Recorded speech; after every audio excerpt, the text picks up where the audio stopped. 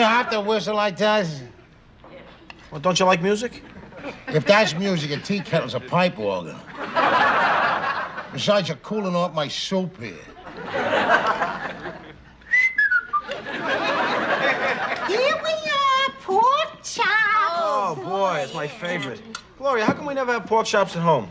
Because they're $2 a pound. Oh, I got these today at Clemmer's for 89 cents a pound. No, Ma, I was at Clemmer's butcher shop this morning, and it was $2 a pound. Oh, it was an afternoon special. An afternoon special? Yeah, he's always doing interesting things like that. Last Wednesday, I was the 415th customer of the month. Tell them. And he gave me a special on sirloin steak, $1 a pound. I don't see how he can afford to sell at those prices. What's he do, grow his own beef? Maybe it's his way of advertising. Oh, no, he told me not to say a word to nobody. Because he don't want the people coming in just for the specials. I even think about it. Butchers is like bus drivers and band leaders. They're all loony. I feel sorry for him. He lost his wife last year, and he misses her something terrible. Oh, what'd she die of? Well, she cut her finger while she was slicing bologna. She was helping him in the store. Oh, gee. And then it got infected. Not the bologna, her finger. And the story is... We're off to the races. Ma, these days people don't die from an infected finger. No, she didn't. We're at the post. See, she was going to the drugstore for some iodine. We're in the starting gate. And this car hit her while she was crossing the street. We're off and running. And that killed her? Certainly not. How did you know? We ain't even reached the quarter pole yet. Well, the car that hit her was an ambulance. We're in the clubhouse time. So they put her into it, then they rushed her to the hospital. We're in the stretch. And the next day, that's where she died. Photo finish. Oh, food poisoning. See, Mr. Clemmer said it was the bad meat they gave her to eat at the hospital. Why zero in on the bad meat? Anything they give you at the hospital is liable to kill you or send you home looking like a tree. He's such a nice man. Oh, we have so much fun talking things over. Wait a minute, I forgot the rolls. Wonder why Mr. Clemmer's doing all these things for Ma. I told you before, he's loony. I think you better face facts, Arch. You're married to a very lovable woman. Well, a lovable woman's married to a very lovable guy. Boy, are you smug. I'm what? Smug, you're smug. No, that ain't me, little girl. That's the Hungarian cheese you might have. No, Daddy. Don't you think it's possible that another man could find Ma attractive? Well, anything is possible. But, I mean, for her going for another guy, I mean, why should she go for beer when she's already got champagne? You really are smug. Hey, Edith, will you come get this cheese the hell out of here? Open the window, little girl. It's starting to get to me.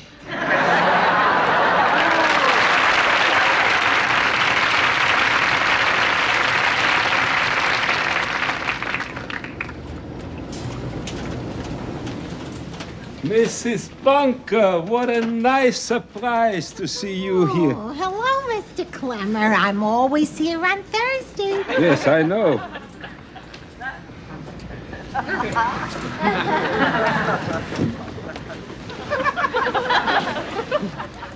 You look just beautiful today, like a prime rib roast. I mean that as a compliment. They're $2.39 a pound. Oh, $2.39. Oh, my. Thank you very much. But if you come in before 11 tomorrow, $1.30. I'll be there. Oh, allow me. Oh, No, please, no, please, no. No, I take pleasure in doing it. Oh, Mr. Clemmer. You know, you have a wonderful smile, Mrs. Oh, thank you, Mr. Clemmer. My name is Albrecht. Albrecht? Brecht. But you can call me Al. Oh, Al. Excuse me.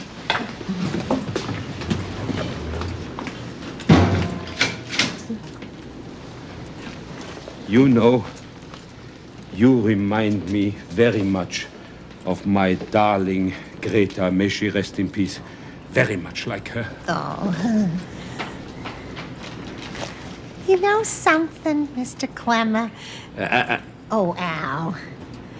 You ought to find yourself another Greta. Who would want to have a worn-out old buck like me? Oh, there are lots of women who'd like to have a worn-out old buck like you. Mrs. Bunker. Edith. Edith. Edith. Edith.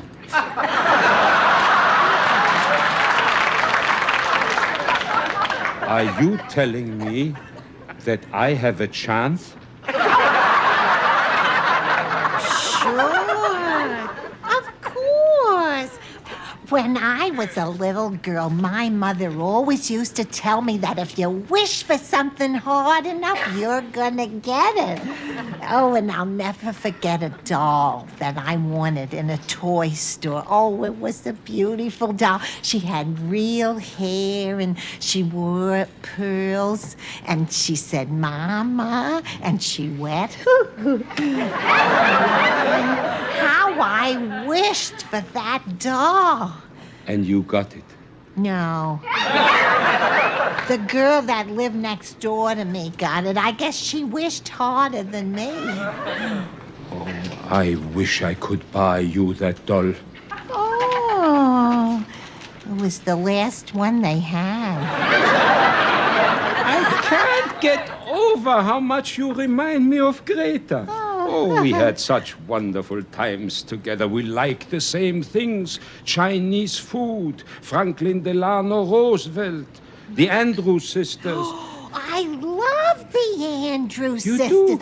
Don't sit under the apple tree with Anyone else but me. Yeah, anyone else but me.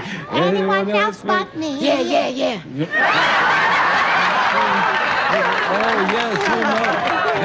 Greta and I, we used to sing all these songs. Greta played the piano, we sang. Archie and me do that. You do? Yeah, I play and he sings. You ought to come over and join us sometime. Oh, I would enjoy that. Good, how about tonight? What? You mean that? Yeah, we'll sit around and have coffee and cake, and then we'll sing old songs. You mean we're singing like... Yeah, like we... how about 7:30? You mean sing like we used to? Mrs. Bunker. Edith? Edith. You have no idea how happy you have made me.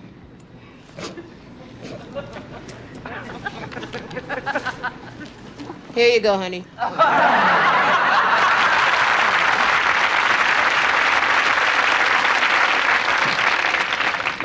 Edith, I'm off and I'm in a hurry. Where are you going? I'm going down to the saloon, Edith. That kid Manuel called in sick. Harry's alone.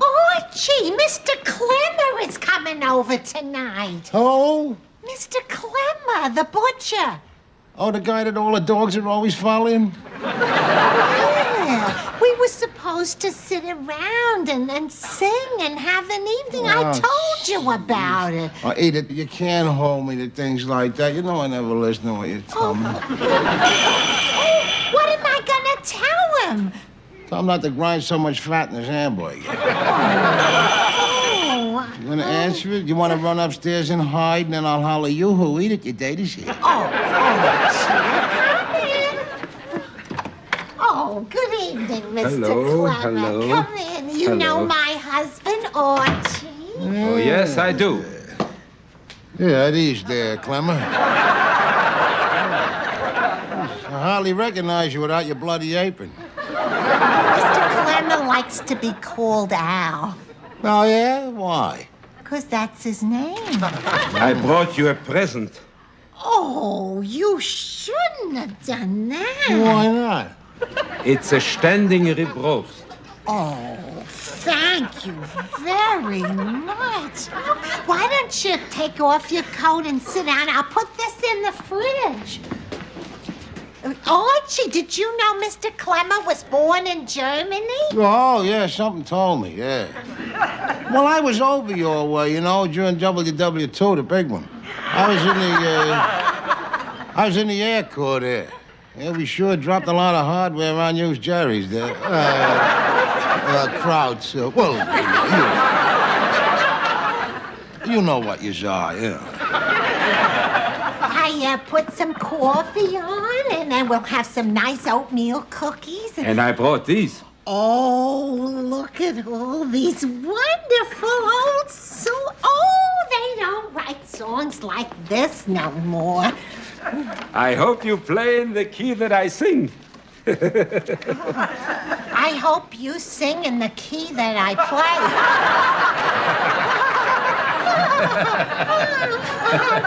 Well, I hate to leave in the middle of all this hilarity here, but I gotta go to work. Wait a minute, Archie. Here's one you like. When I'm calling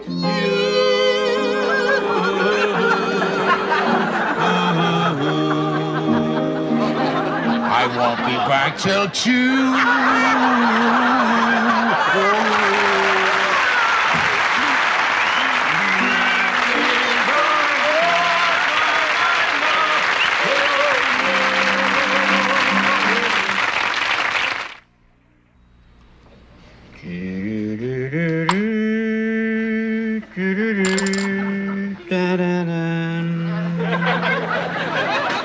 What do you mean by that? Huh? Nothing. Just let's take a break here. I just think I'll make a call to home, you know? Yeah. Hey, Barney, how you going? Oh, hi there, Barney, old buddy. Come on in, belly up at the bar here. What can we serve you, old pal? A nice cold brew?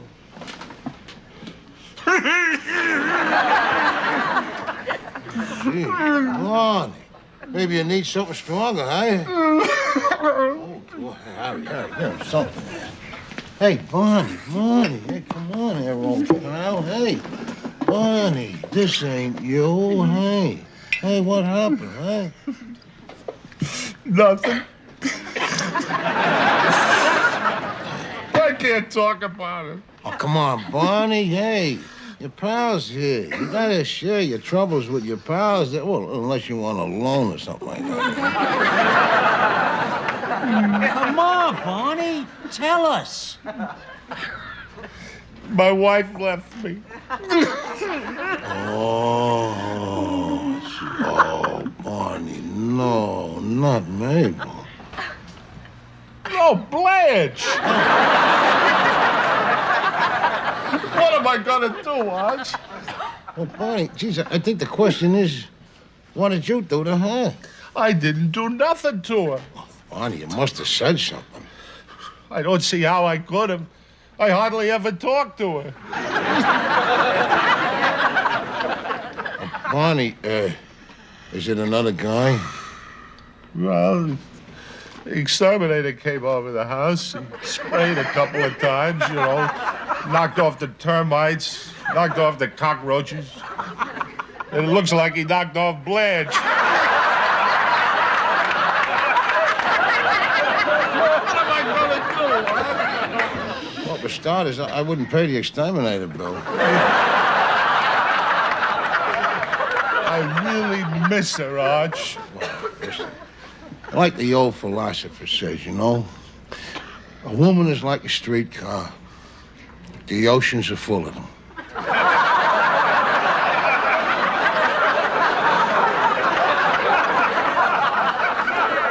Yeah, But not like Blanche. Not like Blanche. You see, I miss Blanche like you'd miss Edith. Trouble with women is you never know what they're thinking or what they're gonna do.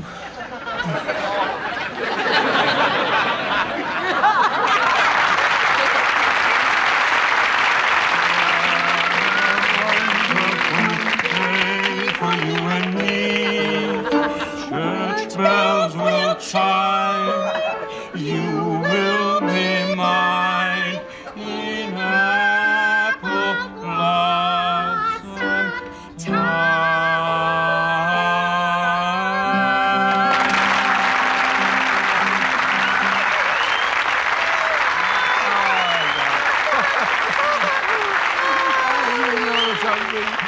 I am having a wonderful time. Me too. Here's a cute one. Nancy, don't. Langsy divey, tiddly divey too. You know, I have a confession to make. I never know what the song means. Neither do I. Listen. This one is for you.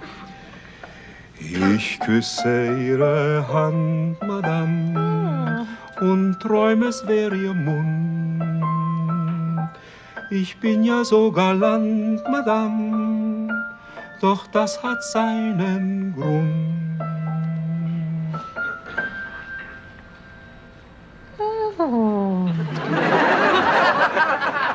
I feel like I'm at the Lawrence Welk show.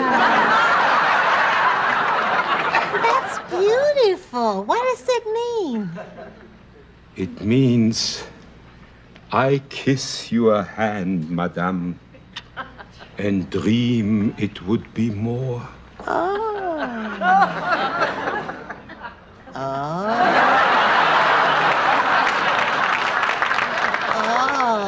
You have such beautiful hands.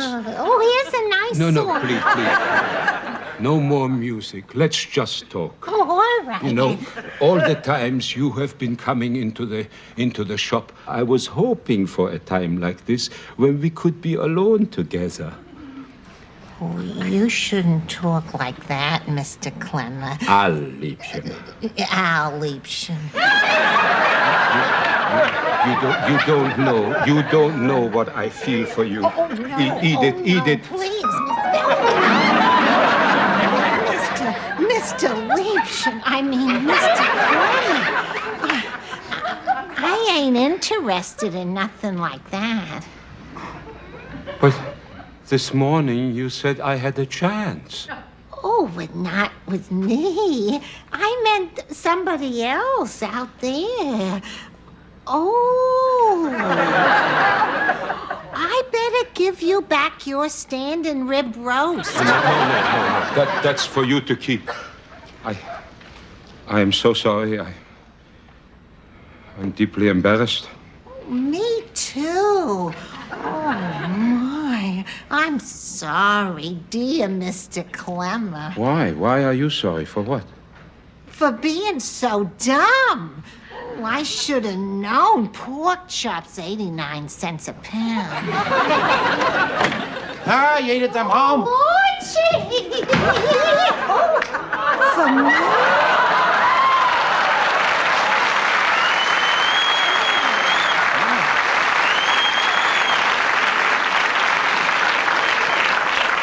Why, certainly it be you. Didn't think I'd bring him in for him, did you? Oh, they're beautiful. Oh, thank you.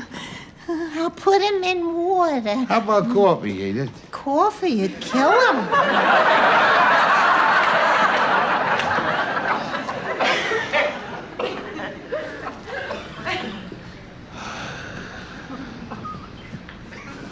Well, huh? Well.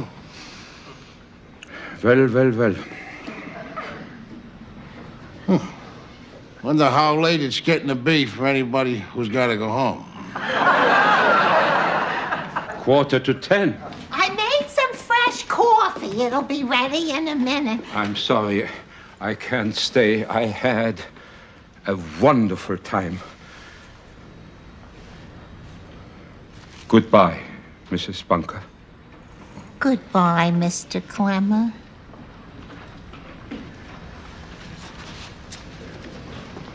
Good night, Mr. Bunker. Oh, yeah. Well, you know, like they say, I'll be the Zoom. You know, you have a wonderful wife.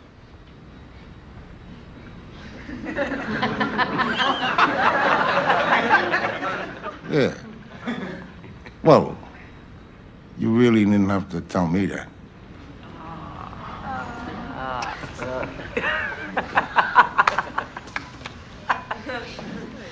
Well, now that I got to know you there, Clemmer, when I'm passing your butcher store there, I'll give you a wave hello, you know, and you can wave back to me, only don't wave with the cleaver in your hand, you know?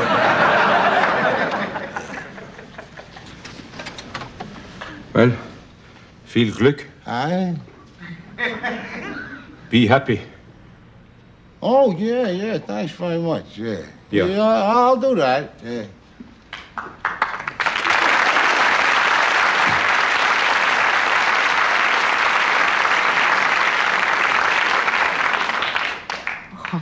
Thank you for the beautiful flowers. Oh, hey, Edith, you deserve them, huh? Hey, it's funny about some of them Germans, huh? I mean, they're jolly and friendly and all of that, but they just can't tell the difference between what belongs to them and what belongs to the next guy. Huh? Archie, are you jealous? Oh, no, Edith, why would I be jealous? You're just being nice to a lonely guy there. Nah, yeah, you know me, Edith. Jeez. So, what was you doing here tonight, huh? Just sat around and sang. Yeah, sitting on a piano bench here, huh? Yeah, I played and we sang songs. And he sang me a song in German. What'd he sing you, March? It was da da da da da da, madame, da da. Oh, yeah, I remember that old thing. Yeah, it went, in dreams I kiss your hand, madame, your dainty fingertips, and when in slumberland, madame, I'm longing for your lips. What? Ooh. Well, what are you thinking about there, Edith? Yeah, well, I won't see you the whole weekend. No, honey, please, I don't want to do it now. No, I can't do it now, honey. We're not alone. Honey, please don't make me do it. All right, I'll do it. I'm kissing your ears.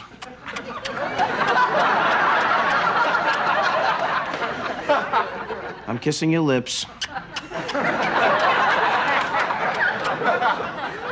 I'm kissing your neck. End it with the neck there. I'm kissing your shoulders. You're gonna go any further, drop down to the feet. Honey, I think I better stop with the shoulders. Trying to keep you in the zone of decency. I'll see you Monday, honey. Yeah, we'll pick up where we left off.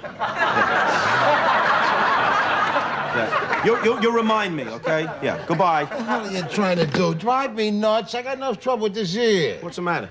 The cash register come up short. I'm under 14 cents.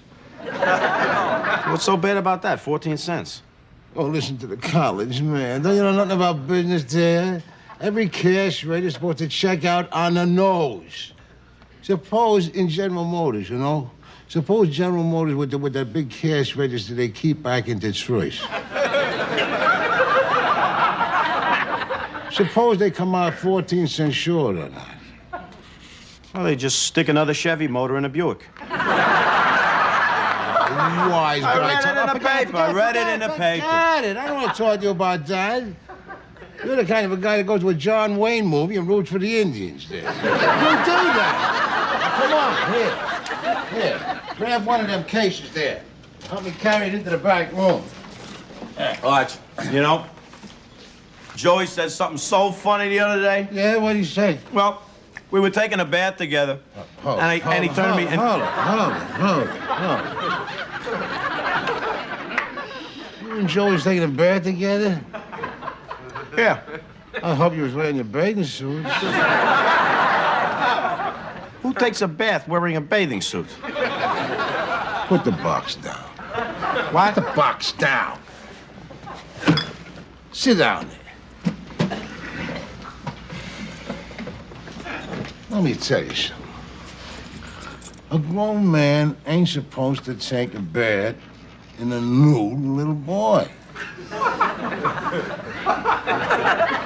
Why not? Oh, jeez.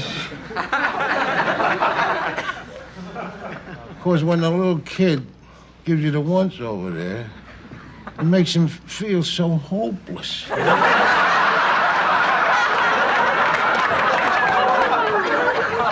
I don't think so. Well, maybe not in your case. In Japan, whole families take baths together. Who the hell cares? The Japs eat fish eyes, too. What's the matter with you? What's the matter with you? Didn't you and Ma ever take a bath together? Hey! Put the box down. Sit down. Don't never ask me no questions like that there. The first place is dirty. Dirty. And in the second place, can you picture Edith and me flopping around in the one tub?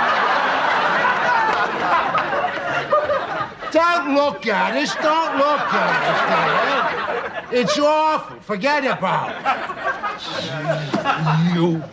Till the end of time, I'll be trying to straighten you out. When you finally plant me in the end, they'll be lowering my box into the ground there, and my voice will come out of it. Don't be dirty. Don't be dirty. You won't even be listening then. You won't even be at the graveside. You'll be over in Hong Kong with your family taking a bath.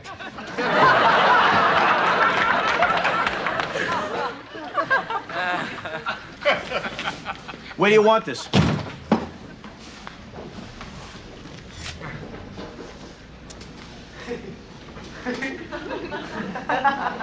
You don't know what you've done there, huh? No, what's the matter? Put the box down.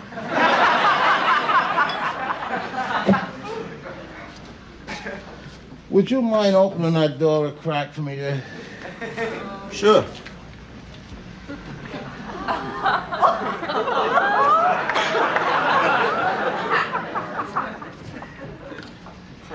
There's no doorknob. Fancy that.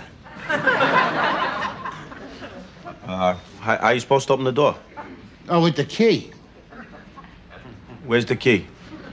Well, if you could open that door a crack there, you'd see the key sticking out of the lock on the other side of that door. You mean we're locked in here? I think you have grasped the situation. All right. We just break the door down, that's all. You hurl your shoulder into that door, you're gonna have two armpits on the same side. Oh! Gee, I'm sorry I did that. If I wasn't so mad at you, I'd laugh like hell. Well, I am not the one who left the key on the other side of the door. Oh, I am not the one who slammed and locked the door with the key on the other side. I am not the one who didn't say, don't close the door, the key is on the other side. I am not the one who sponged off of me for 5 years and didn't know nothing but the name of Meathead. I am not the one who sits and watches Korean midgets wrestling on Channel 5 and thinks it's educational TV. I am not the one that sits in front of a television set for a whole hour staring at the same orchestra. I like symphonies. If you like symphonies, you're gonna love this.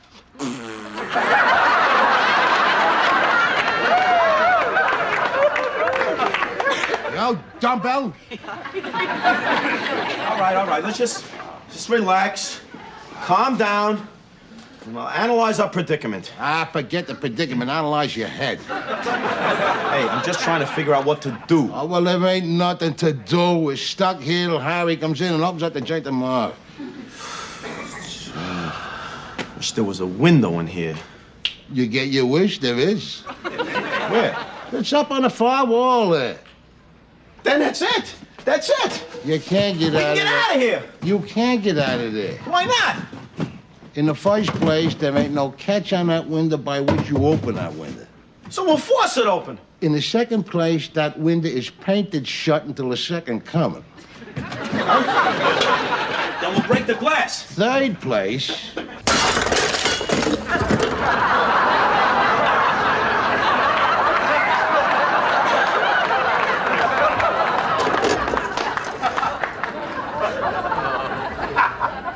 There's bars on the window. I got 3.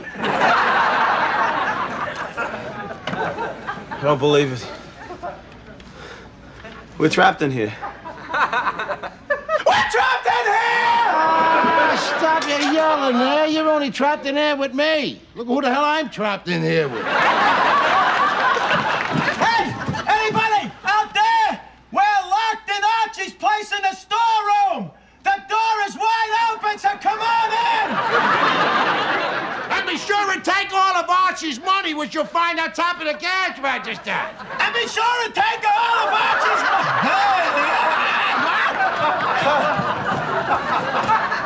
How stupid did you get? Yelling out there into an alleyway. Don't you know the kind of people that pass through alleyways there this time of the night? Nothing but the criminal element.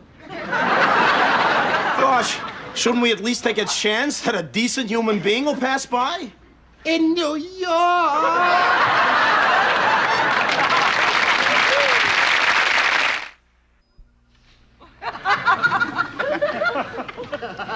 You know what I was thinking of?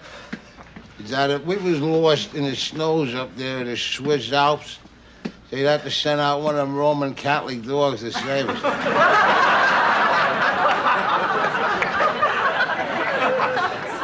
Roman Catholic dogs? They're St. Bernard. You never heard of them dogs? They run around the mountains there with little barrels of booze tied around their neck. Well, we have booze right here. Oh, yeah. Well, yeah, but I got to pay for that booze. The St. Bernard's booze is on the Pope.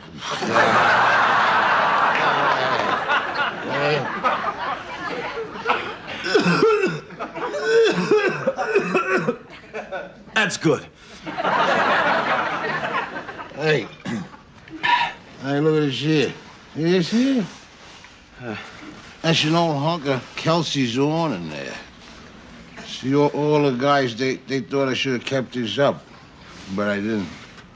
You know, I never missed it. Looks like the birds never missed it either. Well, you know, there's a lot of good luck in bird doo-doos. You ever heard that? No, I can't say that I have.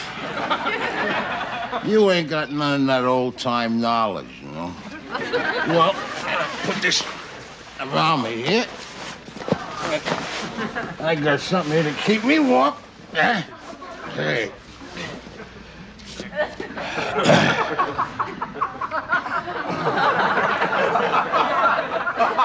Thanks a lot. Oh, gee. All right. Pain in the neck. Get in. Why is it so hard for you to be nice to me? What the hell are you talking about? I've always been nice to you. Out of here. You've always been rotten to me. Ever since the time Gloria brought me home to meet you. You remember the first thing you said to me? Hello? No, after that. The second thing you said was, are you Jewish? Hey, listen. If I would have been a Jewish father, that'd have been the first thing I said to you.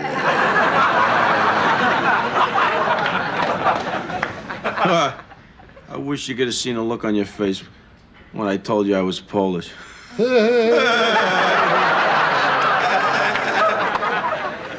you know, from where I sit now, maybe it would have been better if you'd have been a Jew. Why? Just a Jew would have been smart enough so we wouldn't get locked in a storeroom. That is so awful. You realize how awful it is when you say things like that? What the hell is up? I just said something nice about the Jews. It's not coming out of anything positive. It's coming out of your prejudice. Don't you see that? I mean, why is it so important for you for everybody to be the same? I mean, isn't it better? Doesn't it make life more interesting because we're different? I mean, that we're all different shapes and different sizes, different colors. Don't go on and on. I know all about differences. Gee, the Lord made all them differences, you know? I'll tell you something.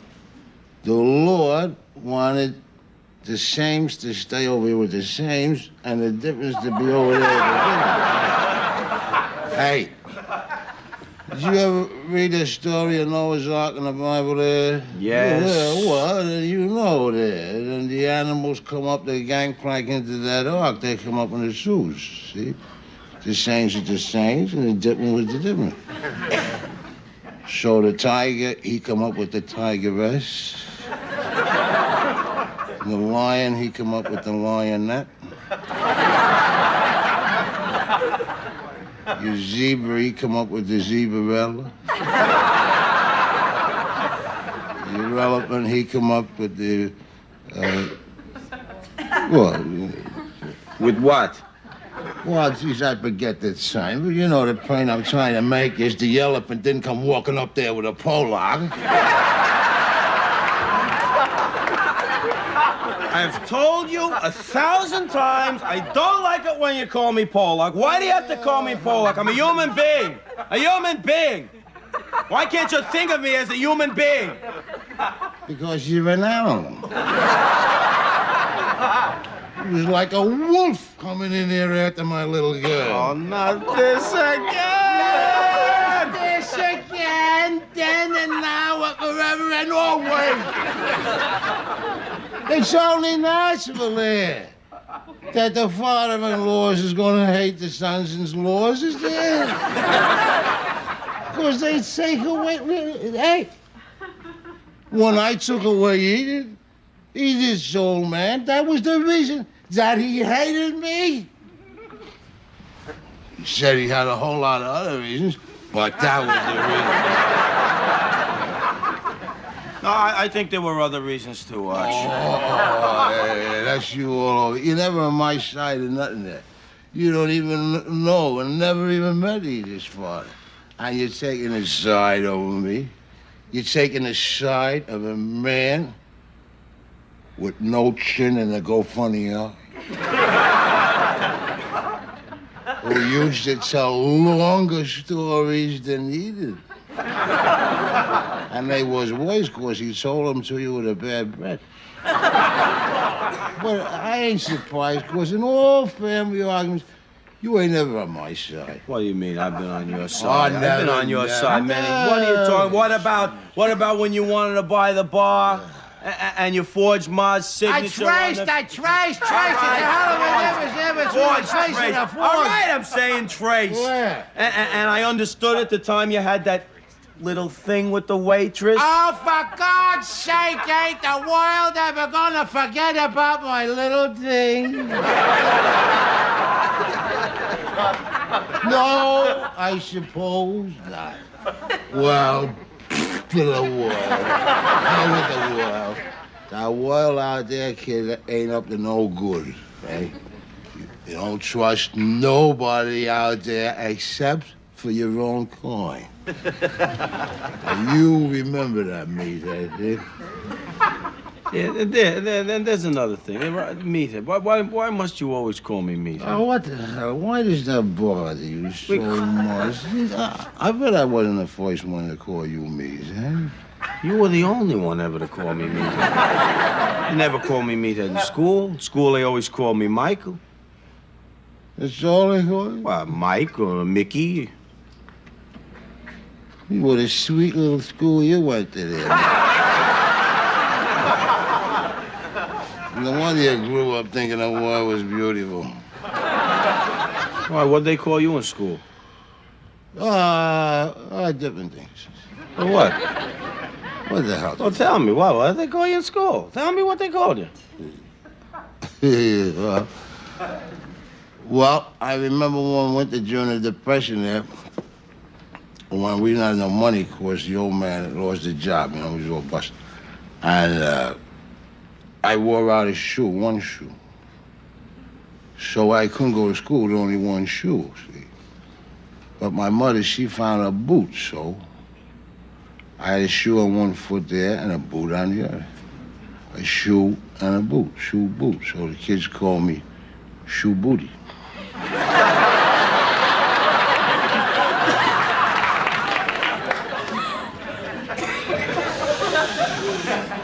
Yeah, I used to holler. Shoe Booty, huh?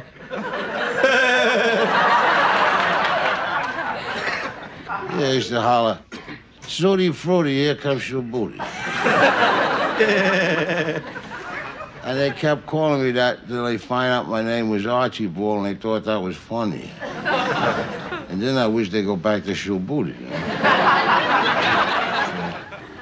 Kids all made funny, huh? Yeah, they all made fun. Well, all except one little black kid by the name of Winston. A black kid liked you? No, the black kid beat the hell out of me. Why? I don't know, not much. Well, he must have had a reason. Well, he said that I said he was a nigger. Well, did you? Sure. Well, then that was the reason. What the hell reason was that? That's what all them people was calling them days. I mean, everybody we knew called them people niggers. That's all my old man ever called them there. What the hell was I supposed to call them? I didn't know that. I was going to call them a wop. I couldn't call them wops because wop was what we call a dagos. Did you ever think that possibly your father just might be wrong? Wrong, my old man? Don't be stupid, my old man. Let me tell you about him. He was never wrong about nothing. Yes, he was, Arch. Aye. My old man used to call people the same things as your old man. But I always knew he was wrong. So was your old man. No, he was. Yes, he was. Your father was wrong. Stop! Your father was wrong! Don't tell me my father was wrong. Let me tell you something. Father who made you wrong, your father, the breadwinner of the house there, the man who goes out and busts his butt to keep a roof over your head and clothes on your back, you call your father wrong? Hey, your father. Your father. That's the man that comes home bringing you candy. Father's the first guy to throw a baseball to you and take you for walks in the park, holding you by the hand. My father held me by the hand. Oh, hey. My father had a hand on him now. I tell you, he busted that hand once, and he busted it on me. To teach me to do good. My father, he shoved me in a closet for 7 hours to teach me to do good. 'Cause he loved me. He loved me. Don't be looking at me.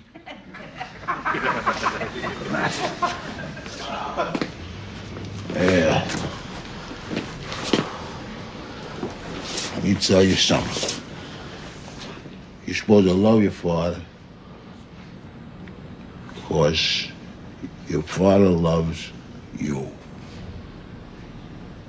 And how can any man that loves you tell you anything that's wrong?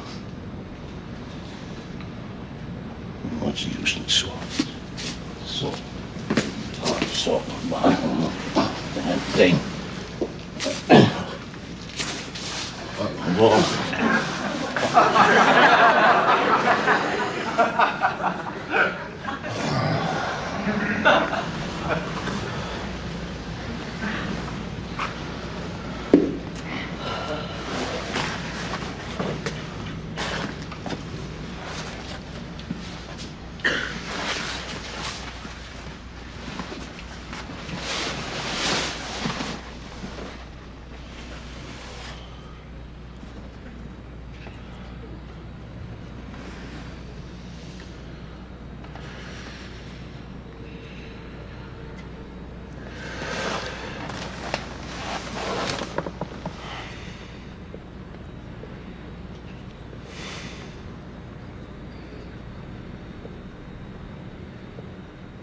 Good night, Shabuti.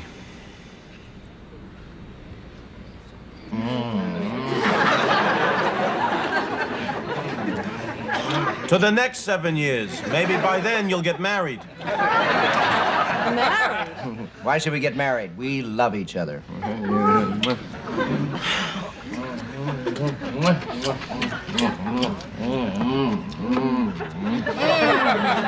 This is delicious. Yeah, mine's terrific too. This is delicious. Hello there. Hello there. What are we eating? That's called Ika. And that's taco. That's cute. Eat the taco. Yeah. It's very good. Yeah, that's raw squid and that's pickled octopus.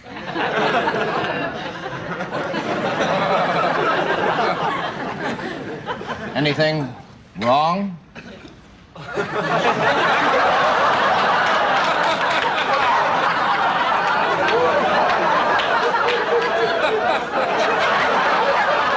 No.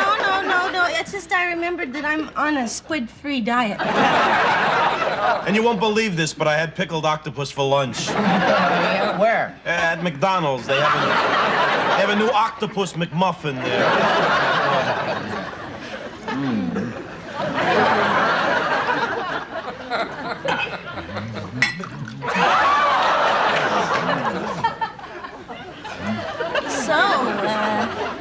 You guys have been together such a long time, it's just like being married, so why don't you get married? Why do you need marriage when you have a good relationship as it is? Oh, yeah. See, we think alike. Well, marriage doesn't change that, so do we. We have the same interests. So do we. Sometimes we stay up all night and talk. So do we. And sometimes we stay up all night and don't talk.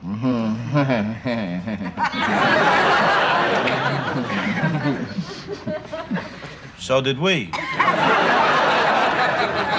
you realize that practically every couple we know who got married when you two did is either separated, divorced, or miserable?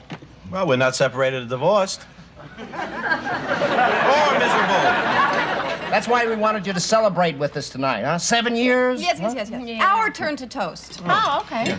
To the only married couple we know who is still together and happy. Oh, that's nice. That is To nice. us, honey. Yeah. I mean, you may not have the same kind of passion, but, well, you have other things. Oh, look at them. Look at them. They are so... Together. Oh, yeah. You are so together, you're even beginning to look alike. Here's to you. 7 years.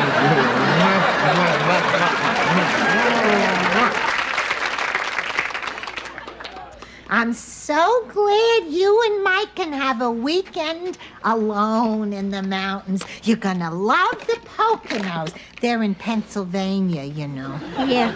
When I was a little girl, every Easter I used to visit my Aunt Emma in Stroudsburg. I'll never forget my little cousin Richard. He used to drink buttermilk and tie me to trees. Why did he tie you to trees? I don't even know why he drank buttermilk. But I know the Poconos. Oh, well, yeah, Michael and I figured it'd be a nice place to spend the weekend. We're gonna catch up on our reading and take nice long hikes in the woods and get some of that fresh mountain air. Oh, my, ain't this pretty? Oh, where did you get it? in the mail. I'll pack it. No, Ma, I'm a big girl now. I can pack it. I'll pack it. I ain't embarrassed. Well, neither am I. Oh. Gloria, what's taking you so long? We gotta get going. All right, keep your pants on. Tell them that when you're in your love nest down in the Poconos. You dirty guy. Well, I may be a little dirty, but I'm on target. Well, there's an old saying, if everything is good in a hen house, you just don't have to go out to the store for eggs. Where'd you pick up that choice bit of wisdom? Well, you can find wise little wisdoms like that. You get your nose out of that educational TV. Tune in on Hee-Haw now and then. Ma? Yeah. Can I ask you a question? Sure. How are things between you and Daddy? Oh, there ain't nothing between me and him. No, I mean, are things the same now as they were when you got married? Well, the dollar don't buy as much as it used to. No, Ma, I mean the things we don't talk about. What things we don't talk about? Are things the same between you and Daddy as when you first got married?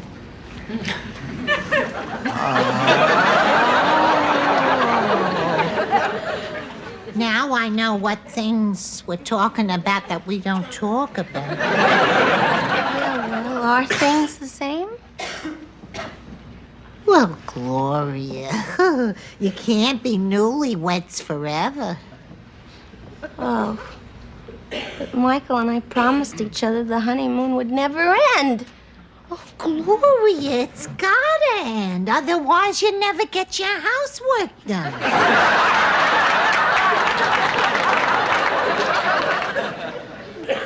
You know, they say that Russian spy satellite that crashed up in Canada give cancer to a cow in Carbondale, Illinois. What do you think of that, Meathead? Not a heck of a lot, Arch. Well, you better start thinking of some of these things here. You read this here paper. This paper will make you think twice. By the by, you and Gloria going over this weekend down at Poconos there. If you think that it's going to put everything right, it's wrong. Hey, there is nothing wrong between Gloria and me. There isn't, Arch. Hey, look, it's like the thermostat on the wall. If I turn it down a few degrees, we're not going to freeze. We just wouldn't be as hot as we were. Oh, jeez. I warned you about this years ago. I knew you was going to blow out your thermostat. Look, Arch, Gloria and I just need some time alone together, away from everything. Well, yeah, but I tell you, the Poconos is the wrong place. You should have did what I done with Edith in a similar situation, you know? I took her down to Florida, to Disney World. Oh, hey, that's a great place. And when you're done with all the love stuff, you just step outside, you have your real fun on the rides. You got our number up there in case of an emergency. Yeah. And I left you the doctor's number. Yeah. And no candy for Joey. Yeah, I mean, no. And he's got to be in bed by 8 o'clock. Yeah. Oh, bye, Grandpa. Yeah, bye, little girl. You have a nice time down there. Bye. Wonderful. Yeah. What are you doing? I ain't going nowhere. Now, Mike, Joey should be up in about an hour. Now, don't let him play with any wires, and don't let Daddy just Don't snatch him out of worry, the we'll table. take good care of him. Oh, my. Ain't it nice they can have a weekend in the mountains? Oh, the scenery is so beautiful. They ain't gonna see it. Oh,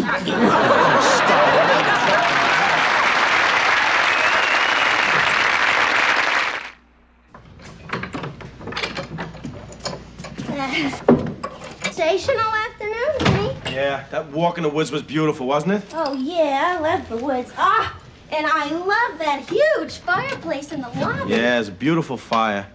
I just wish they wouldn't use Presto logs. Where do Presto logs come from? I don't know. I think Presto trees. I I notice you haven't mentioned the great gin game. Could it be because I beat the pants off you? If you must know the truth, I happen to let you win. That's right. I let you win because I happen to be such a swell guy. You let me win. Yeah, sure. I let you win. All right, well, I don't care. Even if you threw the game, you still owe me $12 million. All right, I tell you what, we'll go double or nothing for the $12 million. You pick a number between 1 and 10. 9. I owe you $24 million. And while we're at it, I noticed that we're not mentioning the great ping pong game we played. That's because I let you win. You let me win? 21 to nothing? Yeah, well, when I throw a game, I really throw a game. You know, honey, you gotta pull from the heel. I am pulling from No, the you're heel. not. I got the heel. This is the heel. I'm pulling it right from the not heel. coming off. I know. Well, I can't help that. I just You need have- different leverage, I need better Michael. leverage. Yeah, You're right. just Let me push get. up. Yeah, if I push up, I'll push. No, get yeah, down let me and get it push from up. this way. Michael. Yeah, there we go. Michael. Yeah. Michael, what are you doing? You trying to make a wish? No.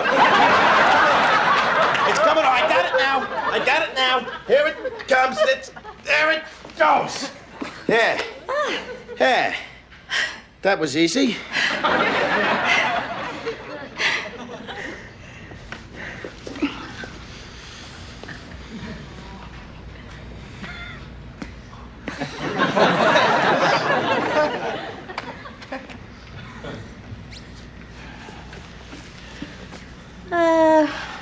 What should we do now? Why don't we finish unpacking? Oh, yeah. Okay. I mean, we still have all of tonight and tomorrow to, you know. Yeah. Hey, feast your eyes on this. Hello. You like it? Wow. Should I wear it? Well, yeah, of course you should wear it.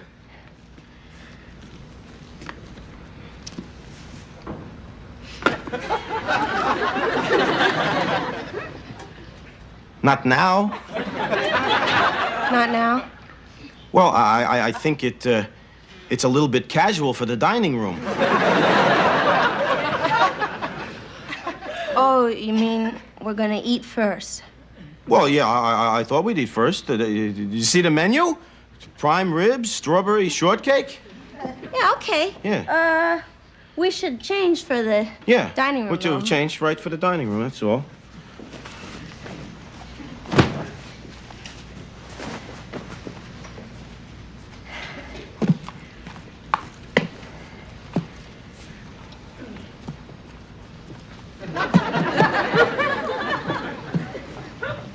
A romance has gone out of our marriage. Why? Because we're gonna have dinner?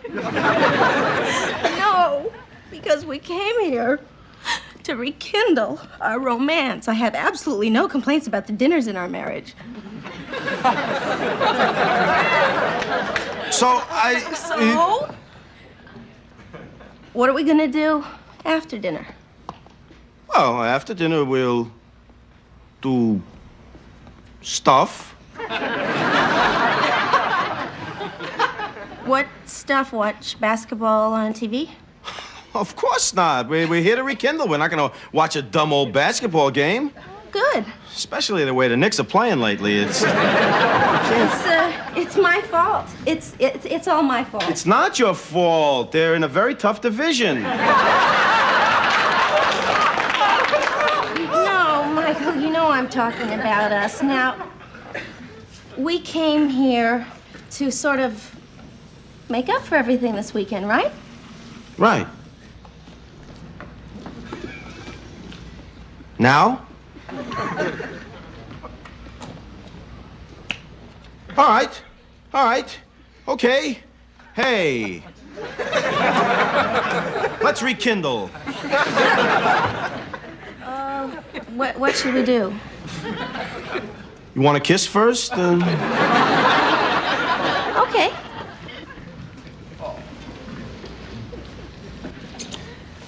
Yeah, we did that. Why don't we sit down, because I'm not comfortable with my neck, you know? Yeah, all right. We'll just sit over here. Chair will be a little bit more comfortable here. Okay. Yeah, honey, could you get? I'm sorry. You're pressing. You know, just move your. Get your thing. Why isn't this? There's something wrong here. Nothing. I just have this feeling that I'm too heavy for your lap. No. It's not you. It's me. It's I've always had very poor circulation in my thighs. Just see if you can get your feet up. Get them up around. Get there. That's it. That's it. That's it. Now hold that. Go ahead. Go ahead. Go ahead. No. You know what's wrong? It's the chair. A chair is a place for kindling. It's not a place for rekindling. For rekindling, you gotta go to a bed. Let's go to the bed. Come on. Would you like to carry me over there? Why, you tired? No, I just thought it might be romantic. Oh, yeah, sure, romantic. It's better. There we go.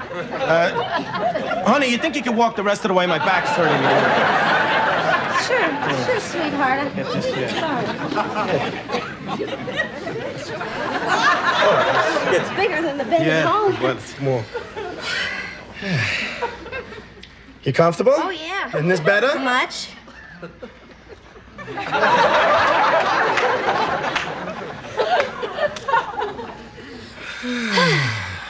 Well.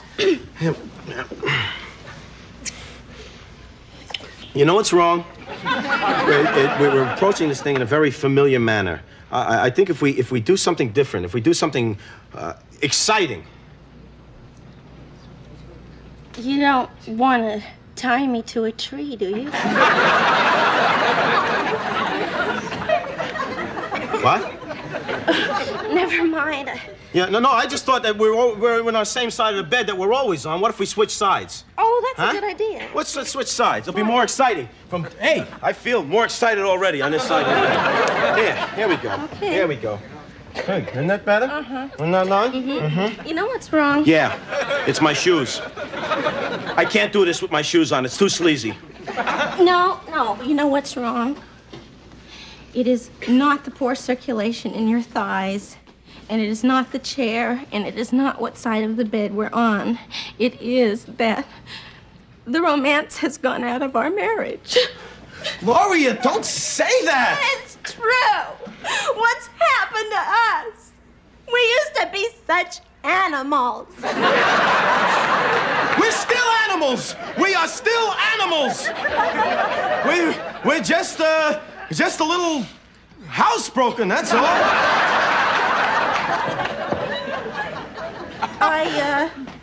I read somewhere that it's a biological fact that a man reaches his prime at the age of 17. But you were in Chicago when you were 17. It looks like I missed your entire prime. I want us to be like Bob and Lorraine. Hey, forget Bob and Lorraine. You think they're happy? They're not happy.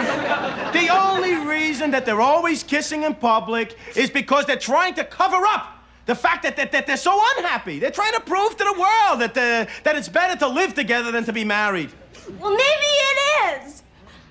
Maybe if we weren't married, we wouldn't be so bored with each other. We wouldn't have so much trouble showing affection to each other. Hey, we don't have any trouble showing affection. We can show affection. You want me to show affection? I'll show you. Get over here. Oh, Michael, you can't just order up affection. It has to come naturally. It has to be spontaneous. None of this is spontaneous. I guess we're just going to have to face reality. What are you saying? That we just don't seem to feel the same way about each other anymore. What are you saying?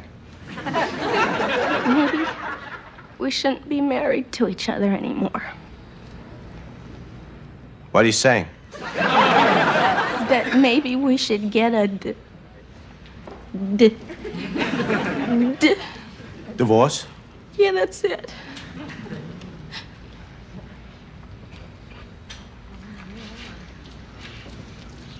Excuse me?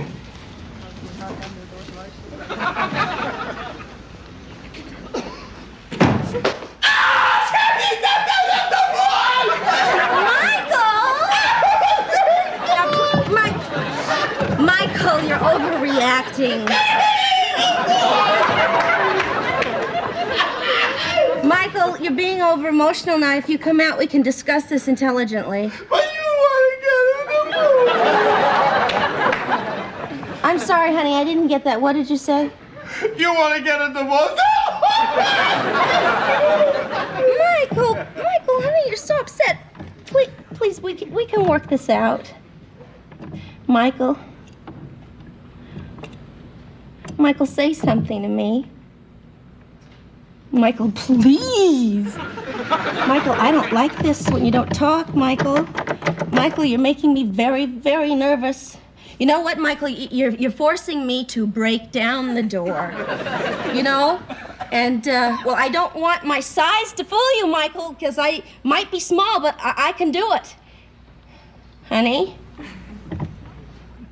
Michael, I'm going to break it down on the count of 3, and you're going to be real sorry because the management is going to make you pay for damages. Michael? Okay, then.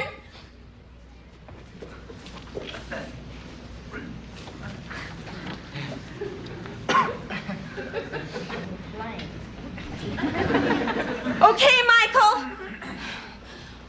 1, 2.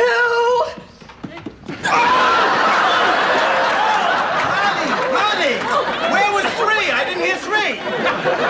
You never said 3. Oh, Sorry. God. It's just that I never did that before, and I thought you're supposed to run on 2 and hit on 3. No. You always say 3. You always must complete the final 3, the full. Is your stomach okay? Yeah. How's your shoulder? Well, I can go like this, but I used to be able to go like this.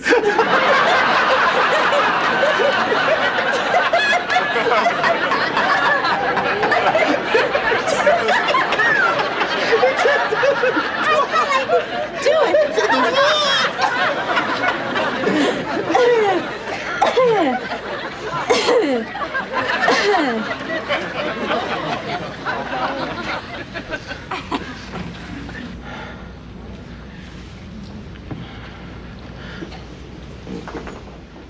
We don't have to get divorced, do we? Oh, no. Because, Gloria, I'm thinking we have a lot of things together. Don't we? Oh, yeah. What? Well, respect. We respect each other. Yeah, we have that. What else? We're very comfortable with each other. Oh, yeah. Yeah, that's a good one. And we have Joey. And we have a deep-seated friendship. Yeah. Oh,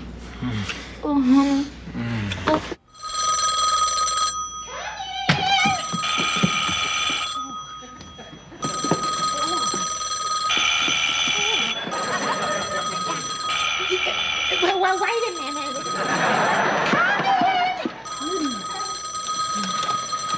Yeah, hello. Hello, Edith. Oh, yeah, hello. Will you excuse me, please? My phone's ringing. Come in. Hello? Oh, Gloria, I can't talk to you now. There's a man at the door. Oh, no, he's wearing a mustache, but he don't look dangerous. Well, I got the chain on anyway. Yeah, come right over. The dinner's almost ready. Yeah, but... Oh, come in.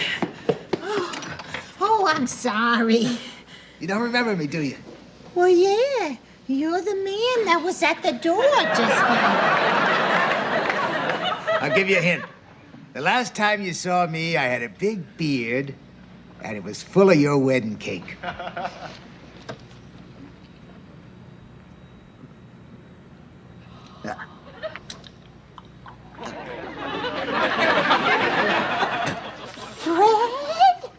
Fred Bunker?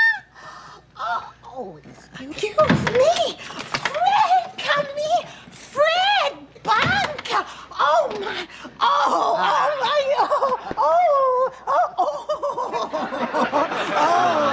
Oh, it's been 29 years. 29 years. Oh. 29. Edith, the smartest thing my brother ever did was to marry you. Oh, you put back the tooth Archie knocked out. It's very nice. Oh, come on and sit. Oh, you want some coffee? Oh, no, don't go to no trouble. No, it's no trouble. Come on in the kitchen with me. Oh. Well, Fred, when did you get here? I just drove up from Baltimore with Amy. Who's Amy? Oh, Amy is the woman I'm living with. Oh. Ever since I divorced Janice there. What happened to Dorothy? Oh, Dorothy ran away with the foot doctor. Oh, that's too bad. Oh, well, it worked out very well for her. She had bad feet. Oh, well, why didn't you bring Amy with you? Oh, well, she's out doing some shopping there. You know, I didn't want to create a problem, you know. Oh, yeah. So, how are things going with the problem? Oh, fine. He'll be home to dinner any minute. He owns his own bar now, you know, just a few blocks from here. Oh, yeah. Ma, we're here. In the kitchen. Oh, Michael's starving. Yeah, I'm so hungry I could eat a horse, but since you haven't got a horse, any kind of pie will do. This is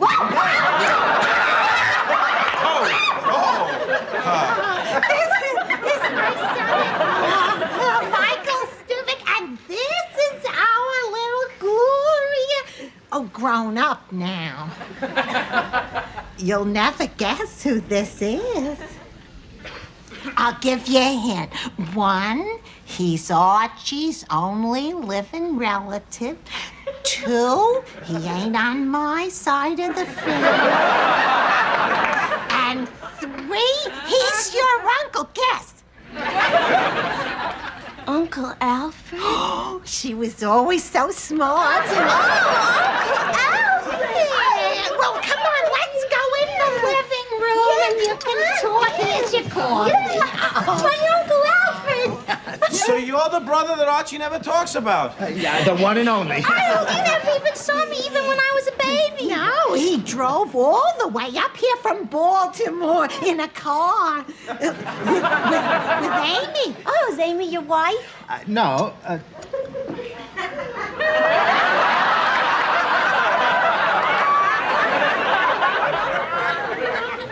Oh. You sure you're Archie's brother? We're very good friends. Does Daddy know that you and Amy are here? No. He'll be here any minute. Oh, boy, is he gonna be surprised. Honey, maybe we should go home and have cornflakes. I'm staying for this. Hey, Uncle Alfred, would you and Amy like to stay for dinner? Is that okay, Ma? Yeah, that'd be nice. Edith, I'm home. Listen, I ain't got much time, so get the dinner on, will you? I gotta get back to the saloon. The kid called in sick again.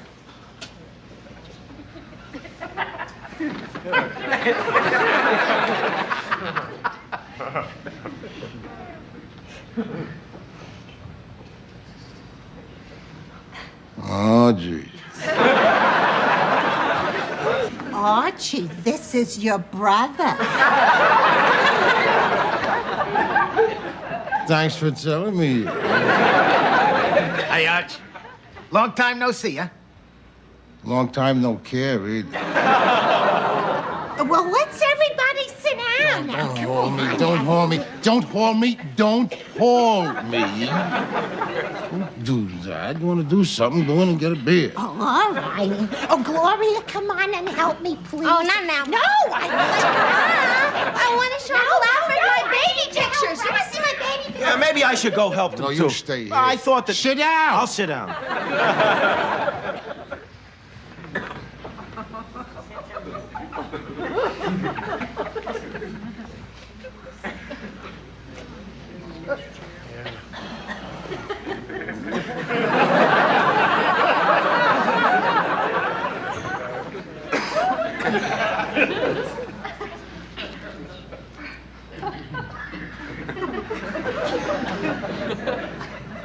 So? If honey. All these years, I've been thinking of things I'd say to you, and now the words don't come. Probably just as well. If they're anything like the words I'm choking back.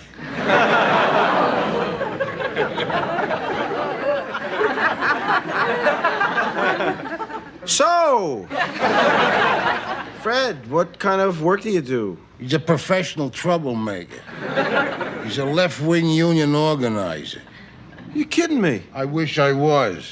I can't believe it. Archie Bunker's brother, a commie pinko? Hey, how do you like that? I don't like it. I love it. I love it. I'd like to see old pictures. Stop talking. Here's some beer for you. Here's your beer, Well, leave Daddy. it And there, here's little- some Fritos for you. Oh my, just look at this. Ain't this interesting? Two brothers that started out in life together exactly the same, with 10 little fingers and 10 little toes. And where this is gonna end, only a dingbat knows.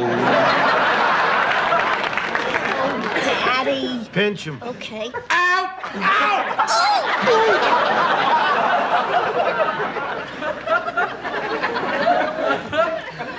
I'll tell you what I like to do. Hold on. Shut up. Hey, all he is. I started talking here.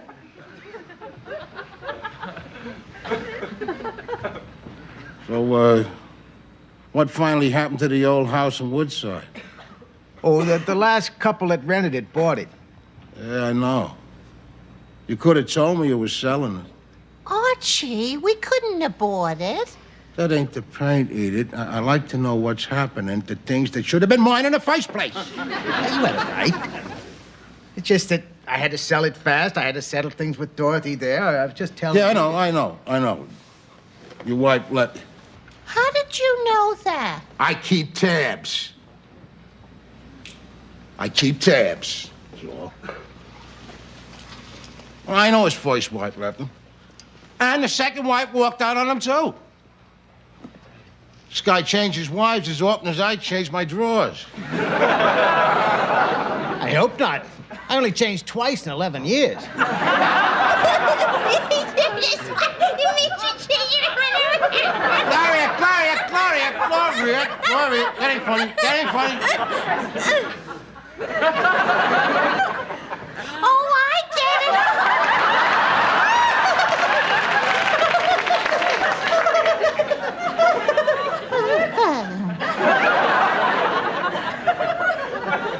Come on, let's cut out all the crap all that. I mean, what's the point of all of this? Fred, well, why'd you come here? Hey, Archie, look, I just dropped by to give you a couple of things I thought you ought to have here. You know, first, look, here's a kind of a letter from me to you, but I don't want you to open it right now, huh? When the hell am I supposed to open it? Later. When later? 3 weeks. Your letter ain't Here, supposed to open it. look here. Here's Pop's old Hamilton.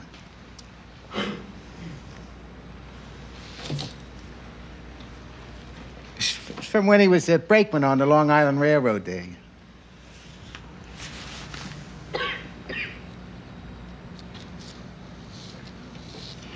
I found it among a bunch of stuff there, you know. I know you always liked it.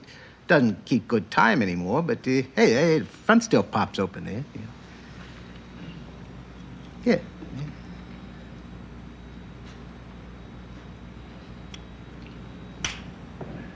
Archie, Gloria and me thought it would be nice, so we invited Fred and Amy to have dinner with us tonight. Oh, Amy, huh? Amy's the new wife, I guess. Guess again. I get it. One of them things, huh? Oh, ain't that lovely?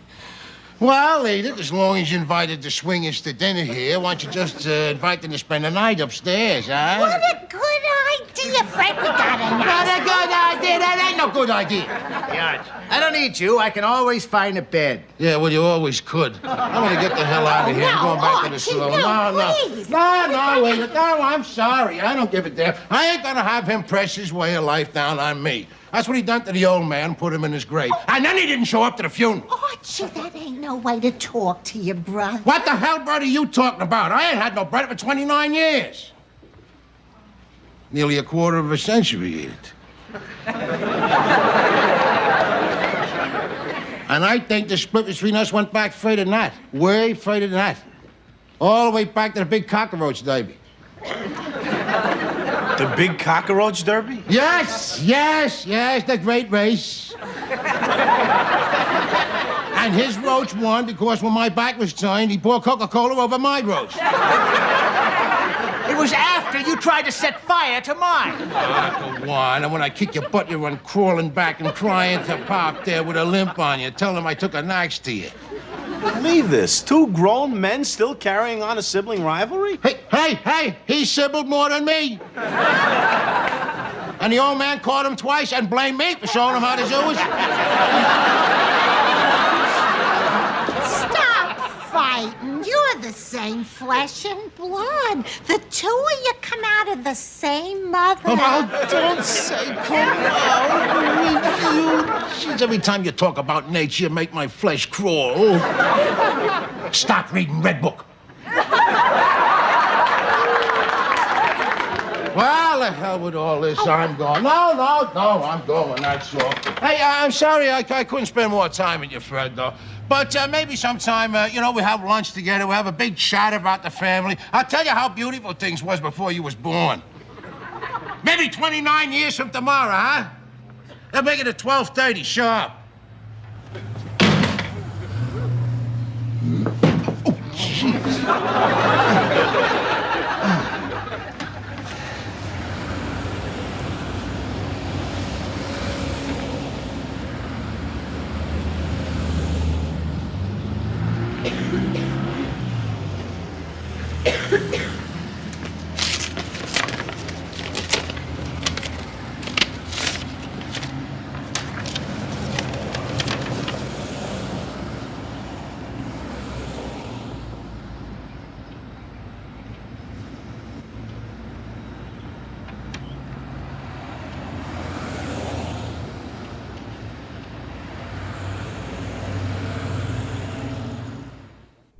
I'll take 3 cards. I'm trying to fill a straight.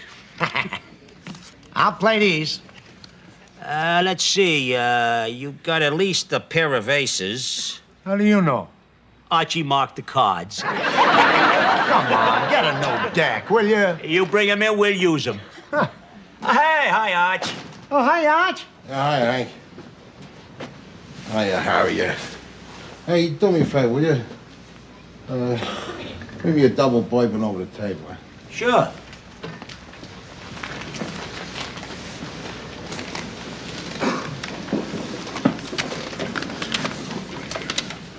Oh, what do you got there, letter? What does it look like? Who's it from? It's an invitation to the White House. Oh, you going? No, I'm due at the ballet. They're doing Swoon Lake. Then can I have your ticket to the White House? Sprinkle a little Bonami in his beer, will you? Something the matter, Arch? No, it's just, you ever heard of a bypass? A bypass? Yeah, that's when a bus driver, instead of stopping to pick you up, bypasses you like this. I'm talking about a coronary bypass. Oh, heart operation, like Kelsey had. Yeah, people are getting them all the time now. Who's having one? Let me ask you something. What does the executor of a will do? You mean the executor? The whatever. What does he do? Well, nothing till somebody dies. Say, Arch, you feeling all right? Customer, fella. Customers. Oh, yeah. Come right in, sir. What's your pleasure? Hey, Arch. Look, I couldn't take off on a bad note like that. Well, I shouldn't have blew my top. Well, what the hell, you know how I am. I guess I ain't changed much, huh? I ain't changed much either. Well, sit down a minute. Did you read that letter? But the one you told me to hold for 3 weeks? No. Why? Is it important? Nothing that couldn't wait. No.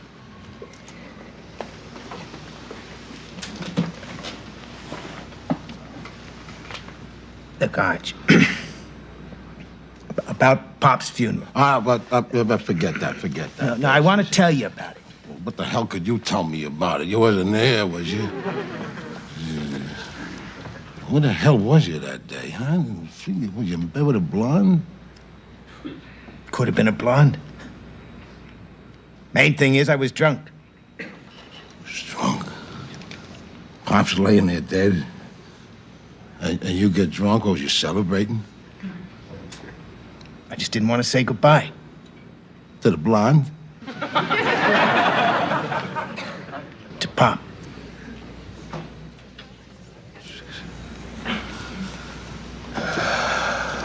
Poor Pop. Yeah. Poor Pop. I drove him nuts. You sure did. Still in all, why, he'd give you everything you ever wanted. Even at the end. He'd give you the house. He'd give me the gate. Why?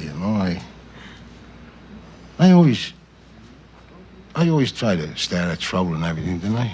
Sure. I always did everything he wanted me to do. Absolutely. I always believed everything he told me.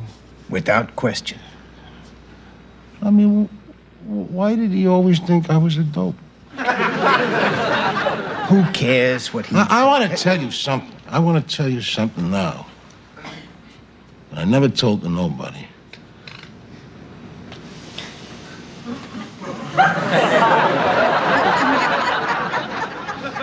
Keep it down.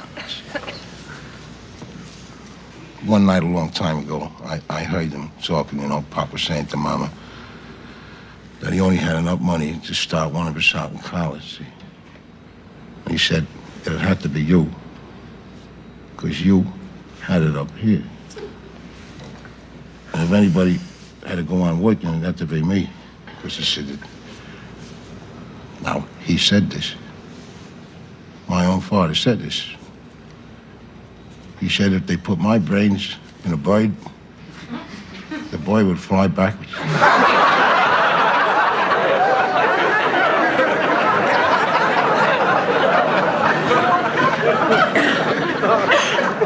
I'm going to tell you something I never told nobody before. Now, for openers, I always looked up to you. You looked up to a bird brain? I mean, I was proud of you, Arch. Pop would belt you. You'd never cry. I mean, even when it was my fault, you'd never even snitch on me. Then you go right out, protect me from them tough guys down the block there. I mean, you had guts. I don't know why Pop wasn't proud of you. He should have been. It wasn't until years later that I figured out why it was that he gave me so much and you so little. Why? He was nuts. Don't say a thing like that. Don't say Pop was nuts. Pop was nuts about everything. Everything.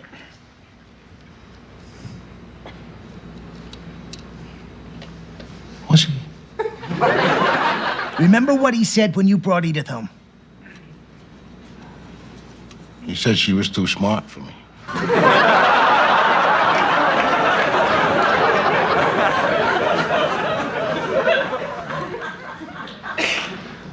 Well, maybe in some ways, Pop was a little nuts. Yeah. I mean, look what you've made of yourself. I mean, you got a business here of your own. You got a beautiful family that loves you. That she's the greatest wife in the world. And you got your self-respect.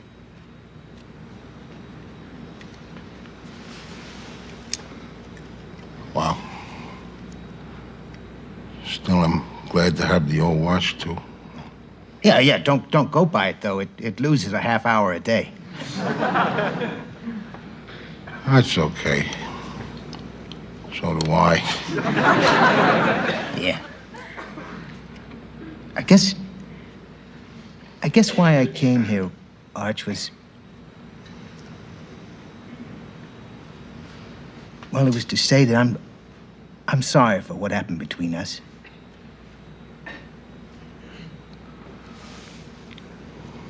Well, I'm sorry for knocking out your tooth 29 years. Yeah. Hey, I'll see you, Archie. Well, yeah, well, wait a minute. Fred,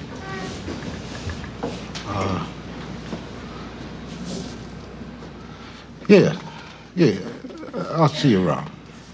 Hey, remember, 29 years from tomorrow. Oh, yeah. Yeah, the lunch. 12:30 sharp, huh? Clockwise because Evelyn had once teased that counterclockwise, made it remember a winter it would rather forget. The place smelled of oranges and onion confit, and the kind of bacon that makes joggers reconsider their life choices as they pass the window. Artie stood behind the counter-counting register tape with a pencil chewed to its marrow. He was a handsome, aggravating man, 66 going on 19, still strong in the forearms from a life in loading docks and basements. The city forgot it had still certain that hard work was the first word and the last word in the dictionary. We're off 14 cents, he declared, as if a jury had returned with the verdict. I told you the register bell sounded suspicious. It sounded like a bell, Evelyn said, leaning over the counter to kiss the top of his head. It's allowed to sound happy. Registers should sound humble, Artie replied. Pride comes before inventory discrepancy. You say that like it's Proverbs. It is. Proverbs for men who mean it. A smattering of regulars chuckled into their cups. Across the room, their daughter Lena was trying to teach the morning busboys the minor art of slicing grapefruit without making the flesh look like it had been through some kind of personal crisis. Lena had her mother's eyes and her father's talent for announcing rules as if they were born old, even the ones she invented on the spot. She was 27, harried and bright. With a psychology degree, she used to read people's orders as if they were confession. When a man asked for rye toast and water, she heard "don't leave" where other people heard "I'm fine." "Ma, why are you smiling like you got away with something?" she asked, dried citrus on her fingers. "Because Mr. Clemens was kind today," Evelyn said and lowered her voice. He threw in 2 extra chops. "That old fox," Artie said without looking up. And by "threw in," I hope you mean he made a pricing error, not that he's trying to woo you with pork. Evelyn rolled her eyes, because sometimes it was easier than explaining that the world could hold both charity and loneliness in the same paper bag. Albrecht Clemens called me Al. It makes me feel like I have a second life. Was a widower with a shop that smelled of juniper and cold metal. A soft-spoken man who could talk for 10 minutes about the personality of brisket. He wore a tie, even when alone, an old habit from the days his late wife Greta played the piano at the back of the shop on Saturdays. Her melody tangled with the squeak of the meat case as if they'd made a pact to be a single song. He misses her so much, he talks to the knives while he sharpens them, Evelyn had told Lena once. And the knives bless them, they answer, by being patient. Artie finally put the pencil down. "What does a man expect in exchange for 2 extra chops?" he asked, only half joking. "Nothing," Evelyn said. "And if he expects more, he'll be disappointed with coffee." "You invited him to our house to sing Artie's eyebrows look like quotation marks around a question he already knew the answer to. Tonight," she said calmly, "he likes songs from when the world danced in military time. We have a piano. It misses being a piano. We'll have coffee and cake and old melodies. That's all." Coffee, cake, melodies, and a butcher. Artie groaned, but his mouth was curling at the corner. He would sometimes pretend to be a jealous man, because jealousy made him feel like the hero of a book in which the wife's goodness was the twist ending.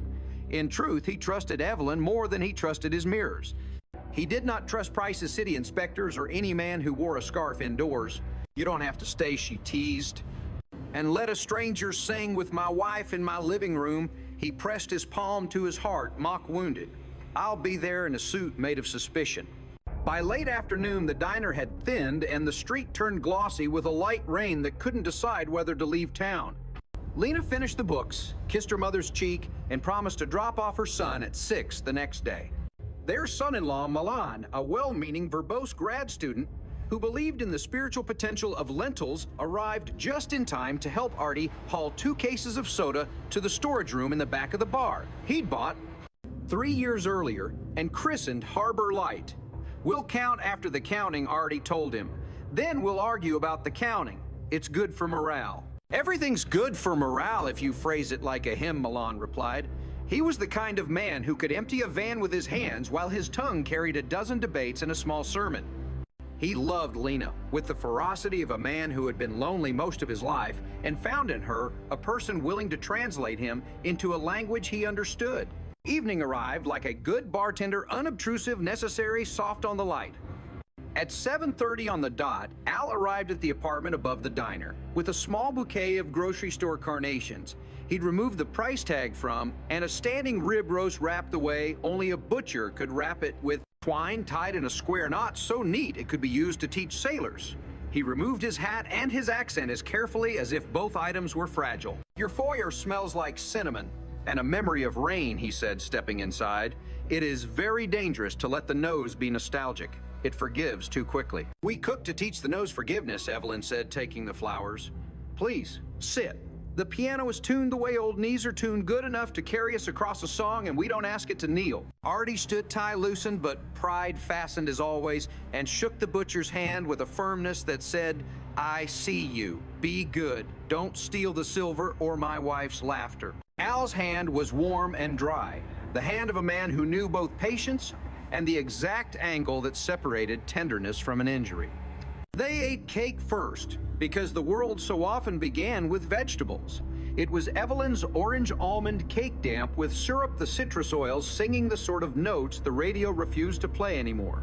They talked the easy talk of neighborhoods, the weatherman's relentless optimism, the deli that now sold 6 types of mustard as if this alone could prop up civilization, the school principal who believed a well-disciplined cafeteria could save democracy. Al told a quietly comic story about a delivery at his shop where a case of oxtails had been labeled luxury cut by some faraway optimist. "Luxury," he said, chuckling, "it is not an ingredient. It is a rumor we tell ourselves to disguise the labor of love." When they moved to the piano, something old opened its eyes. Evelyn had a trick with her hands. Her right could be playful while her left kept the song from falling down the stairs. Al's voice papery, but certain remembered melodies that had been mothballed in his throat. Artie did what he always did when emotion walked into his house. It made a small joke so the room didn't trip. "Sing too well, and I'll put a tip jar on the radiator," he said. Then sang anyway, his baritone alive, a warm saw through oak. Halfway through, in the still of the night, Al's eyes, those precise eyes that measured thickness in millimeters and grief by weight, fastened themselves to Evelyn's hands. He made a remark that wanted to dress itself as a compliment but could not quite hide its hunger. "You have beautiful hands," he said softly. "They play like they built the music themselves." Evelyn looked up surprised by the frankness and by the tremor of longing behind it, the way a man might miss his own front door after years of being welcome. She thought of Greta at her piano of knives that answered to loneliness with patience of nights when the television's light had been her only guest. Kindness, she knew, could miscommunicate when it allowed itself to be mistaken for invitation. She smiled the smile that could close the door gently without letting it slam. "They're just hands that have peeled a lot of oranges," she said, "but thank you." They finished the song and let the silence walk around and examine the room like a tax assessor. Al cleared his throat. "I did not mean to be excessive," he said. "When a man is a widow, long enough even gratitude puts on a tuxedo." "I understand," she said. "Pain borrows costumes because it doesn't want to come as itself." Artie poured more coffee. He wanted to be the kind of man who never imagined trouble in a compliment, but he had lived long enough to know that hope sometimes came with annotations. He made his voice gentle. "Here's to good neighbors and good music," he said, "and to the honesty that shows up on time." They sang a few more songs with words that today would have been accused of naivete, but back then had been instructions for how to keep a promise, and said their goodnights at the door the way people do when they want to extend a good evening, by complicating it with how to end it correctly. Al stepped into the corridor, hat back on, and paused. "Thank you," he said to Artie, "for letting me borrow your wife's voice for an hour." "She always returns what she borrows," Artie said, surprising himself with how quickly the line arrived. "And if she doesn't, I know where she is." After he left, after the carnations had found a jar that once held pickles, after the piano had closed itself like a well-loved book, Artie sat on the sofa and ran his fingers along the arm, as if reading the upholstery in Braille. He looked over at Evelyn. "You okay?" "Fine," she said. She was, though fine for her, meant a swirl of things, flattery, and caution, the old ache of being seen in a way that is too specific to be comfortable. The small guilt that kindness sometimes grows in the garden of loneliness. "Are you?" "Oh, I'm thriving," he said. "I was only jealous on behalf of the apartment. It prefers my voice because it knows which swear words I won't use in front of it." She laughed and curled her feet under herself. "Do you remember the first winter we had here?" she asked. "The radiator could either be loud or warm, but never both." "Like me," Artie said. "I've improved. Slightly." "You have," she agreed. "You leave your suspicion at home now most of the time." He pretended to scowl. "I have it on a leash." They fell into a comfortable quiet, the kind of silence that knows where the teacups are. Evelyn let her mind step to the edge of that earlier moment, when Al's eyes had held hers longer than a compliment required, and she tried to honor it without encouraging it. There were so many ways to be lonely in this city. She would not add another by turning friendship into an error. Somewhere below them, the fryer in the diner had been cleaned. The block smelled faintly of fresh oil and citrus. Somewhere across town, in a small apartment with too much light and not enough furniture, a widower might be listening to the one record he had not been able to throw away. Somewhere just a few blocks west in the Harbor Light storeroom, Artie and Milan were about to experience the special intimacy of error. Milan had the case of soda. Artie had the door. It is a law of storage rooms that someone with a case in his arms will push a door he should have propped, and that someone with opinions will say, "I told you so," before the echo has finished measuring the room. The door clicked shut with a sound like a polite cough and then did not unclick. Milan, dramatist by temperament, did the thing everyone tries first, the doorknob dance that suggests a knob might reward enthusiasm with functionality. "We're locked in," he announced, as if naming it released a genie. "You don't say," Artie said, because sometimes sarcasm is a life jacket. He lifted his shoulder toward the wood in the way men in movies do when they have to pretend the door is on its last hinge. The door was not in a mood. The door was a working-class door with workers' solidarity. It refused to yield. "We'll be discovered in the morning," Artie concluded. "By then, you'll have eaten both cases of Fanta from boredom. The newspapers will invent a term, soda madness, to describe the condition." Milan laughed, then shivered dramatically and pulled a jacket from a hook, tossing it to Artie and taking a second for himself. The jackets were identical old bomber styles that still smelled of onions and salt and the tobacco ghosts of decades past. "Now we match," Milan said. "It's the first step to empathy." "We don't need matching jackets," Artie replied. "We need a locksmith who believes in miracles and accepts IOUs." They sat on two upturned crates and let the quiet start to work on them like a solvent. In that quiet, conversations became possible that otherwise would have curled up and pretended to be asleep. Artie cleared his throat. "You know," he began, then stopped as if he'd introduced a topic to a crowded room and changed his mind. He tried again. "Lena says you teach a whole class to argue without yelling." Milan smiled. "Once a week, I tell 20-year-olds that their feelings are important and that they don't qualify as facts. I'm very popular for 70 minutes, and then they go back to the internet where everything is a siren." "HNH," Artie said in the accent of men who believe HH carries several paragraphs inside it. He rubbed his thumb and forefinger together, a nervous, unconscious accounting. "Here's a question. Why do you always want to make meaning out of things?" "Because without meaning, hunger eats the wrong parts of us," Milan said, and then laughed at himself. "Sorry. I carry metaphors the way other men carry spare change." Artie smiled despite himself. I get it, he said. The world is a diner, and you're the menu. Well, I prefer a plate I can wash, but you can write poetry on the invoice if you need to. What's your meaning for tonight, then? Milan asked, gesturing toward the stubborn door. We're locked in a storeroom with 2 bomber jackets and a rattling fan. Meaning is, we're forced to talk, Artie said, which is your specialty and my punishment. They did talk in starts and stops at first, the way a car in winter essays the driveway and thinks better of it then in longer stretches. They talked about Lena's brilliance and how it made both of them proud in different flavors, about Joey's new habit of hiding toy cars inside shoes, about the way the neighborhood was changing from a place where men carried ladders to a place where men carried laptops, about how both items were sometimes used to reach things that weren't theirs. They sparred gently over the existence of luck-traded jokes about philosophers, the ones who turned coffee into tension and found themselves telling childhood stories they had not meant to put into the air. Artie admitted that as a boy, he'd been called shoeboot because one winter of the long ago when money was a rumor and dignity, a heavy coat that didn't fit, he'd gone to school wearing one of each. He laughed telling it, but the laugh had a seam. Milan surprised him by not offering sympathy or a theory, just nodding, as if he'd been presented with a photograph he would keep in his wallet. You're not a man from nowhere, he said quietly. You're a man from that winter. Everyone has already said, and he let his hands be quiet on his knees. An hour passed, and the fan insisted on being dramatic about it. Artie began to talk about fathers, his own, everyone's, and found himself angrier than he'd expected, then sadder than he'd planned. Milan did something he was good at. He let silence be a bridge instead of a wall.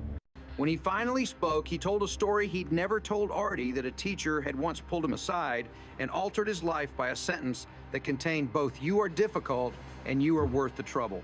Artie nodded, eyes shiny and practical. You married my daughter because of that sentence, he said. It taught you to stay. Milan breathed out a laugh. I suppose I did. They attempted the door again, not because it was more likely to open, but because hope has rituals it likes to rehearse. It did not open. Morning then, Artie declared, leaning his head back against the cool, paint-scuffed wall. Morning and a locksmith and a story neither of us will tell properly because the best parts are embarrassing. Those are the parts people need, Milan said, closing his eyes. Need is a strong word, Artie said. Want, maybe. Like how we want salsa with our eggs. We don't need it. We just want to remember we're alive. They settled into an uneasy truce with the night. In the apartment above the diner, Evelyn rinsed the cake plate, turned the carnations toward the window, and set the paper-wrapped roast in the refrigerator like an unasked question. When she finally sat, she pulled a throw over her legs, and against her will replayed the way Al had said beautiful hands with a voice that sounded like it had been sure of something for a long time, and just now realized it might not be. Her own hands resting in her lap looked exactly like what they were. Hands that had lifted pots and turned pages and held faces and kept in an extraordinary amount of small, ordinary love. When she rose to switch off the living room light, the apartment took a deep breath, the way rooms do when their people are done with the day.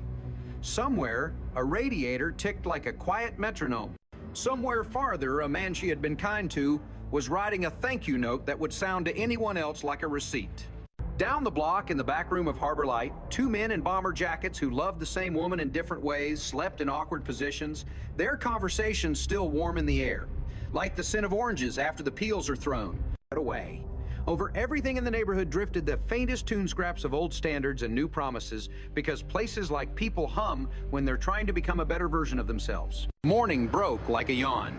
The city forgot to finish, and the Bluebird Diner stretched into it with the habitual choreography of opening chairs down, lights up flat top, hissing a friendly threat, the coffee machine clearing its throat.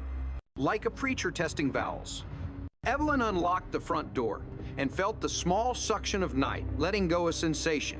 She always found tender, as if darkness were a child who needed to be told twice that it was time to go home. She flicked the neon sign to "Life is short, breakfast is long," and let the first breath of the day tumble in wet pavement bakery and bus exhaust the metallic optimism of a city convinced it can turn quarters into miracles. Artie arrived from Harbor Light with a victorious grin and hair that claimed to have been combed by committee.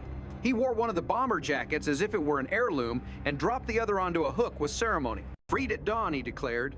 A saga in 3 acts door, refuses men confess dishwasher arrives early. Lorenzo is promoted to hero first class. You were rescued by a student who comes in to peel potatoes and listen to podcasts about ancient Rome. Evelyn said, please pouring him the first most forgiving cup. Some empires fall, some unlock stubborn latches.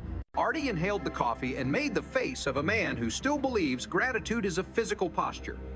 Milan snores like a man who thinks sleep should be persuasive, he added, lowering his voice as Lena swept in hair in a knot that suggested mathematics. We told each other things, he continued vaguely in the way men translate intimacy back into acceptable currency. He's a good egg. Slightly overcooked, but sliced right, he's fine on toast. Lena kissed her mother's cheek, then her father's forehead, with the affection of a woman who grew up in a house where love spoke fluent banter.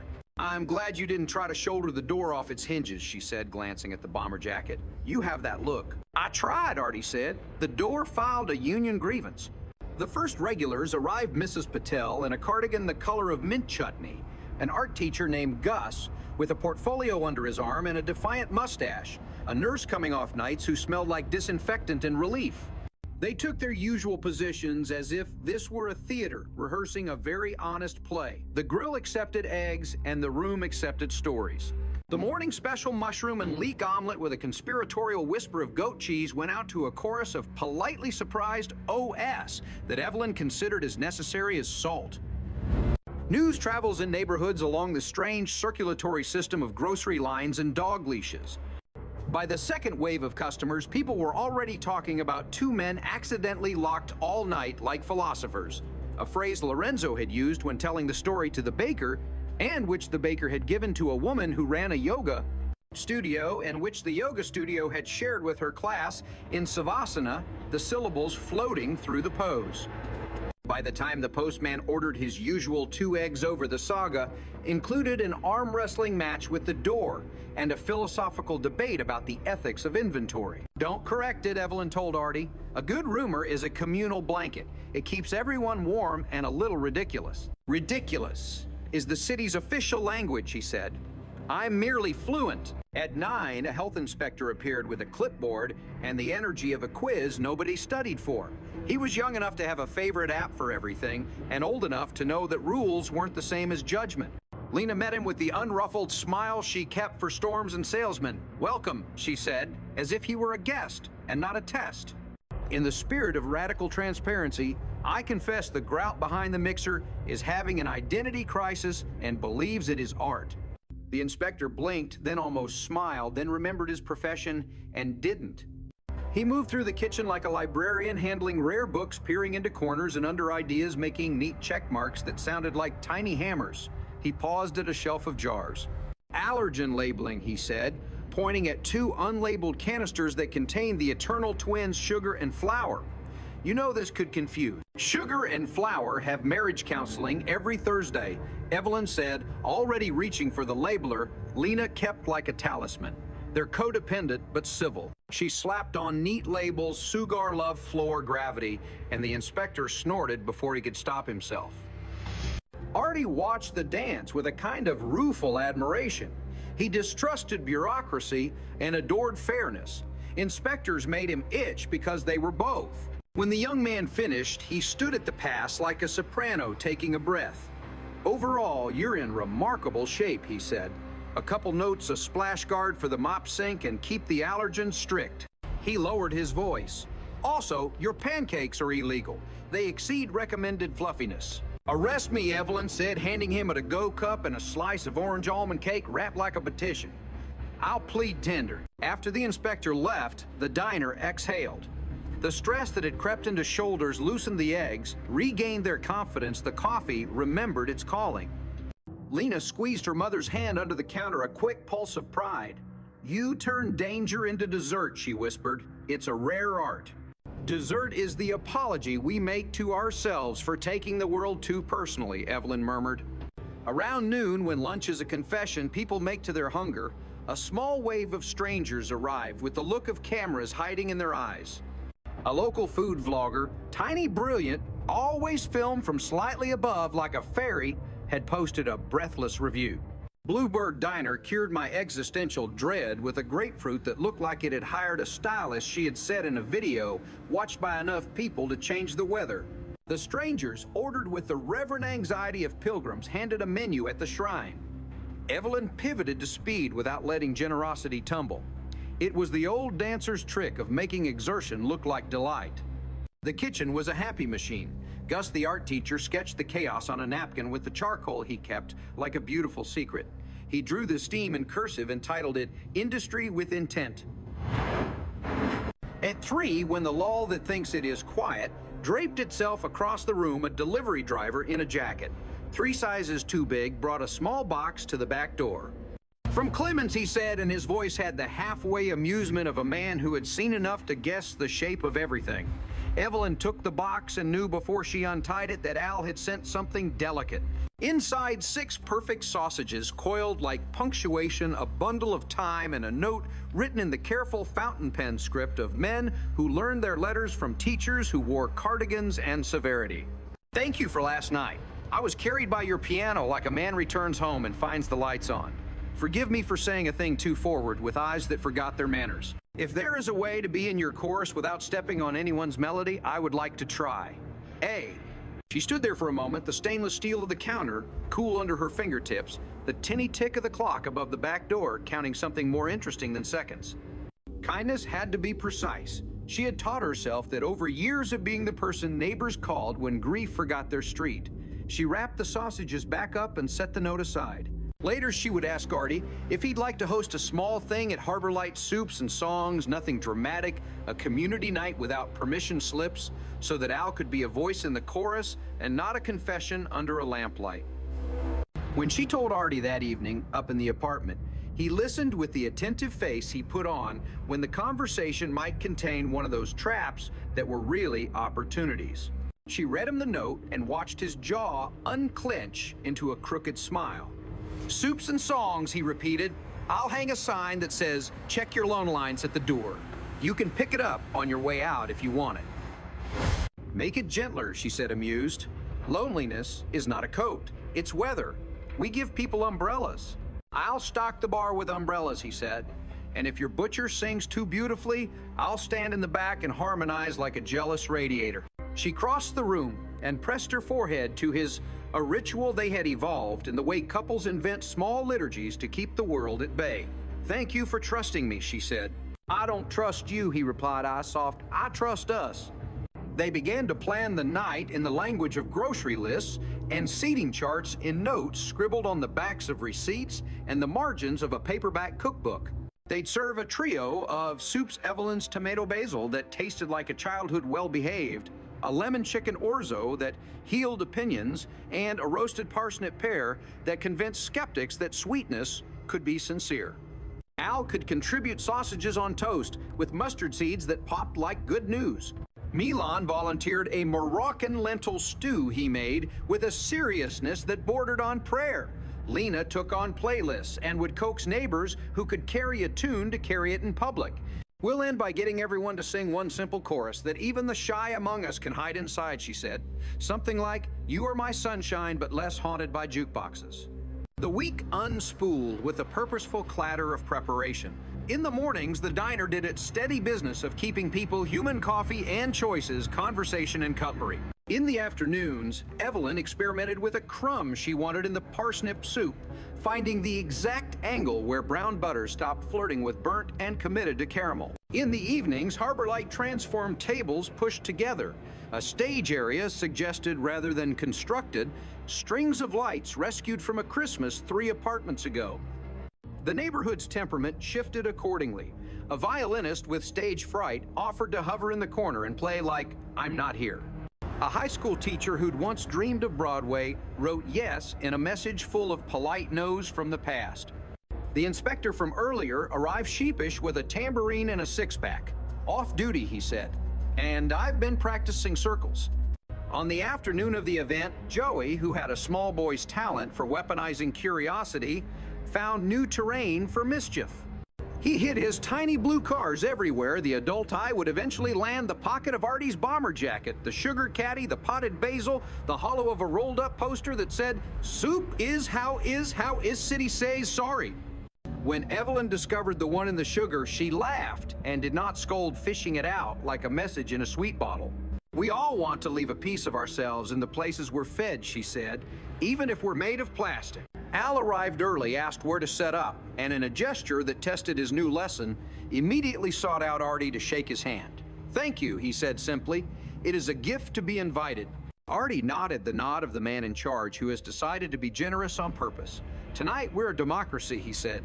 No solos, just verses. If you want to sing harmony, you're hired. Some songs only make sense as harmony, Al answered. And the two men stood there with their hands in their jacket pockets, like boys being good. Sunset threw copper at the windows, and the room filled the way a pot of soup fills a cold from the inside out. The first ladles went to old friends, then to the I've been meaning to come in crowd, then to faces that were new enough to be a small risk.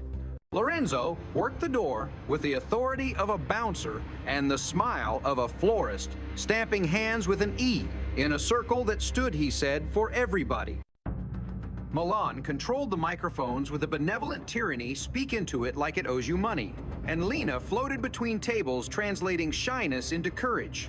Evelyn apron on and hairpinned high-ladled and listened. The room had become that rarest of temporary miracles, a commons. People shared tables who had only shared sidewalks. The nurse off night sat with the art teacher and the yoga instructor and taught them how to drink water like it mattered. Mrs. Patel sang a Gujarati folk melody in a voice that was small only if you judged it by square footage and not by light. Gus sketched between spoonfuls an outline of the room, flowering into specificity, chin lines and laughter lines, the geometry of generosity. When it was time to coax the chorus from the crowd, Evelyn stood by the piano, fingers hovering in the air, as if playing without touching might conjure bravery. She described the song in the plainest terms, a tune that knows your name before you say it, and played the first notes of a melody so old it had outlived fashion and learned manners. Artie started the verse gently like a man easing a boat from a dock. Al's harmony threaded in no boasting, no apology, just a second line that made the first make sense. Then the room joined the way rooms join when all the reasons not to are briefly, beautifully tired. Halfway through, something shifted, not in the music, which held like a good bridge, but in the air, which became the kind of air that knows it's participating in a memory. The inspector kept time with his tambourine suspiciously on beat. The violinist stepped slightly out of hiding. The teacher hit a note so honest the lights considered dimming in respect. Joey, perched on Lena's hip, patted time against her shoulder with a blue car he'd rescued from someone's pocket. A man standing alone by the door began to sing in a voice that carried a little winter and a lot of kitchen table warmth. When the song ended, the room did that shy thing rooms do when confronted with their own capacity. It laughed and clapped and pretended it had done something ordinary. Evelyn felt a familiar heat behind her eyes and swallowed it the way she always had, converting sentiment into a recipe note. Add time to sausage glaze. Remind Artie to check light bulb in ladies' room. Look at Al as a neighbor, not a narrative. She caught Artie's gaze across the crowd. He gave her a small salute with his ladle, a gesture that in their private language meant, I'm here. Between songs, between soups, between the million tiny logistics that keep a night from dissolving stories, found each other. Lorenzo told Mrs. Patel about ancient Rome until she promised to visit the Forum with him in her mind. The nurse described a sunrise she had seen from a hospital roof. The yoga instructor taught Gus a breath that made his hands steadier. Al told a man whose wife had just left that grief was a country with bad maps but good soup. Milan refereed a friendly argument about whether lemon belongs in everything. Evelyn, yes, it is light. Artie, it must be invited.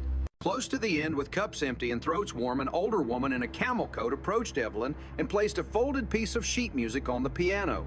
My sister used to sing this, she said. I can't anymore. But I like when other people remember for me. The song was Skylark, and it arrived with a softness that made quiet gentler than applause. Evelyn played. Al and Artie carried the melody as if it were fragile but not weak. The woman cried in the polite, grateful way of someone whose tears have learned to behave. Evelyn looked at her hands. The hands Al had called beautiful, the hands Artie had held, like a contract, and understood that they were simply instruments. The music was the room. When it was over and the lights did the work of telling the truth, people stacked chairs like pennants for joy. Evelyn wiped the last table and felt that manageable ache in her back that told her she had spent herself well. Al found her waited to be noticed and said, thank you. I didn't step on any melodies. You added one, she said. A necessary one. Artie appeared with the safe kind of swagger. I'm thinking we do this once a month, he announced. We'll call it Thursdays Are for Trying. Or Harmony Night, Lena said. Or Soup and Something Milan suggested. Call it whatever you like, Evelyn said. Just don't call it over. She turned the key in the piano's lock and felt for the first time in a long time that the city and its strangers and its rules and its ridiculousness all fit into a story she wanted to keep telling. Outside Bayshore wore its night like a jacket it had earned. The street glittered with puddles and promises. People left in pairs and trios and alone, but less alone. The window reflected the room back on itself. Clean tables, chairs up, the modest satisfaction of a place tidy after having been gloriously used. A blue car slept in the sugar caddy. It could be rescued tomorrow. In the apartment above, the carnations turned toward a different darkness and did not apologize for living. Much later, when quiet had negotiated its truce with the refrigerators and the radiators and the memory of applause, Evelyn lay awake thinking of all the times she had tried to repair the world with meals and modest jokes. She pictured Al walking home under streetlights that meant, well, Artie triple-checking the back door, because love sometimes needs small rituals of defense. Lena scribbling ideas on a grocery receipt that would look to an outsider like an out. Equation for warmth. She thought of the people who had sung, and the ones who had only hummed, and the ones who had only listened, and concluded that participation has many grammars. Before sleep finally found her, she imagined a note she might write and never send, Dear City. Thank you for letting us feed you until you said true things. We will try again next week. Please bring your small sorrows and your reasonable appetites. We have time, we have chairs, we have a chorus that forgives. Across town, in an apartment that had learned to keep one extra plate in the cabinet in case Hope came to dinner, Al set his fountain pen down and did not write anything at all. He poured a modest whiskey, lifted it to the silent piano in the corner, and said a single word to the air, Here. It wasn't a prayer so much as a location. He drank, washed the glass, placed it upside down on a towel, and went to bed knowing he would wake to a morning that was a little less winter. Down the block, Artie checked the storeroom door, pressed his palm to it, and said, Behave. Milan's laughter came from somewhere amid the crates, and Artie, whose heart had made space for a young man who talked in metaphors and believed in lentils, laughed back. The bomber jackets hung side by side like a punchline and a promise. And the city, satisfied with its soup and its songs and its rumor of philosophers, unclenched. Night handled the streetlights with care. Somewhere, a bakery decided on tomorrow's pastry. Somewhere, a bus driver sang along to a chorus he didn't know. Somewhere, a boy hit a blue car for morning. By the next morning, the city had already begun to misremember Harmony Night in the affectionate way cities do, trading commas for exclamation points and turning shy tambourines into professional percussion. The Bluebird woke with a pleasant hangover of chairs to write and a piano bench to nudge, and Evelyn found glitter in the grout like a tiny confetti hangover from joy. She brewed the first coffee as if the beans could still hear last night's chorus and might sing if coaxed. Outside, the street wore thin daylight like an apron that had seen better breakfast. Artie came down whistling something that had been a standard once and was now just a good habit. He had that slow swagger of a man who'd spent the late night washing glasses until the bar could see its face in them. We made a memory, he announced, patting the doorframe the way other men pat dogs. The lanes were full, nobody tripped over the microphone cord, and the inspector kept time like it was a civil service exam. I'm framing that. Frame the feeling, Evelyn said, lining up mugs. The feeling is the part we'll need when the week gets loud.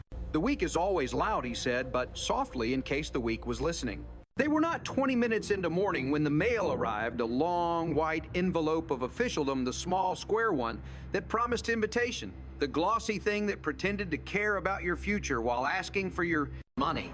The glossy thing was from a developer whose logo looked like a handshake between two yachts. It offered the neighborhood a gateway lifestyle and promised activated pedestrian corridors and community-facing retail opportunities. Everyone knew what that meant, rents that wore a bow tie and brought their own champagne. On the back, in jubilant font, a rendering showed their block as a place where even the pigeons wore scarves. Artie held the flyer by two corners as if it had recently coughed. Activated pedestrian corridor, he read aloud.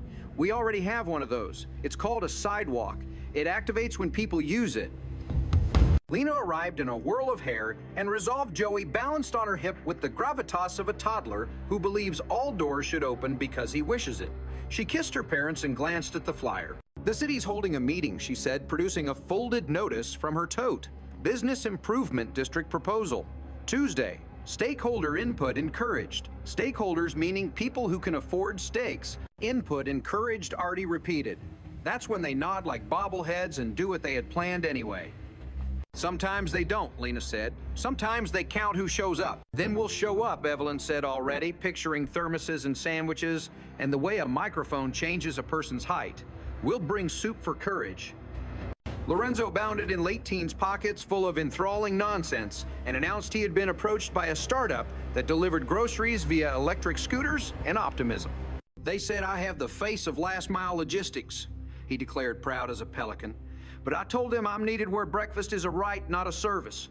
That's my boy, Artie said, then considered that the boy was not technically his. My honorary boy. The morning gathered itself, the grill took a breath, and regulars plugged themselves back into the day.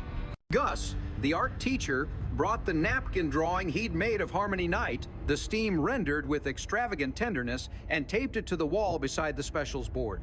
Mrs. Patel ordered chai bold enough to file a motion, and the nurse-off nights practiced sitting still a skill in short supply. The inspector arrived without his tambourine and looked faintly naked. He sat like a person who wants to be recognized for a good deed he is pretending he did not do. Evelyn poured him coffee with the same care she gave to people who cried without warning. He touched the mug and relaxed into the kind of posture you can only learn at a counter that has forgiven you before. Toward 11, a small commotion on the sidewalk drew the diner's attention, the way an old song draws the heart-swift, involuntary collective. An elderly man with a shopping bag and the stubborn dignity of a hat had stumbled on the curb. He did not fall all the way, but he pitched forward into that scary limbo between ground and grace. There is a theory in psychology about the bystander effect, how the presence of many can dilute the responsibility of each. That morning, the theory lost decisively to cinnamon rolls and neighborliness. Artie was out the door like a shortstop Evelyn with a dish towel that somehow had first aid in it. Lena steadying the man's elbow with a voice that lowered the temperature of panic.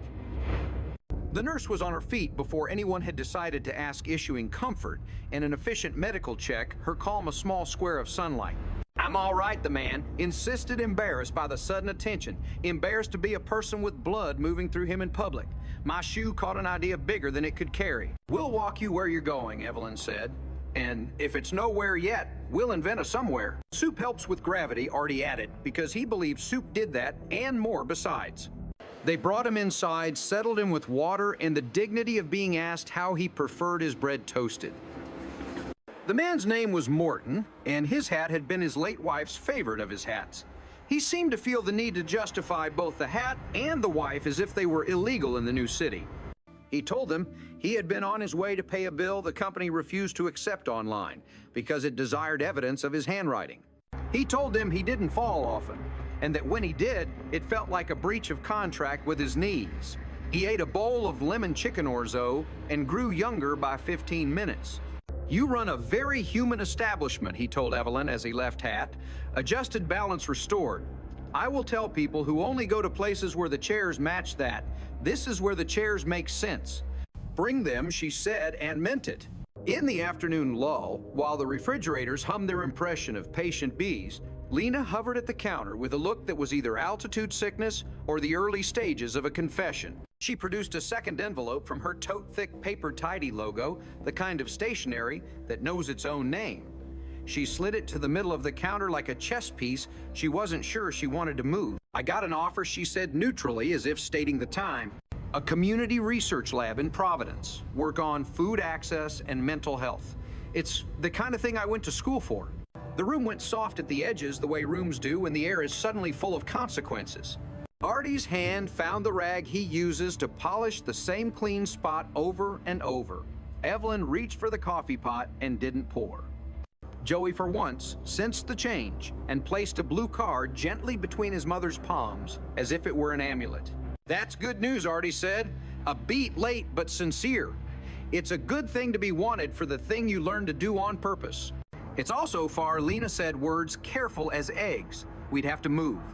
Milan thinks he can teach from anywhere with a router and relentless optimism. But Joey has friends, and she gestured around the room, encompassing the whole grammar of her childhood. All this. Evelyn came out from behind the counter and hugged her with the precise pressure you use when you want to add courage, but not decide anything. We built this so you would have choices, she said into her daughter's hair. It wouldn't be worth the trouble if it didn't sometimes trouble you. You could commute, Artie offered, immediately hating the sound of his own desperation. Or we could open a Bluebird Annex in Providence and pretend we're a chain. Dad Lena laughed because he needed the laugh to be played for him like a familiar song. You'd unionize the Annex's napkins and get into a fight with someone's artisanal salt. He shrugged. I contain multitudes, many of them annoyed. They agreed for the moment to hold the idea like a hot plate, pass it around, set it down, often do not burn the room with it. The envelope remained on the counter like a polite guest who knows it's already overstayed. Later, when the afternoon sloped toward evening, Evelyn tucked it under the cake stand as if gravity and sugar might keep it from floating away. Al stopped by with a paper parcel that turned out to be pickled mustard seeds. They popped like good news, he explained, twinkling and a deference that was almost courtly. He stood by the door and asked from there whether any sausages had been saved for the staff. Artie met him halfway with a plate and the ease of a handshake that had decided to be friendly. We're bringing soup to a meeting Tuesday, he said, and Al nodded like a man agreeing to help move furniture. Soup for the city, Al said. It is both metaphor and logistics. Bring something from your shop, Evelyn added. Not because we need it, because they need to see who you are when you feed them. He promised and left, and as the door swung shut, a woman at the far table, late 30s phone in hand, face arranged in the geometry of someone who curated their own expressions, murmured to her friend he brings her gifts in a tone that meant something other than generosity. The friend murmured back in the tone, gossip prefers light, almost kind, weaponized. The words hovered for a second, found the crack gossip always finds, and tried to slither in. Evelyn felt it. Not the words themselves, she did not have spy's ears, or a poet so much as the tilt in the room when a rumor takes its first breath. She wiped the counter, letting her hands think while her mind checked its locks. The trick she knew was to answer early and gently, to treat gossip like a toddler running toward a road intercept, embrace, redirect. She carried a plate of lemon bars to the two women and set it down with the smile she reserved for occasions when she chose to behave better than she felt. These are on the house, she said. We're celebrating a small thing that turned out not to be small. What thing, the phone woman asked, caught between suspicion and the lemon glaze. Last night, Evelyn said, we sang. The room remembered how. Turns out that's a skill. You pass it on or you lose it. The friend met her eyes, something repentant, moving behind hers like a shadow, deciding to be shade instead. We heard, she said. It sounded nice. It was human, Evelyn replied. Nice has a smaller vocabulary. She left them with sugar to chew on instead of sentences, and returned to the counter where Artie was polishing the same clean spot on instinct. Did I miss a skirmish? He asked. Just a rehearsal for a better conversation, she said. We'll host the performance later. Evening gathered its small flame. A light rain impersonated a movie and smeared the neon in pleasing ways. At Harbor Light, Artie hung a hand-lettered sign over the jukebox soup and something first Thursday every month, and taped underneath it a smaller note that read, check your loneliness, here you can claim it later. People took pictures of the sign and did not make fun of it. In this neighborhood, sincerity had begun to trend. On Tuesday, the Business Improvement District meeting occurred in a school auditorium that had taught generations how to sit through ideas. The stage was occupied by a dais of people in jackets that looked allergic to mustard. A projector displayed slides with verbs like align and verbs that had been coerced into nouns. There were maps, always maps, and a rendering of a park that had not yet met the weather. The crowd, shopkeepers, grandmothers, teenagers with opinions, a man who always asked about parking, no matter the topic, settled into the bright light of civic performance. Lena had organized their corner into a small chorus of citizens with thermoses. Evelyn distributed cups the way other women hand out tissues. Artie in his bomber jacket looked like the union representative for decency. Al stood slightly behind, ready to be harmony. The inspector off duty again sat with a notebook and tried not to look like a spy. Lorenzo manned an impromptu information table, 2 milk crates, and a borrowed clipboard, and offered people a pen like a knight offers a sword. The presentation moved with the smoothness of a plan that has already made itself comfortable. Activated corridor, someone said. Improved lighting and safety enhancements, someone else said. Vibrant retail mix and curated experiences, a third intoned as if vibrancy and curation were spices you could buy if you had the right consultant. They called for public comment. A man in a suit that seemed permanently pressed stood to say rising tides lift all boats. A woman with a stroller asked what happens to boats that don't have engines. A teenager delivered an eloquent 30 seconds on skate parks that earned more applause than the slide on Retail Synergy. Then Evelyn walked to the microphone and placed her palms on either side of it as if the device were a skittish bird. I run a diner, she said, voice steady with a kindness that did not apologize for its spine. I feed people who count their days in shifts, not quarters. I feed people who can't afford to be curated. My pancakes are illegal, we've been told, on account of excessive fluff. We can talk about lighting and safety and all the other words you brought us, but I want to talk about rent. If the rent goes up, my kindness won't fit in the new number.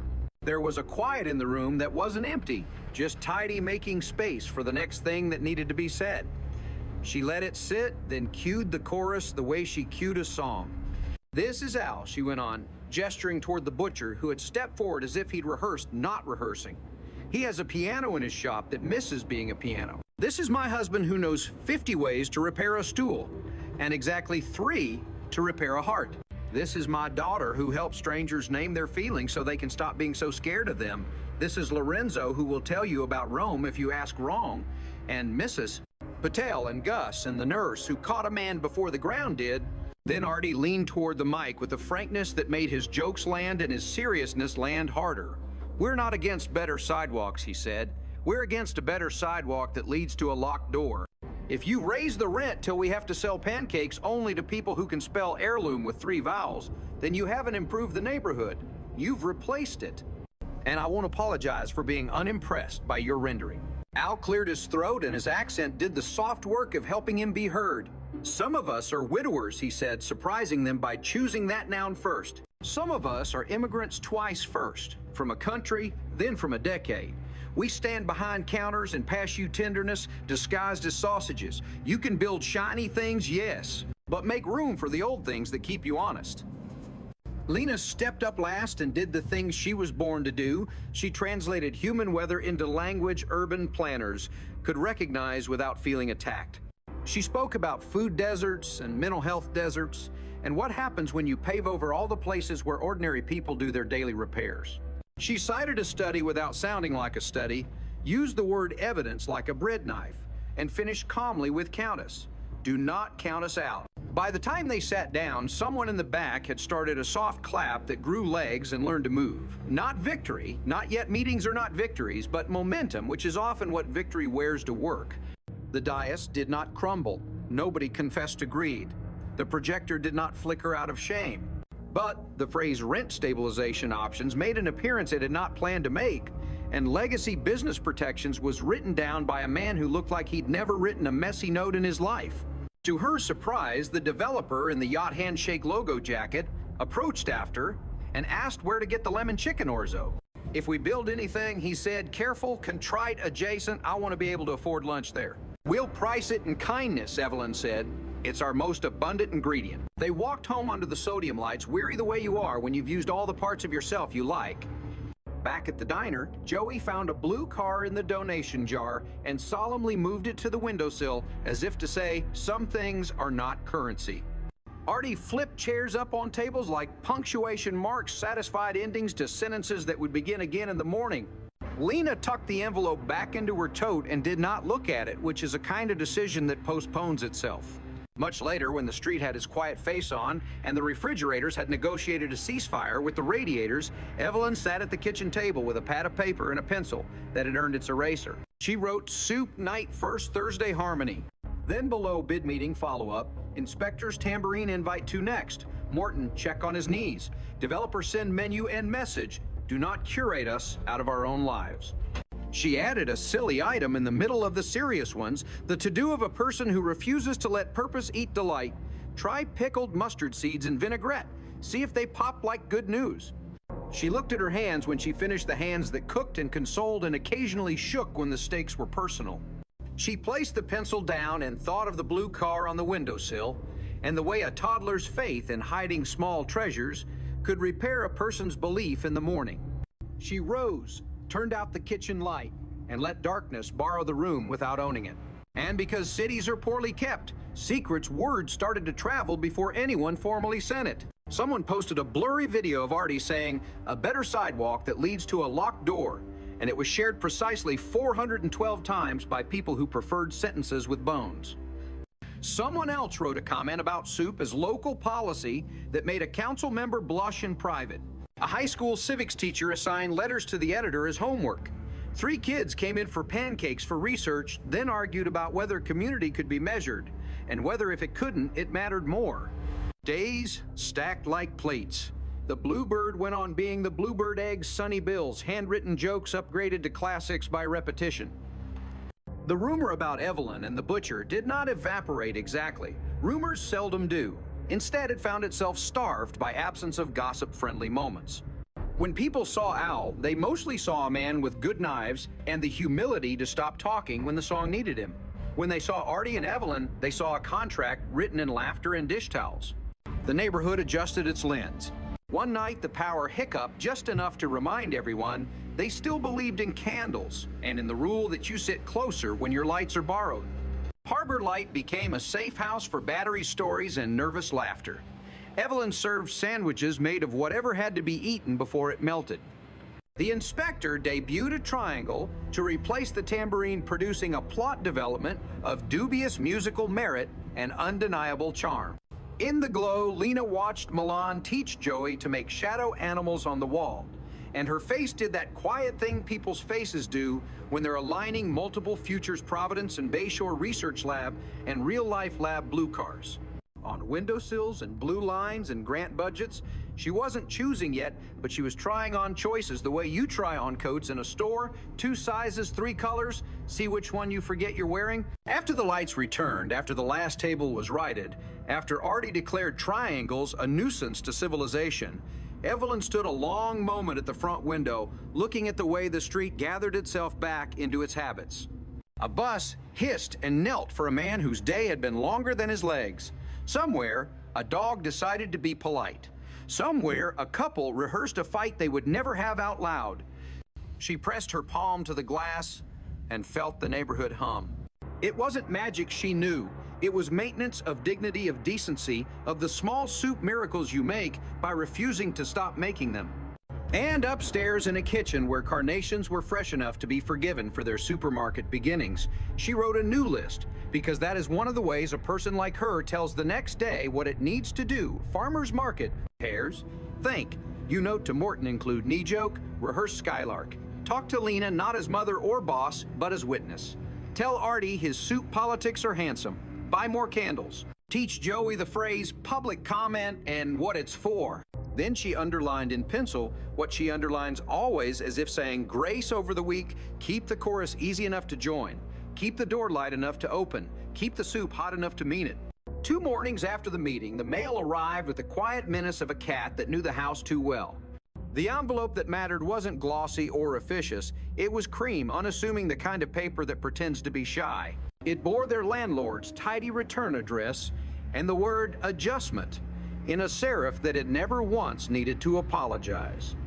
Artie slid it open with a butter knife because he refused to keep sharp objects around bad news.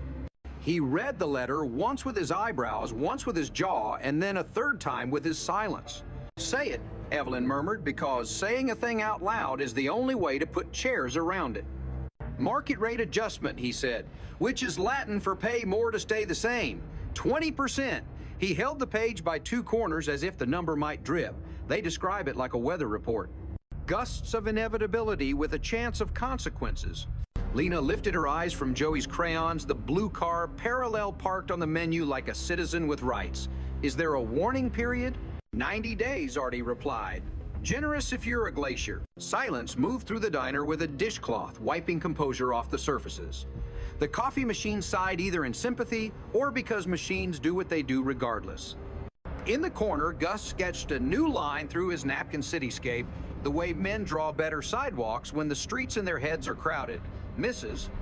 Patel, who had unerring instincts for the mood of a room, put down her chai and reached into her purse for a tin of cardamom pods as if they were reinforcements. The inspector off duty, pretending to be nobody, folded the newspaper with the neat violence of a man who wanted to correct a headline he hadn't read yet. Evelyn took the letter, read it with the practiced squint she reserved for recipes that used adjectives, and set it flat on the counter. "All right," she said, voice level enough to put one foot in front of the other. "We already prepared for worse without knowing. The soups have momentum. The neighborhood knows its own voice. And we have in our favor an unreasonable belief in each other. I also have a triangle the inspector offered, then looked abashed at his own attempt at levity." "You have a triangle," Artie agreed with a merciful half smile. "We'll use everything we've got." By lunchtime, the letter had been photocopied precisely 3 times 1 for the Harbor Light files.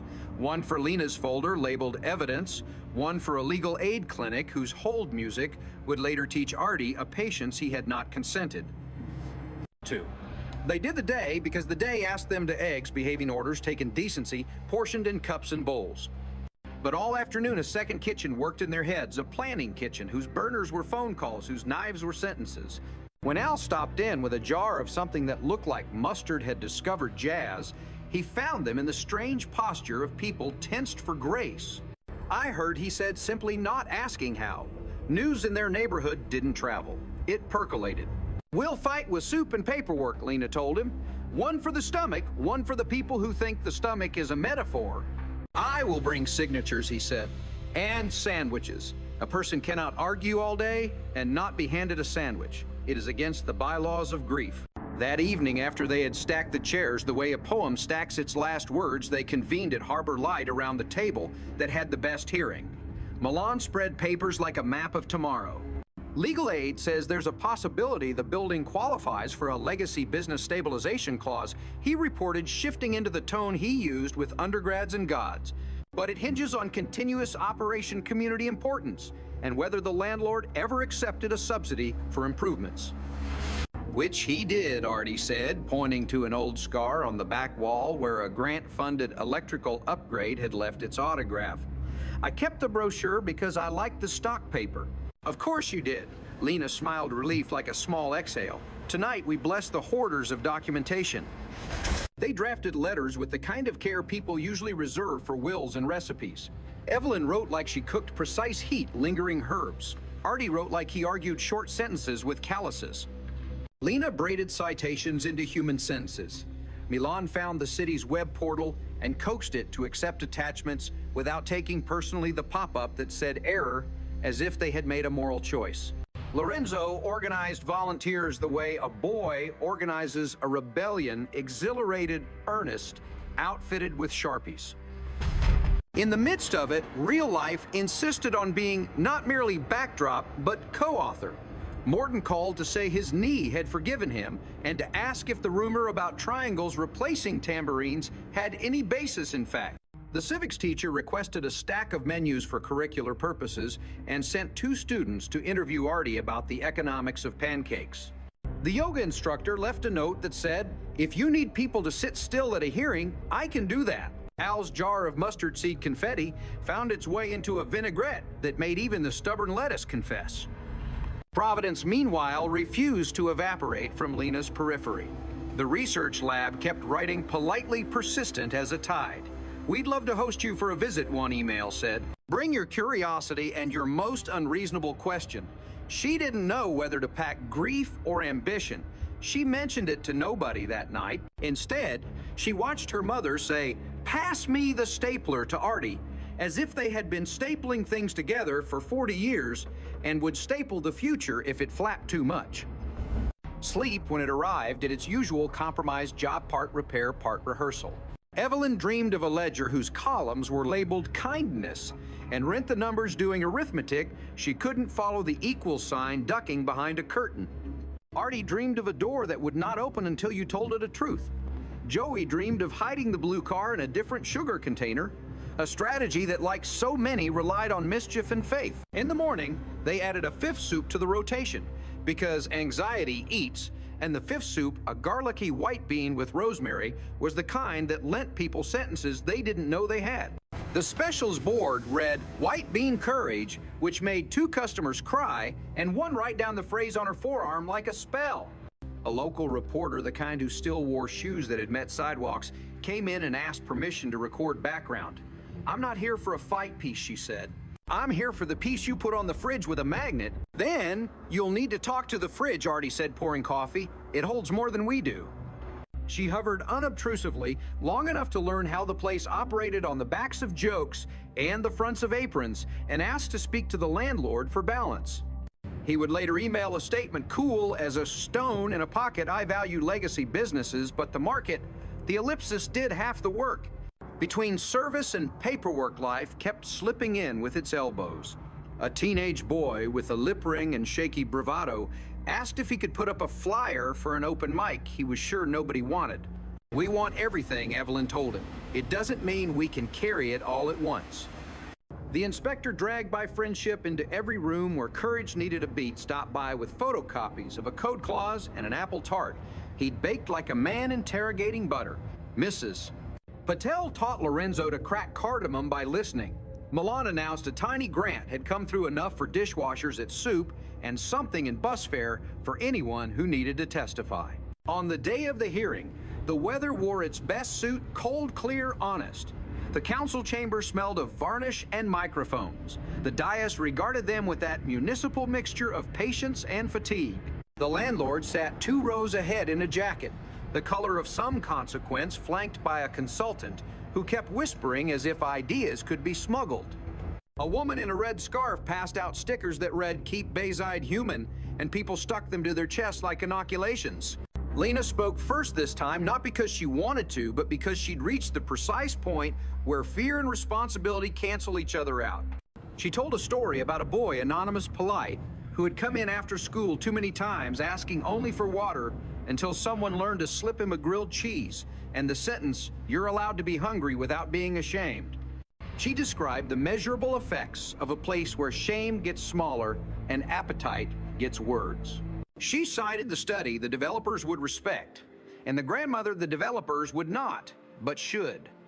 She did not cry because crying was not the tool she needed. Instead, she made eye contact with the one council member whose tie was crooked and imagined him untying it for once. Artie followed, with numbers kept human. He brought the ledger, the copies of checks, the receipt. The grant paper had been printed on the story of the time the friar died, and the neighbors bought lunch anyway because community is not a dessert you add when the bill allows. He said 20% like a diagnosis you manage, not a sentence you serve. He did not say, "I am scared," but the sentence stood beside him as if allowed to be in the room. Evelyn approached the microphone last and put both hands flat on the wood like a person steadying a board for sawing. She said, "I know this is about money. A murmur it always is, but it's also about a chorus. We've been teaching shy people to sing. If we go, they don't stop being shy, they just stop singing. And there is, if you will forgive me, data in that." She didn't cite the study because the study was in the seats behind her. Morton with his repaired balance, the nurse in her clean scrubs, Gus with charcoal on his thumbs, the inspector holding his triangle under the fold of his coat like a contraband joke. Questions were asked because questions are the city's choreography. Were they asking for special treatment? No, Artie said. "We are asking you to notice the difference between a resident and a tenant." Had they considered crowdfunding, people already pay us, Evelyn said. "We'd prefer to continue earning rather than collecting." What would happen if the rent rose anyway? Lena answered that one with the clean cruelty of honesty. "We will move or break. We prefer neither." The vote that day was not final because cities prefer their drama in acts, but it was better than the letter had predicted. The council moved unanimously to delay the adjustment 90 days, while the stabilization eligibility was investigated and alternatives negotiated. 90 more days inside Hope's waiting room. The landlord's consultant frowned with professional grace. The chamber exhaled. The stickered chests rose and fell and rose. They walked back through air that felt briefly generous. On the corner, someone had chalked "Keep the soup hot" on the sidewalk, the chalk so bright the words looked like they'd been plugged in. Joey, hoisted on Milan's shoulders, clapped for reasons he didn't have to elaborate. Artie pressed his palm to the harbor light door and whispered what had become a sacrament, behave. Inside, he hung the jackets, turned on the lights, and declared a special that was more benediction than menu item. The adjustment sandwich, thick, stubborn, refuses to be less. That night after the rush, and the gratitude and the exhaustion hung their coats on the same hook, the four of them, Evelyn, Artie, Lena, Milan, sat at the corner table with paper cups of tea and the envelope from Providence that had learned to wait its turn. The room had emptied into the good quiet that happens after a day has been used properly. The neon buzzed soft as a lullaby. From upstairs, a radiator negotiated with itself. I have to see it, Lena said finally, the words, a small mercy to her own lungs. Not because I want to go, because I don't want to be scared of wanting. Evelyn nodded. Go look at the life. We'll look at it with you when you come back. I'll be fine, Artie said to nobody and everybody.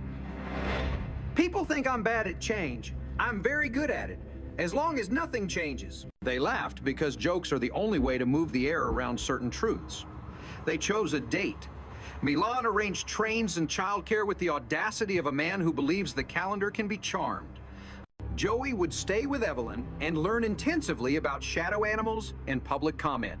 Al, when told, offered to drive them to the station at an ungodly hour and bring sandwiches wrapped in wax paper that made the journey smell like intention. The morning of the trip, the sky was the precise blue of a pressed shirt. Lena wore her courage like perfume, subtle but present.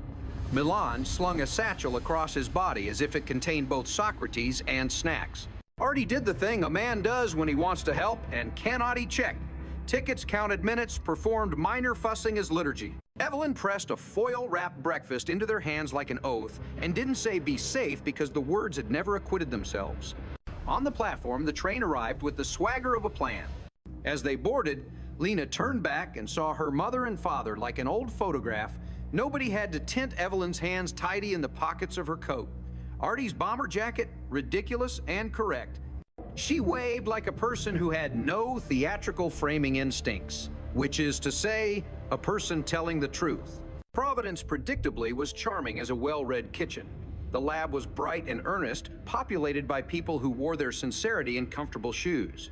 The director spoke fluent Grant, but also laughed unexpectedly like someone who remembered being a child. The projects were what they promised to be: grocery access, mapped like, Constellation's peer counseling piloted in school cafeterias, a partnership with a bakery that turned at-risk into apprenticed with absolutely no sentimentality. Lena sat in meetings and felt her brain switch on like a string of lights that had been waiting for December. She walked streets that had never learned her name and introduced herself anyway. She ate a sandwich in a park and wrote 3 questions on a napkin that were better than any answers she'd brought. At night in the hotel, she lay beside Milan and said the words she had been trying not to hold too tightly: I could do good here. You do good there, he said, gentle. We are not deciding good versus bad. We're deciding scenery. Back home, the Bluebird did not break. It clanked and flowed and stuttered and reprised, which is more loyal than breaking. Evelyn taught Joey to zester lemons without injuries to civilization. Artie learned to say the legal aid lawyer's first name without sounding like a man choking on formalities. The inspector snuck in a laminated printout of the stabilization clause and stuck it inside the pantry door where only people who fed other people would ever see it. Morton took to bringing crossword puzzles and leaving the clues that stumped him at the counter, where Gus and Lorenzo solved them, loudly earning glances from customers who did not know noisily triumphant was a recognized problem-solving style. Rumor tried one more time, appearing in the form of a message thread that used the phrase community figure with the telltale acidity of someone using lemon as a solvent for envy. It didn't catch. People had other things to do. The city, having briefly remembered how to sing in tune, chose not to waste the memory. When Lena returned, the reunion was not theatrical. There were no speeches and arrivals, only a kiss that knew its person and a paper cup of coffee that knew its hand. They walked home, the suitcases, small choreography behind them. Upstairs, Evelyn had left a bowl on the table with a note that read, "There is enough. There will keep being enough." Underneath the white bean soup waited like in proof. They sat and ate. Lena tried to talk while spooning and failed because the throat is a single-lane road. When she finished the bowl, she said, "They want me. And then a breath later, I want them a little. She looked at her parents with that helpless, honesty-grown daughter's reserve for the few people who still remember how their knees went out when they learned to walk. But I don't want to leave the chorus. Then we make the chorus travel, Archie said, as if the sentence had been warming in his jacket for hours. You won't be the first person to have 2 kitchens. Evelyn reached across and squeezed her hand. We will try on the coat, she said. If it fits, we wear it. If it doesn't, we sell it to a landlord at twice the price. They laughed too loudly and not enough. Joey climbed into his mother's lap with the absolute entitlement of love and drove the blue car across her sleeve as if making a map she could trust. Outside Bayshore performed its nightly recital buses, exhaling bakery trays, clanging city cats conducting patrols. The envelope on the counter lost a little of its power simply by being in the same room as soup. The next days were the work of blending lives without blending them to death. Lena drafted a plan that looked ridiculous and then less ridiculous time in Providence during the weekends in Bayshore. Remote sessions with teens who lived on the wrong side of a grocery, a sublet near a train, a schedule written in pencil as if humility were a calendar. Archie practiced not scowling at trains. Milan lined up guest lecturers for his class so he could commute and announce that Benjamin Franklin had been wrong. There are at least 3 certainties: death taxes and the week changing its mind. Evelyn plotted soup and something themes that could travel, turning recipes into letters that made it alive in other kitchens. In the middle of it, the council's second vote arrived like a clean breath. Legacy business provisional status granted pending final review, the message read. Rent increase frozen during process. The landlord's consultant frowned in a font. Archie read it twice and then sat down because joy often takes the legs first. Evelyn put her face in her hands and laughed the laugh that includes an apology to your adrenal glands. Lena said, "Now I can leave and stay at the same time," then shook her head at herself and amended, "Now I can learn to leave without abandoning." They celebrated modestly and precisely. Toasted cheese lemon bars, a triangle, hit once like punctuation. Al played the piano in the corner of the shop for the first time in years, a melody so unsure of itself at first that it needed permission from 3 different memories before proceeding. He finished and closed the lid deliberately, not like goodbye, more like see you at the next sentence. That night, Bayshore slept the way a neighborhood sleeps when it knows it can probably keep the doors it recognizes. They did not write victory speeches because soup prefers a bowl to a podium. Instead, they did the rituals that keep morning's possible notes on a fridge, a floor swept, the blue car moved from windowsill to pocket and back again, a bomber jacket hung where it could do the most observing. The future did not behave exactly, it has its own manners, but it agreed to be negotiated at a table where everyone was fed. Near midnight, Evelyn stood at the apartment window and watched the city hum. She thought of how often she'd tried to repair the world with ladles and jokes and whether that was arrogant or just practical. She decided, as she always did, that if arrogance and practicality could share a spoon, the soup would be better. In the glass, she saw Archie's reflection come up behind hers, his chin finding its place on her shoulder like a bookmark. He murmured illegal pancakes forever into her hair, and she murmured back, "Forever is just tomorrow if we do it right." They stood there a long moment, 2 people looking at a block of city that had agreed for now to remain itself. Somewhere, a council member with a crooked tie brushed his teeth and felt inexplicably useful. Somewhere, a landlord's consultant drafted a new statement that didn't quite manage to explain away relief.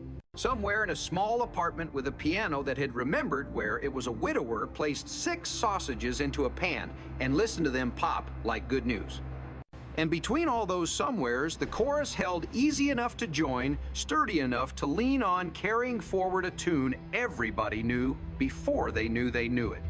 The first Saturday after the vote wore a weekend's easy grin, and the Bluebird filled as if someone had whispered a rumor that daylight was on special. A couple from out of town slid into the corner booth and ordered the illegal pancakes with stage whispers loud enough to unionize. Evelyn obliged with batter that fell from the ladle like well-behaved silk, while Archie narrated the flip as if calling a baseball game he'd been waiting his whole childhood to play. The plates landed. The syrup did its polite avalanche. The couple took one bite and looked at each other with the expression people use when they realize they've just joined a story mid-chapter and are somehow already rooting for the protagonists. By mid-morning, the place had its familiar hum, the kind that settles nerves you didn't know were thinking too loudly. The inspector slipped onto a stool and half hid the triangle under a folded newspaper like contraband joy. Gus arrived with a bundle of cheap charcoal pencils tied with pastry twine. Mrs. Patel brought a small tin that turned out to be homemade rose petal jam for the sole purpose of teaching Butter humility.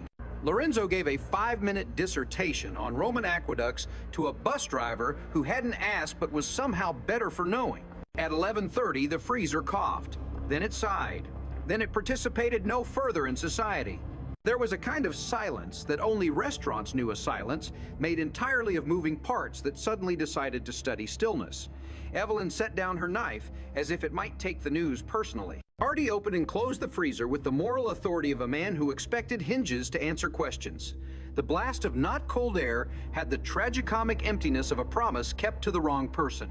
Okay, Evelyn said, not to the freezer, but to the day. We triage. Archie was already unlatching the backdoor bomber jacket on like a volunteer firefighter's oath. Harbor Lights cooler can babysit the perishables, he barked kindly. Milan texts the soup brigade. Lorenzo, get the cart that doesn't wobble like a philosophy major. We're about to redefine cold chain with personality. Within minutes, a procession formed, trays wrapped tight, deli tubs marching like obedient soldiers, the lemon, orzo, chickening its way out the alley with dignity. The nurse from Knights sterilized the path with the brisk tenderness that had saved lives in rooms without windows. Gus sketched the evacuation scene with such affection, the tubs looked proud to be remembered. Mrs. Patel kept watch with the alert poise of a conductor. The inspector, switching from triangle to clipboard, called 2 appliance stores and a cousin who owed him a favor from a wedding where he had kept a drunk uncle from rearranging a seating chart with his feelings. Compressor, the cousin, diagnosed over speakerphone, each syllable a bolt. I got a guy who understands old school machines like they're relatives. The guy arrived with the solemnity of a violin repairer. He listened to the freezer the way a priest listens to a booth. He laid a palm on its side as if he were taking its temperature and said without drama, she can be persuaded. He took it apart like someone disassembling a clock in order to forgive it. He spoke softly to bolts. He coaxed. The compressor coughed again, then remembered its original intentions. Cold returned with shy authority. The kitchen applauded the technician like a tenor returning for an encore. He accepted half a lemon bar and the kind of eye contact that counts as a civic award, then disappeared as if he were embarrassed to be that necessary. The procession reversed. The soup brigade paraded back in with a dignity that had learned humor. Archie slapped the freezer door the way he would have slapped the shoulder of a friend who had confessed a brief flirtation with unreliability. Behave, he said. It hummed contrite. Things like that happen in a city, and afterward the day becomes dearer. Lunch felt like a reunion with a version of fate that had decided to be reasonable. People ate with the attention usually reserved for stories told in the dark. Evelyn floated between the pass and the tables, listening for anything that sounded like a small disaster, spilled coffee, a lonely sigh, a joke misfired, and catching it before it turned into an event. The inspector drew tiny stars beside the allergen labels with a pencil he pretended not to use. The nurse ordered a grilled cheese and pronounced the pickled mustard seed vinaigrette clinically therapeutic. Joey slept at last, a blue car tucked into the pocket of his overalls, as if the toy had decided to learn responsibility. Around 3, when the day reset its shoulders, a woman with camera eyes and an earnest microphone bobbed into the doorway. She introduced herself as public radio, which to this room meant trust until proven otherwise. I'm doing a piece on legacy businesses and the way rent affects memory, she said. I don't need drama, I need true sentences. You're in luck, Archie replied. We serve those. She didn't ask for a quiet corner, which made Evelyn like her. She sat at the counter where stories could overhear each other and let the room talk around her into her recorder. She got a little of everything Lorenzo on ancient infrastructure and modern kindness. The inspector on the philosophy of code and pie. Mrs. Patel on the hygiene of cardamom. Gus on how steam draws the human face better than any paint. She asked Evelyn one question. How do you measure enough? You don't, Evelyn said. You decide daily. Can I use that? I wouldn't have said it if I wanted to keep it. Toward evening, the day arranged one of those small coincidences that later feel like plot. The landlord himself came in, not in consultant armor, but in a jacket that fit like it had given up trying to impress. He ordered coffee. And then dangerously pie. No one yanked the needle off the record because they kept life and theater in different drawers. He sat 3 stools down from the inspector, who looked at his triangle, reconsidered, and looked at his fork. Evelyn poured coffee the way you pour truth, without rushing, without blaming. He watched her hands and set his cup down carefully, as if to preempt the accusation that he broke things. I got the council notice, he said to the air between them. I didn't realize the stabilization clause could apply. It applies, Archie said, without heat, because history does. Silence sat polite and busy. The landlord took a bite of pie. Lemon lifted his eyebrows, Sugar released his shoulders. Pie is a kind of amnesty. It forgives without requiring agreement. He stared at his plate. I'm not a villain, he said, but softly, like a man instructing himself instead of others. Good, Evelyn said, matching his softness. We don't have room for one. He blinked, then emitted a laugh so small it registered mostly as an apology to Oxygen. You people talk like you're staging a play at all hours. We're in rehearsal until it works, Archie said. Then we keep rehearsing. The landlord nodded toward the photo strip on the wall opening day. Young Archie, half-mustache Evelyn with a haircut history, had not yet forgiven. I remember that summer, he said, my father had a shop across town. When we lost it, he said, the market is a teacher who doesn't believe in makeup exams. He frowned into his cup. But I do. Believe in them, I mean. Then give us one, Lena said, appearing with a glass of water that nobody had ordered but everyone needed. She slid a small manila folder onto the counter, continuous operation documents, neighborhood letters, the proof of civic choreography. If we're granted provisional status, we can apply for a preservation rent. It won't make you poor. It will make us possible. He did something rare for landlords in stories he listened. Not a saint's listening, not a transformation in 3 bites of pie, but the listening of a person who has been reminded of context. He took the folder. He took another forkful. He stood and left a tip that wasn't performative and a promise that wasn't binding. I'll read, he said, slowly. Read hungry, Evelyn said. It helps. After he left, everyone pretended not to exhale. The inspector hit the triangle once, very quietly, in what could only be described as a municipal blessing. That night, Soup and Something returned like a friend who had learned a new joke. The theme, accidentally and inevitably, was repairs. People came ready to mend. The violinist who hid in corner stepped 2 inches into the light and played something that couldn't decide if it was Irish or achingly local. A barber told a story about a haircut he'd refused to charge for because grief had made the customer's hands clumsy. A high school kid read a poem about stoplights that made the street outside blush. Al brought a platter of sausage toasts that popped like good news in the mouth and sang harmony, so respectful even shyness approved. Midway through the night, Evelyn nicked her finger on the edge of a pan. It wasn't much a short, rude line, but it arrived with a clarity that outshouted its size. She folded a towel around it and continued left hand doing the work while the right learned humiliation. Archie saw the way she moved and knew. Long marriages teach fluency in small limps. He crossed to her not with panic, but with the dignity of gauze. He wrapped her hand the way you wrap a sentence that's almost finished, careful, grateful for the words that remain. She kept working because that is the compromise between pride and usefulness she had negotiated with her body for decades. Later upstairs, he examined the cut like a cartographer. Beautiful hands, he murmured, repeating Al's line without irony and subtracting the ache. Do we have to insure them? They're just hands that are extremely opinionated about citrus, she said, but her voice had that tired smile that knows a body is a contract between ambition and tendons. He kissed the bandage like a penitent. The radiator approved. A week slid by smearing lemon across everything. Lena took the early train to Providence on Monday, a thermos of soup in one hand and a notebook in the other that smelled faintly of yeast and responsibility. She texted photos of a grocery map that looked like a constellation the city had forgotten to name. She sent a voice memo that contained only the sound of high schoolers laughing while talking about therapy, which should have required a miracle, but apparently just required snacks. Milan taught his class from a corner table of a library with a view of a river that liked to brag. He returned for Thursday nights and Sundays like a tide that had RSVP'd. Bayshore adapted the way good kitchens adapt without a manifesto with labels. Evelyn shifted the prep schedule so the mornings became a meditation and the afternoons a choreography. Artie started writing little aphorisms on the specials board under the soup, names Not a Cure, a Cousin of One, Try Hope with Lemon, and discovered he could make people snort while they waited for toast.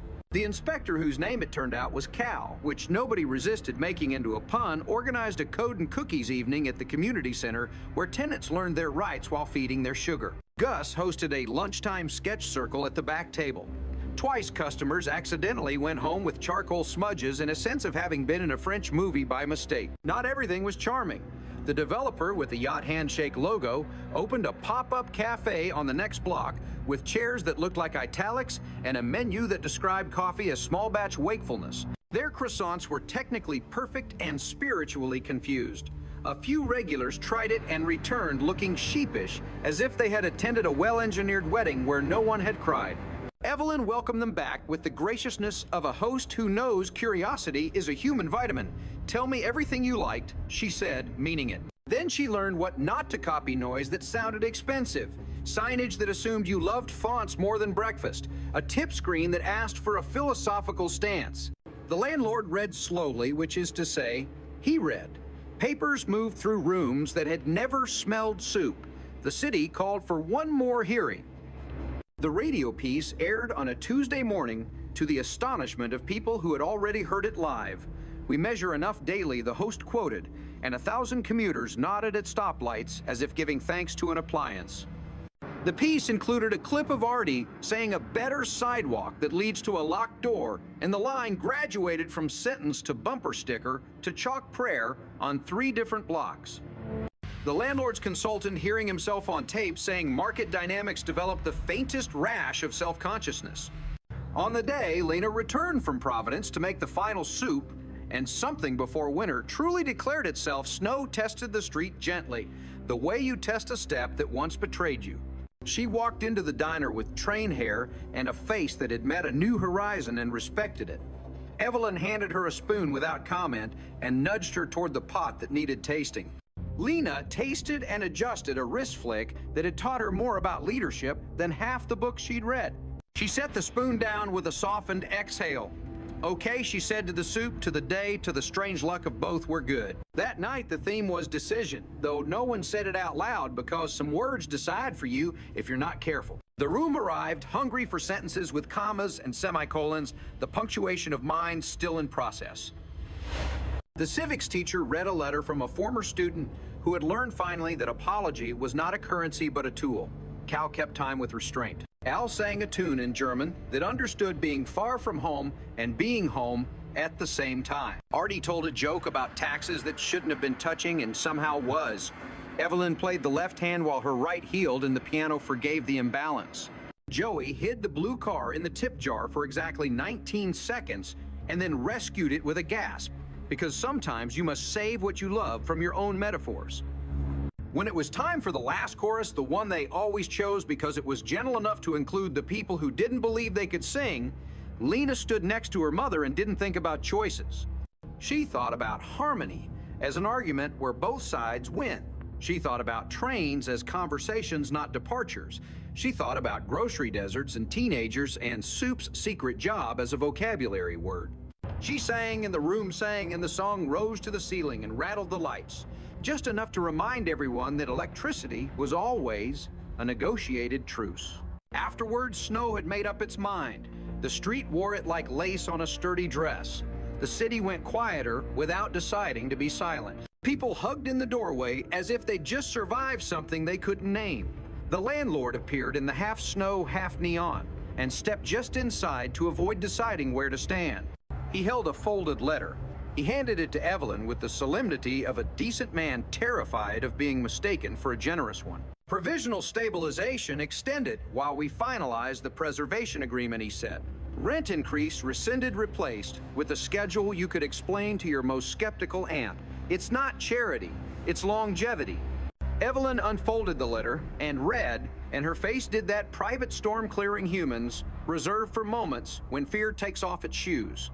Artie looked at the numbers and performed silent arithmetic that resulted in a shrug that meant, astonishingly, yes. Cal grinned the grin of a man who enjoys outcomes that resemble policy. Gus sketched the landlord's hand still holding air, as if he'd handed over not a letter, but a version of himself. "Thank you," Evelyn said without embroidery. "Thank yourselves," the landlord replied, and left before anyone could make him say something else that might become a headline. They didn't pop champagne, because that's not the drink you serve when the miracle you needed turned out to be paperwork. They cleaned, they stacked, they salted the steps, they wrote notes for tomorrow, they pressed their palms to surfaces that had held their work and their worry. Upstairs, Evelyn wrote, "Rent fixed for now. Underline repairs." Check freezer hum. Teach Joey reciprocity. Buy Cal a case for his triangle. Call Providence and say... She paused. She didn't finish the sentence. She let the pencil rest. In the bedroom, the radiator issued a verdict in the affirmative. Artie leaned against the doorframe with that posture he used when his heart had exceeded its recommended daily allowance of hope. So he said, "Illegal pancakes, legal rent." Temporarily legal, she corrected, because accuracy is a form of affection.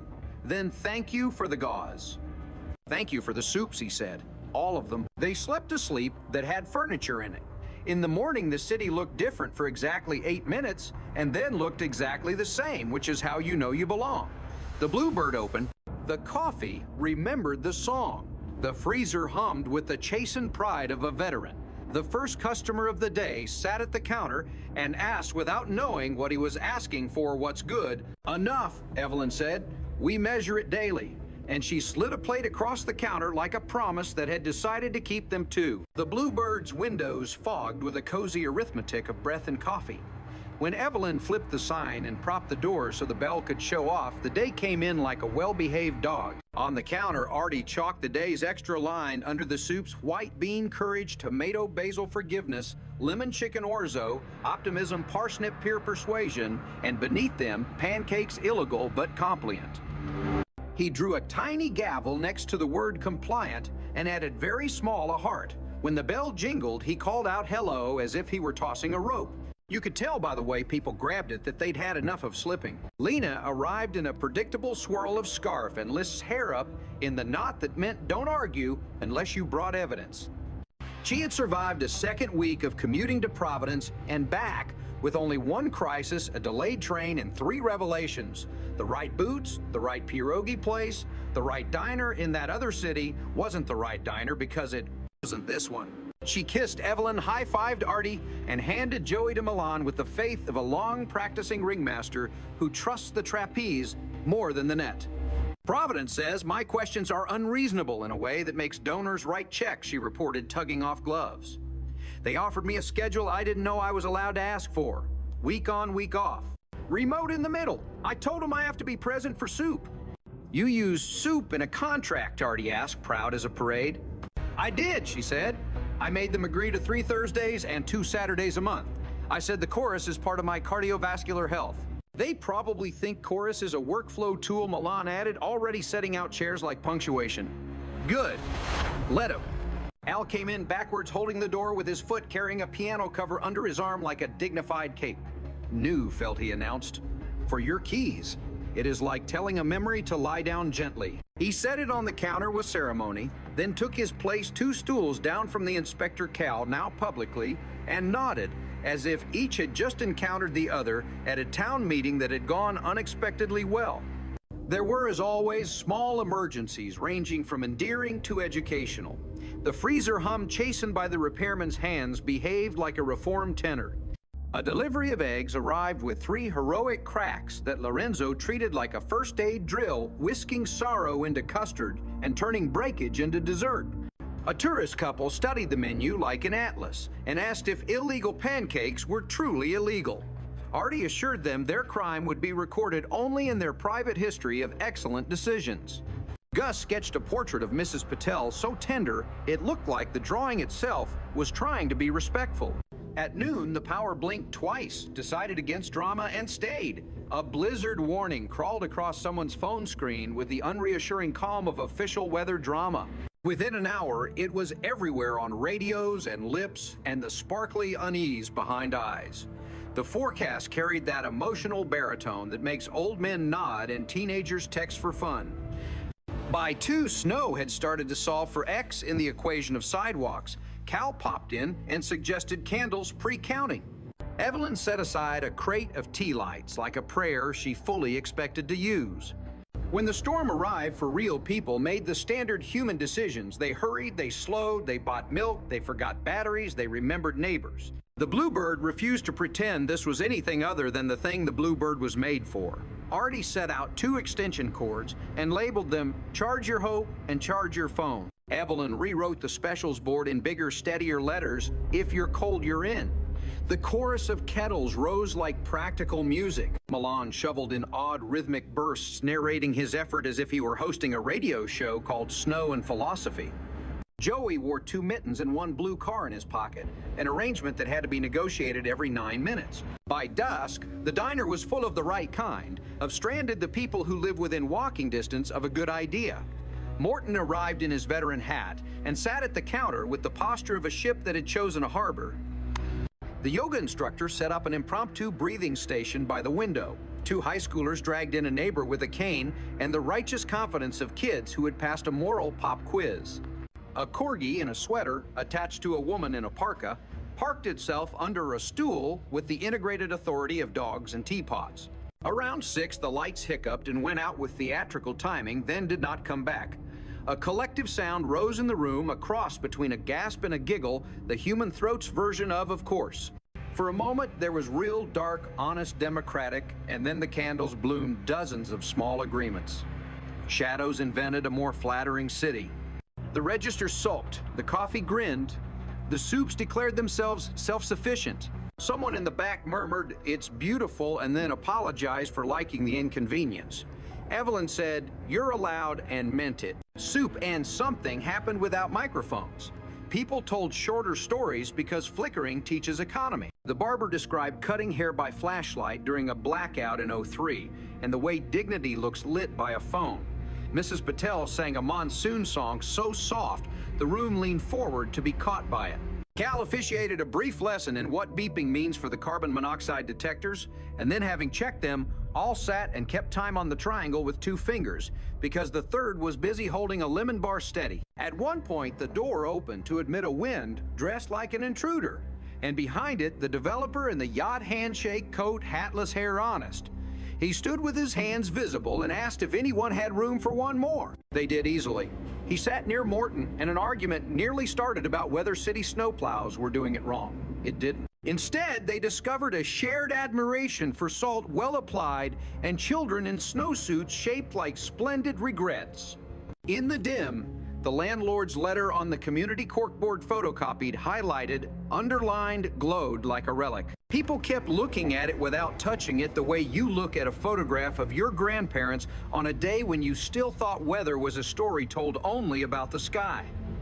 Lena home this week on the new schedule that did what she asked, sat with a small cluster of teenagers and translated fear into sentences while they ate grilled cheese that tasted mercifully the same in any light. Milan found a rhythm in the ladle and managed to keep pace with the kind of hunger that isn't only about food. Near 9, someone realized the storm had made a decision about the city, and the city had accepted it. The Bluebird became officially a warming center, a phrase that always sounded like the center warmed the people, but in truth meant the people warmed the center. Evelyn took inventory of blankets. Artie checked the back door and said his sacrament behave to hinges that had not yet betrayed him. Cal taped a sign outside that read, "If you're lost, you're found, turn left," and the arrow pointed at the door like a punchline that meant well. Sometime after midnight, quiet laid itself over the room like a kindly quilt. Joey slept in a booth between his mother and a pile of winter, the blue car tucked in the cup holder like a shy lighthouse. The inspector who had sworn he would never nap in public napped respectfully next to the triangle. Even the freezer hummed like a good bass section. Evelyn moved table to table with the steady gait of a person whose feet had negotiated a treaty with tile. She topped off mugs, collected stories, patted shoulders with the authority of lemon zest.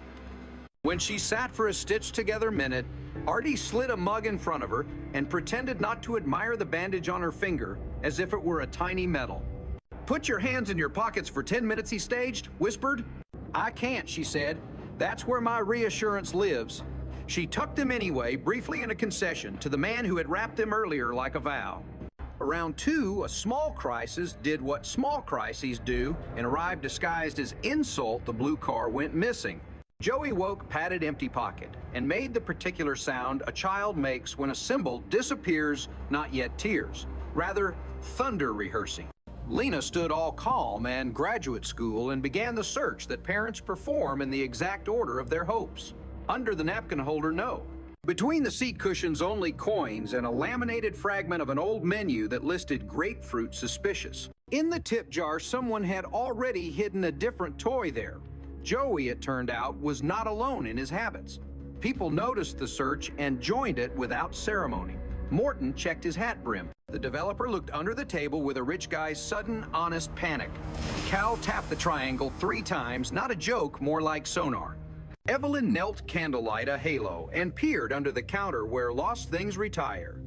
She reached past a paperback with no cover and 2 forks that likely had a story, and her fingers closed around something small and stubborn.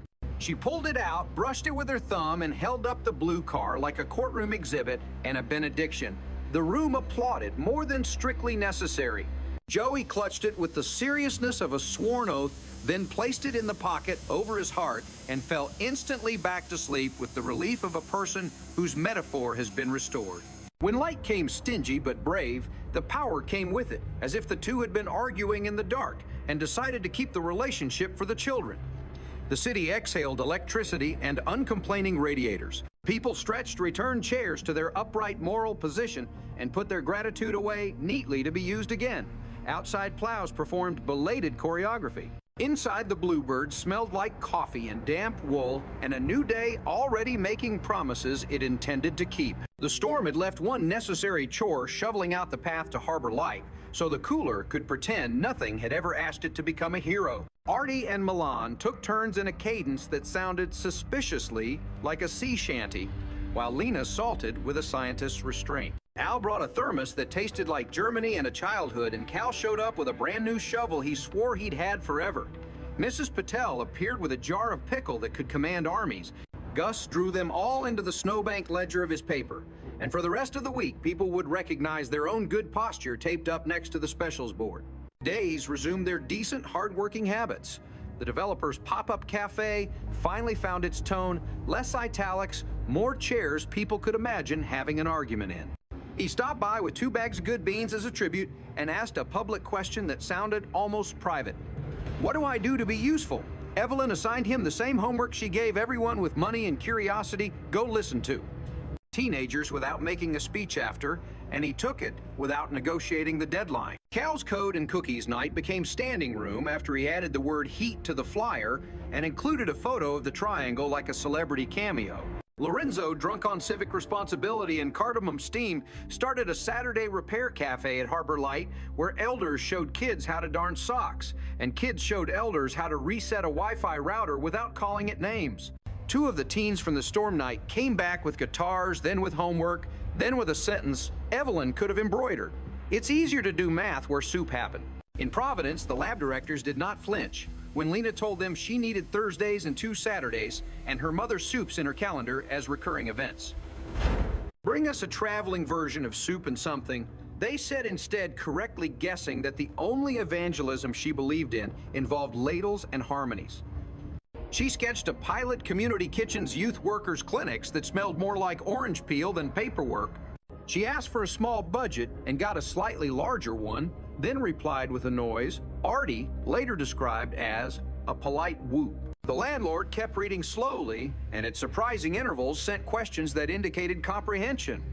One afternoon he came in not to be congratulated, but to return a Tupperware he swore he had not stolen. He ate a grilled cheese with the posture of a man practicing a better habit. When he left, Cal hit the triangle twice quietly because bureaucracy is a rhythm instrument if you're patient.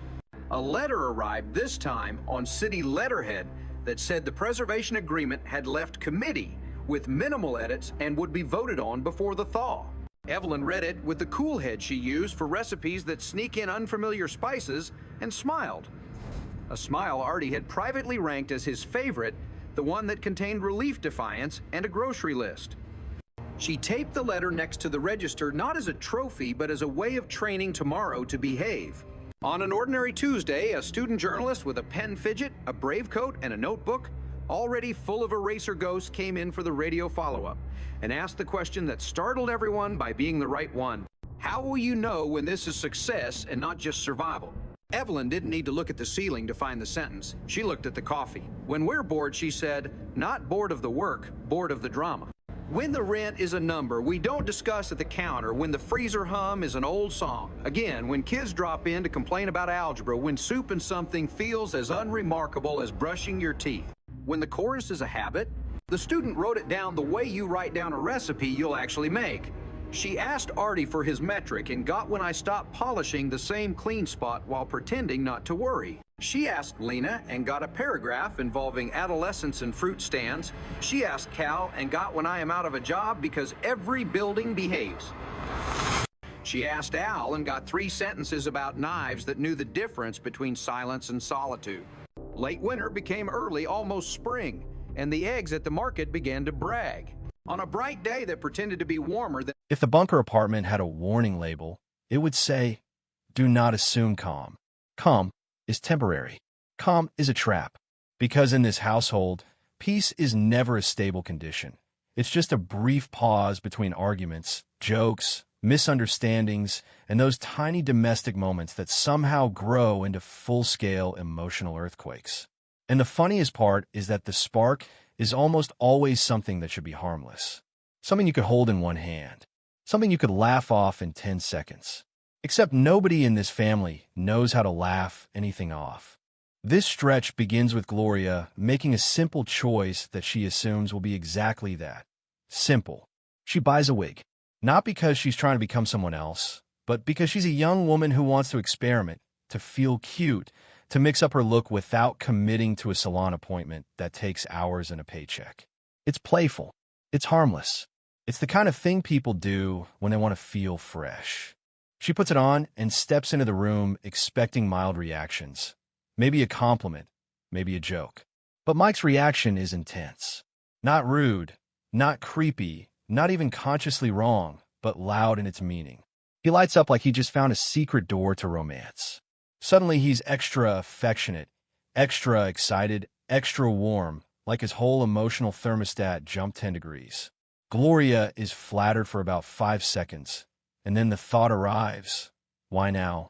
Why is this piece of hair turning you into a different man? That's the first crack. Because Gloria doesn't only want attention. She wants the right kind of attention. She wants Mike to look at her the same way when she's tired, when she's not performing, when she's just Gloria. The wig becomes a symbol she didn't ask for, a test. And when Mike fails the emotional part of that test, without even realizing there was a test, Gloria feels something deeper than annoyance. She feels replaceable. Mike, of course, thinks he can solve the problem with reason. Mike is a let's talk this out guy. He tries to explain that he's attracted to her, that the wig is just fun, that couples do things to keep romance alive. He thinks he's being supportive. But to Gloria, the explanation lands like confirmation. You're not denying the wig matters. You're defending why it matters.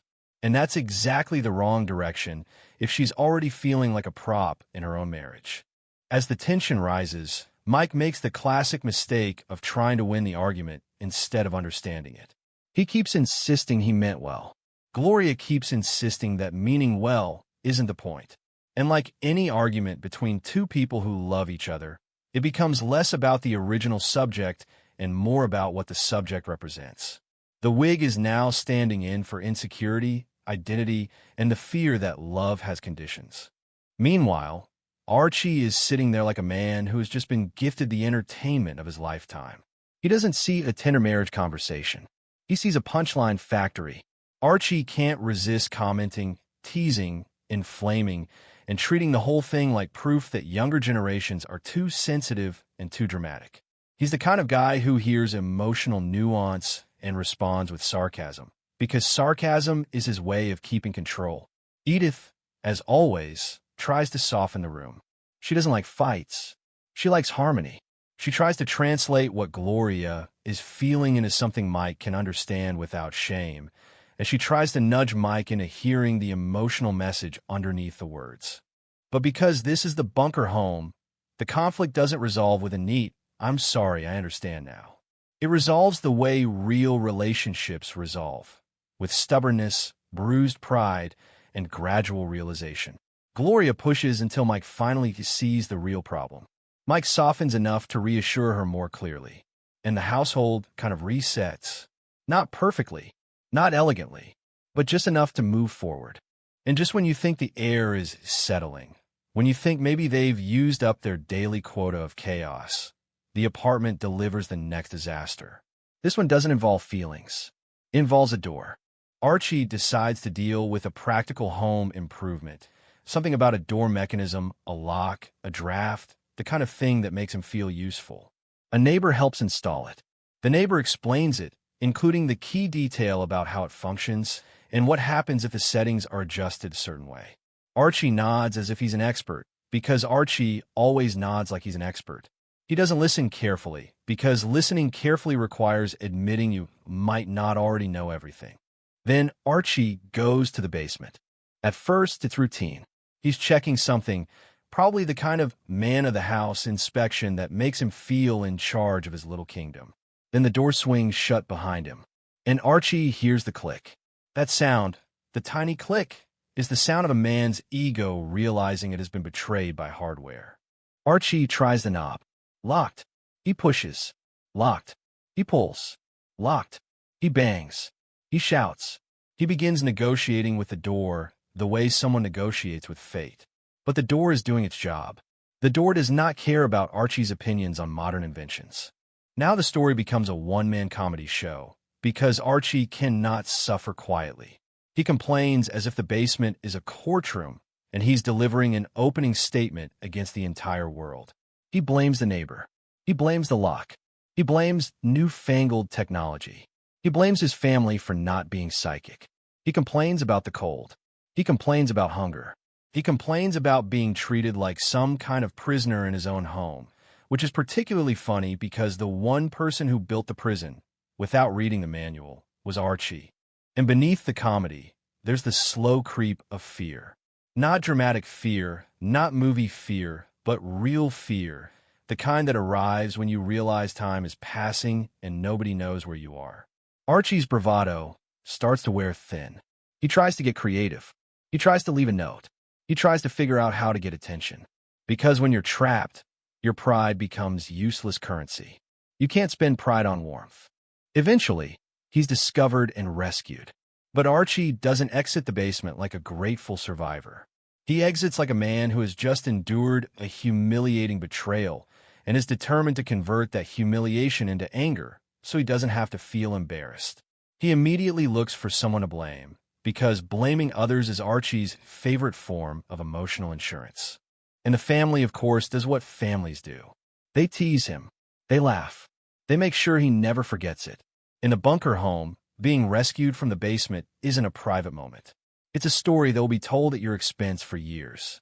Then comes the final chapter of this stretch, the trip, the so-called second honeymoon. Atlantic City. For Edith, it's romance. It's nostalgia. It's hope. She wants to reconnect, to step out of routine and remember that she and Archie were once young, once dreamy, once capable of tenderness that didn't have to be earned through argument. Edith is genuinely excited, and that excitement is contagious, until Archie starts acting like the word honeymoon is a threat. Archie isn't opposed to a trip exactly. He's opposed to being told how to feel on the trip. He wants comfort. He wants familiarity. He wants the vacation to have the same emotional temperature as home, just in a different location. Edith wants the opposite. She wants the trip to be special. She wants effort. She wants that sweet feeling of being chosen. And so the Atlantic City portion becomes a comedy of mismatched expectations. Edith tries to create moments. Archie tries to avoid moments. Edith wants them to go out, enjoy, connect. Archie wants to settle in, watch TV, and treat the hotel room like a portable living room. Edith pushes gently.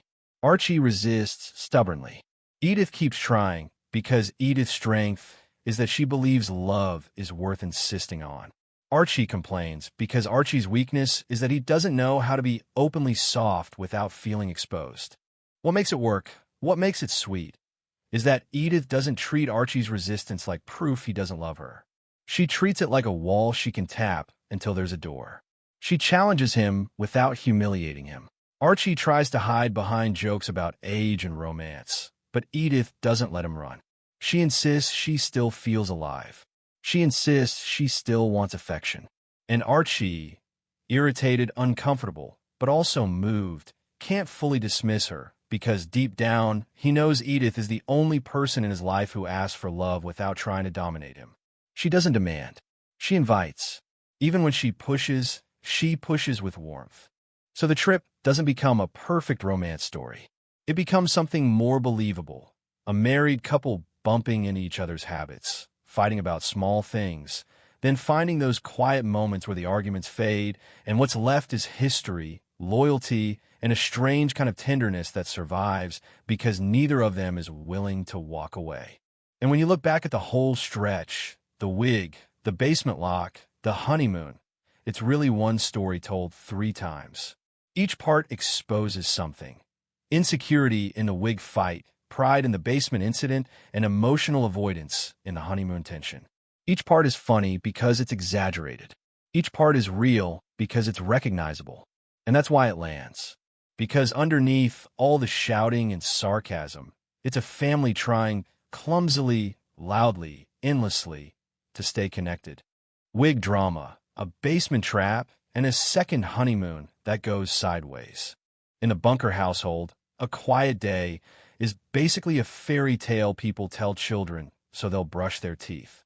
The second anyone dares to believe the apartment might stay calm, something tiny, something that should be harmless, turns into a full-scale emotional event. And what makes this stretch of stories so fun is that it's not one disaster. It's several stacked back to back, like the universe looked at Archie Bunker and said, let's test how much chaos one living room can hold. It all kicks off with something that, in any normal home, would last about 10 seconds. Gloria buys a wig. Not because she's trying to become a different person, but because she wants to try something new. Maybe it's practical. Maybe it's playful. Maybe she just wants to feel fancy without committing to a permanent hairstyle that takes a full day and a miracle to maintain.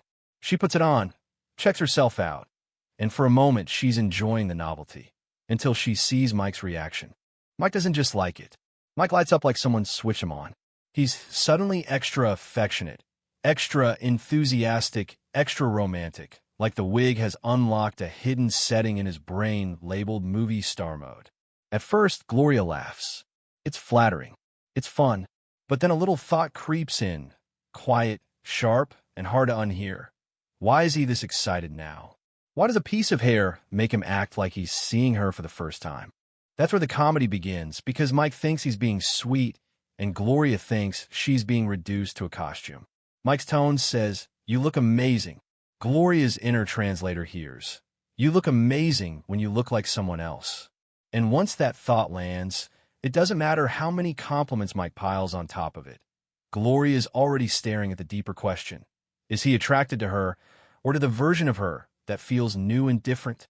Now, if you're Mike, your instinct is to solve the problem with logic. And Mike is the kind of guy who loves logic.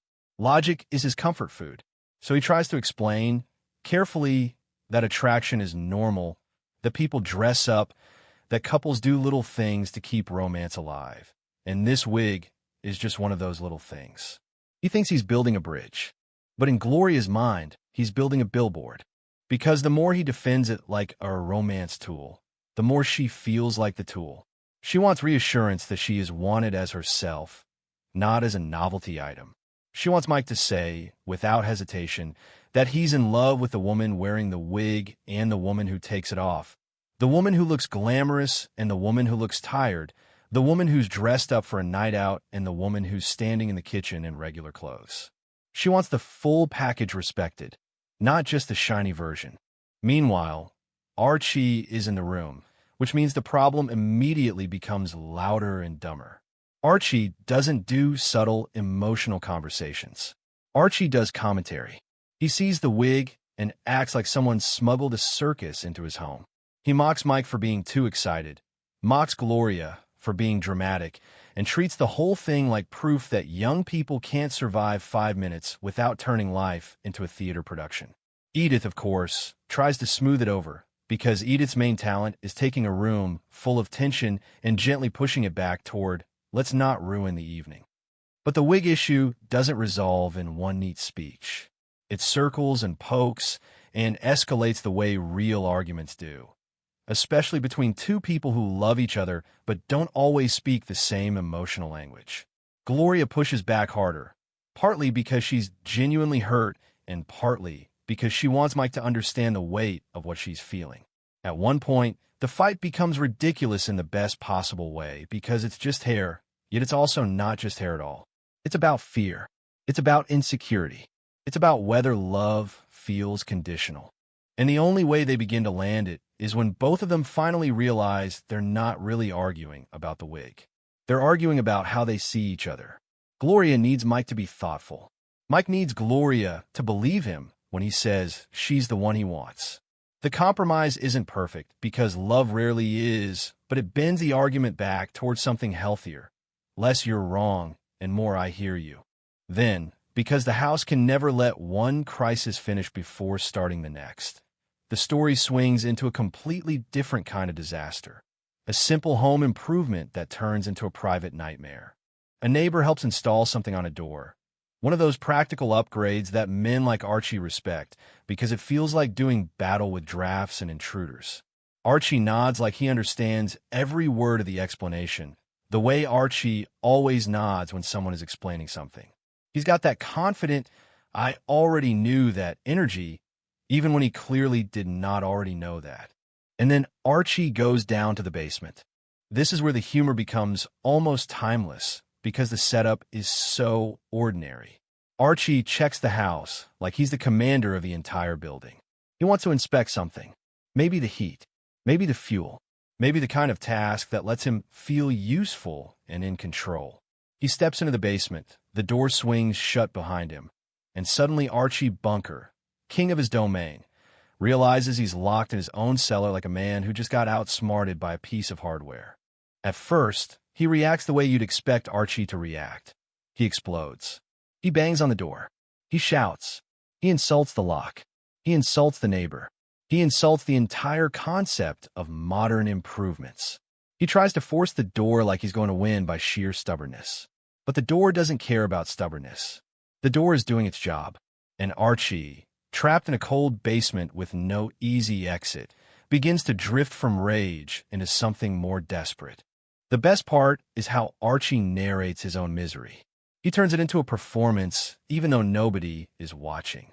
He complains like he's broadcasting to a nation that has been waiting to hear his opinion on basement imprisonment. He talks about unfairness, hunger, discomfort, and the general betrayal of living in a world where doors can apparently decide you don't get to leave. And then, underneath the comedy, something human sneaks in. Being stuck, even for a short time, strips away Archie's usual power. He can't boss anyone around. He can't win the argument by volume. He's just stuck. And in that stuckness, he has moments of soft reflection he would never admit to if the door were open. Because pride is Archie's armor, and basements don't respect armor. Eventually, he gets rescued, and the rescue itself is not heroic. It's embarrassing.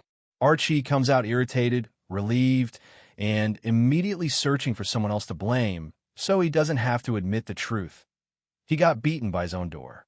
And the family, being the family, does not treat this like a solemn moment. They treat it like the kind of story that will be retold forever. Then comes the final wave, the trip, the second honeymoon. And if you think a vacation will calm Archie down, you haven't met Archie. Archie and Edith go to Atlantic City, and Edith is genuinely excited. For her, this is romance. This is a chance to step away from daily routine and feel young again, feel special again, feel like the world still has sparkle. Archie, on the other hand, treats romance like it's a suspicious product being sold by a salesman. He doesn't want sparkle. He wants comfort. He wants a familiar chair and a familiar television and a vacation that looks suspiciously like staying home. just with a different wallpaper.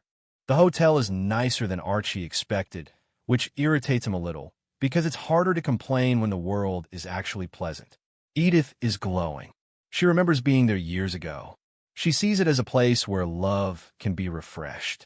Archie sees it as a place where people are trying to get him to do activities he didn't ask for. And this is where their dynamic becomes both hilarious and oddly touching. Edith tries to create moments. She wants them to go out, to enjoy the city, to talk, to connect. Archie tries to anchor everything back to routines. He drifts toward the TV like a ship toward a lighthouse. Edith pulls him back toward romance. Archie resists, not because he doesn't love her, but because he doesn't know how to be openly tender without feeling exposed. Edith, though, doesn't let go. She pushes with warmth, not cruelty.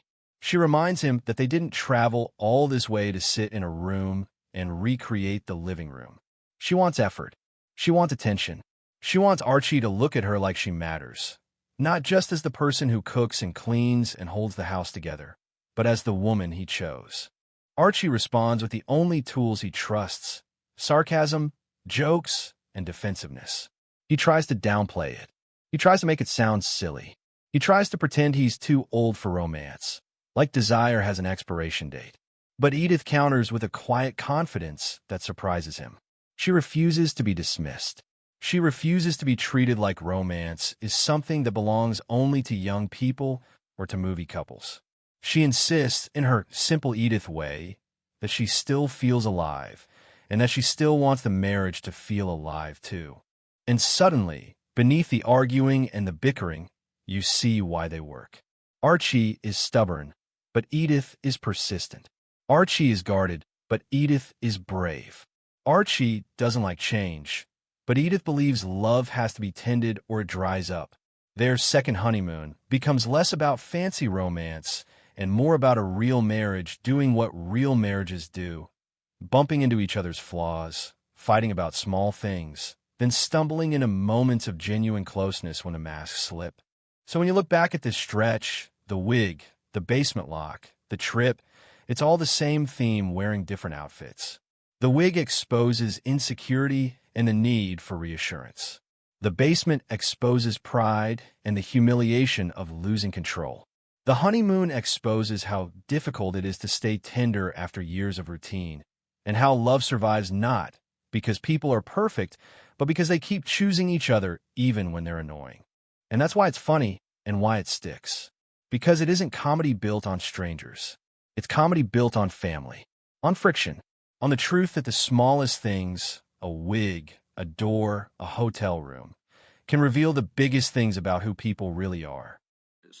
The next day arrived with a gentle morning breeze. The sun slowly rose over the quiet neighborhood. Archie walked down the familiar street. He looked at the old brick buildings and the large green trees. He felt a strange sense of peace in his heart. The heavy argument from the previous night was over. He thought about his brother Fred and the long years of silence between them. He realized that life was too short to hold on to old anger. He reached the small local diner and pushed the heavy glass door open. As the smell of fresh coffee and baked bread filled the warm air, he saw Fred sitting at a corner table. Fred raised his hand and offered a warm smile. Archie walked over and sat down on the wooden chair. They ordered 2 cups of black coffee and some warm toast. They sat in silence for a few minutes. It was not an awkward silence, but a quiet understanding. They both knew that the past could not be changed. They could only look forward to the future. Fred started talking about his life in the city of Baltimore. He described his small house in the quiet neighborhood where he lived with Amy. He explained his work with the local labor union. He said it was difficult work, but it gave him a sense of purpose and pride. He wanted to help the working people improve their daily lives. Archie listened carefully. He did not agree with all of the political views of his brother, but he respected the dedication and the hard work. Archie then talked about his own life managing the neighborhood tavern. He described the long hours and the daily struggles with suppliers and customers. He shared stories about the regular patrons who visited the tavern every evening. He explained that the tavern was more than just a business. It was a gathering place for the local community. It was a place where people could share their joys and their sorrows. Fred nodded in agreement. He understood the value of community and human connection. They drank their coffee and ate their toast. They talked about their childhood and the games they used to play in the streets of Woodside. They remembered the simple joys of being young boys without any heavy responsibilities. They laughed at the old memories and felt a deep bond of brotherhood. They realized that despite their differences, they shared a common history and a common bloodline. The lunch lasted for over 2 hours. When they finally stood up to leave, they shook hands firmly. It was a promise to stay in touch and to rebuild their broken relationship. Archie walked back to his tavern with a lighter step. He felt as if a dark cloud had been lifted from his shoulders. He was ready to face the daily challenges of his work with a new sense of energy and optimism. Meanwhile, Edith was busy with her morning routine. She swept the floors and dusted the old wooden furniture in the living room. She hummed a cheerful melody as she worked. Her heart was full of love and compassion for her family. She was glad that Archie and Fred were finally talking to each other. She believed that love and forgiveness could heal any wound. After finishing her household chores, she took her fabric shopping bag and walked to the local market. The market was busy with people buying fresh vegetables and meat. She stopped at the small bakery to buy a loaf of crusty bread. She then walked to the butcher shop of Mr. Clemmer. The shop was clean and bright. Mr. Clemmer was standing behind the glass counter. He looked much happier and healthier than before. The deep sadness in his eyes had faded away. He greeted Edith with a warm and genuine smile. He no longer saw her as a replacement for his late wife, Greta. He saw her as a kind and loyal friend. He told Edith that he had recently joined a community choir. He explained that singing the old, beautiful songs brought him great joy and comfort. He also mentioned that he had met a lovely woman named Martha at the choir practice. Martha was a retired schoolteacher who shared his love for classical music and poetry. They often went for long walks in the park and talked about their favorite books. Edith was overjoyed to hear this wonderful news. She clapped her hands together and congratulated him. She bought a large piece of beef roast for the family dinner and wished him a beautiful day. She walked back home feeling a deep sense of gratitude. She realized that time and patience could heal even the most broken hearts. In the afternoon, Mike and Gloria returned from their short trip to the mountains. They looked tired but very relaxed. Their weekend in the beautiful nature had taught them a valuable lesson. They realized that they did not need to force romantic situations or pretend to be someone they were not. They understood that true love was found in the quiet and ordinary moments of their daily life. They walked into the house and hugged their little son Joey tightly. They missed his bright smile and his joyful laughter. Mike went to the small study room to prepare his lessons for the university. He read heavy books about sociology and human behavior. He wrote detailed notes on his yellow paper pad. He wanted to be a good teacher and inspire his young students to think critically about the world. Gloria went to the kitchen to help her mother prepare the evening meal. They washed the fresh vegetables and peeled the potatoes. They talked about the weather and the local news. Gloria shared her new interest in painting. She explained that she wanted to buy some watercolor paints and paper. She wanted to paint the beautiful landscapes she had seen in the mountains. Edith encouraged her daughter to pursue her creative passion. She said that painting was a wonderful way to express the deep emotions of the soul. The evening arrived, and the whole family gathered around the large wooden dining table. The house was filled with the delicious smell of roasted meat and warm bread. They passed the heavy plates of food to each other. The dining room was loud and full of energy. Archie talked about a funny incident that happened at the tavern. Mike shared an interesting fact he had read in his history book. Gloria talked about her plans for the weekend. Little Joey babbled happily in his high chair. They argued and they laughed. They disagreed on many topics, but they always respected hot other at the end of the day. This loud and chaotic dinner was the perfect picture of a real and loving family. They did not need to be perfect to be happy. They only needed to be together. After dinner, Mike and Gloria washed the dirty dishes in the kitchen sink. The warm, soapy water covered their hands. They stood close to each other and talked about their hopes for the future. Mike looked at Muff, his wife, and smiled. He realized that this simple moment of washing dishes together was more romantic than any fancy hotel in the mountains. He kissed her gently on the cheek. They dried the clean plates and put them away in the wooden cabinets. They went upstairs to put their little boy to sleep. They read him a soft bedtime story about a brave little bear. They watched him close his eyes and drift into a peaceful slumber. They felt a profound sense of responsibility and unconditional love. The days slowly turned into long weeks, and the warm summer arrived. The neighborhood trees were covered in bright green leaves. The children played outside in the warm sunshine.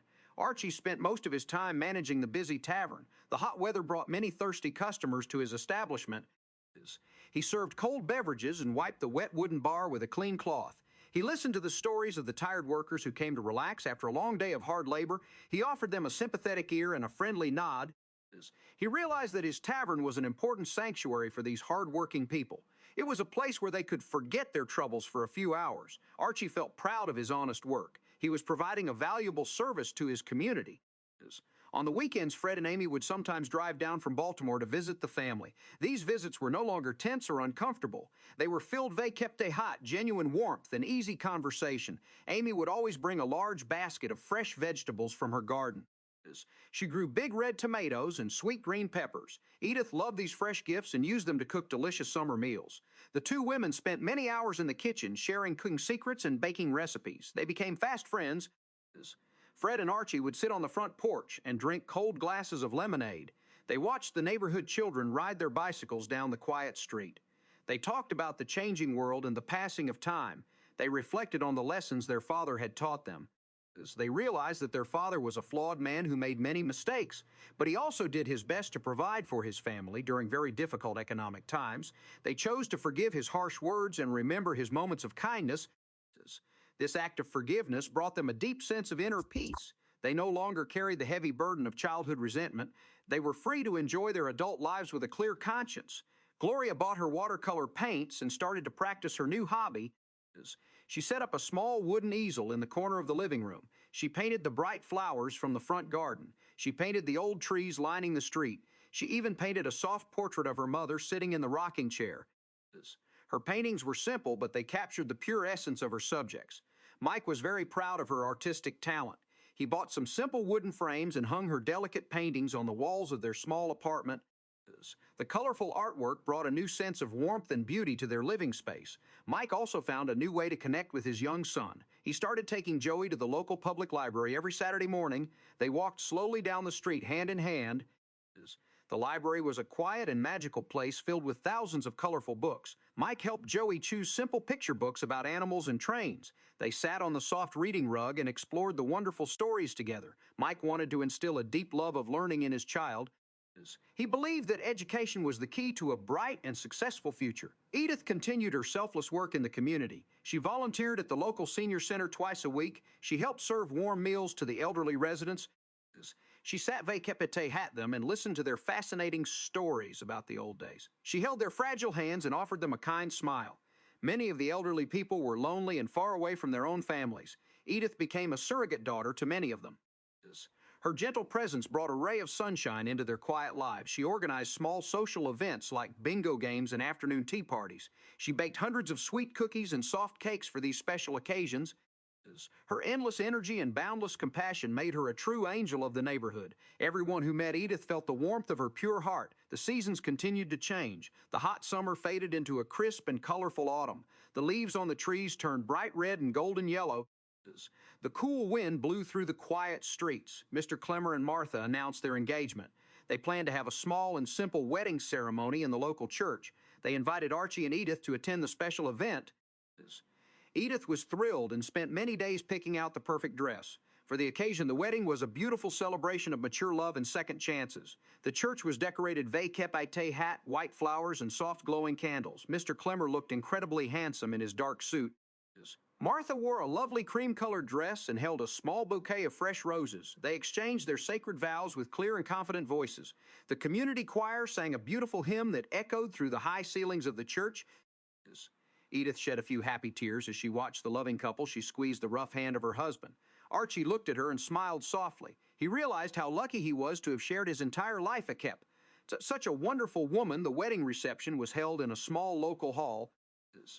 There was plenty of delicious food and cheerful music. Archie and Edith danced together to an old familiar song. They moved slowly, gracefully across the wooden floor. They did not speak. They simply enjoyed the comforting presence of each other. They knew that their love was not perfect.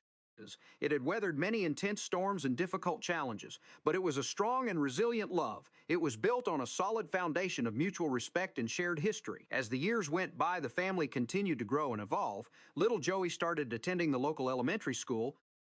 He was a bright and curious boy who loved learning new things. Mike became a respected professor at the university. He wrote several academic papers on the changing dynamics of the modern family. He used his own life experiences to understand the complex theories of sociology. Gloria found a part-time job at a local art gallery. She helped organize the creative exhibitions and talked to the visiting artists. She loved being surrounded by beautiful and inspiring artwork.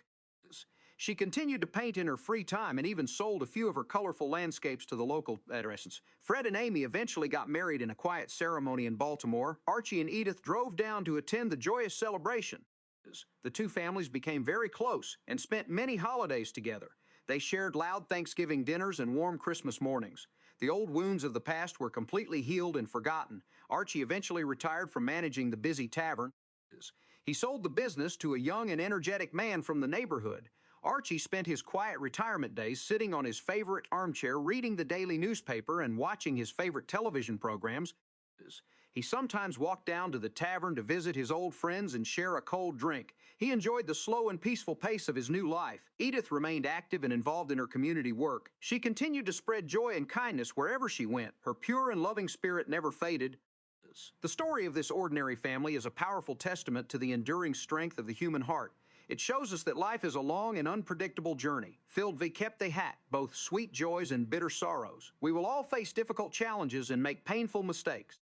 We will all experience moments of deep doubt and intense frustration, but if we hold on to our family and friends, we can overcome any obstacle. If we practice patience and grant forgiveness, we can heal the deepest emotional wounds. If we appreciate the small and simple moments of our daily routine, we can find true and lasting happiness. Love is not a grand and dramatic event. It is a quiet and steady force that guides us through the dark times. It is the simple act of washing dishes together. It is the shared silence on a front porch. It is the warm meal prepared with care. It is the gentle hand that guides a young child. By embracing these ordinary miracles, we can build a beautiful and meaningful life. We can create a legacy of compassion that will inspire the next generations. The neighborhood remained a quiet and safe place. The seasons cycled endlessly. The old brick houses stood strong against the wind and the rain. The legacy of the family was woven into the very fabric of the community. Their daily struggles and simple triumphs became a quiet inspiration for everyone around them, and so their lives continued, day by day, step by step, surrounded by the enduring comfort of family and the quiet grace of ordinary love. The gentle rhythm of daily life continued to flow through the quiet neighborhood. The seasons changed with a predictable and comforting regularity.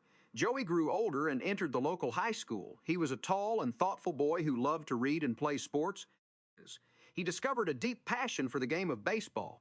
He spent many long afternoons practicing on the large green field behind the school. He learned how to throw the small white ball with great precision. He learned how to swing the heavy wooden bat and hit the ball far into the blue sky. Mike often stood by the metal chain fence and watched his son play. Mike felt a strong sense of pride swelling in his chest. He remembered the early days when he used to read small picture books to Joey in the quiet evenings. Time had passed so incredibly fast. Mike was very busy with his own work at the university. He taught many classes to young and eager students. He talked to them about the history of society and the complex nature of human behavior. He wanted to inspire his students to think deeply about the world around them. Mike also decided to write a long book about the history of their specific neighborhood. He spent his early mornings sitting at his heavy wooden desk. He typed carefully on his old mechanical typewriter. The sound of the clicking keys filled the small study room. He wanted to capture the true essence of the local community. He interviewed many older residents who had lived in the area for decades. He listened to their long stories and took careful notes on his yellow paper pads. He learned about the economic struggles and the personal triumphs of the past generations. Archie was one of his best sources of historical information. Archie loved to talk about the old days. He sat on his comfortable armchair in the living room and shared long memories about the streets and the people. Archie did not manage the busy tavern anymore. He had sold the business and fully embraced the quiet life of retirement. He found a new and surprising hobby in the backyard.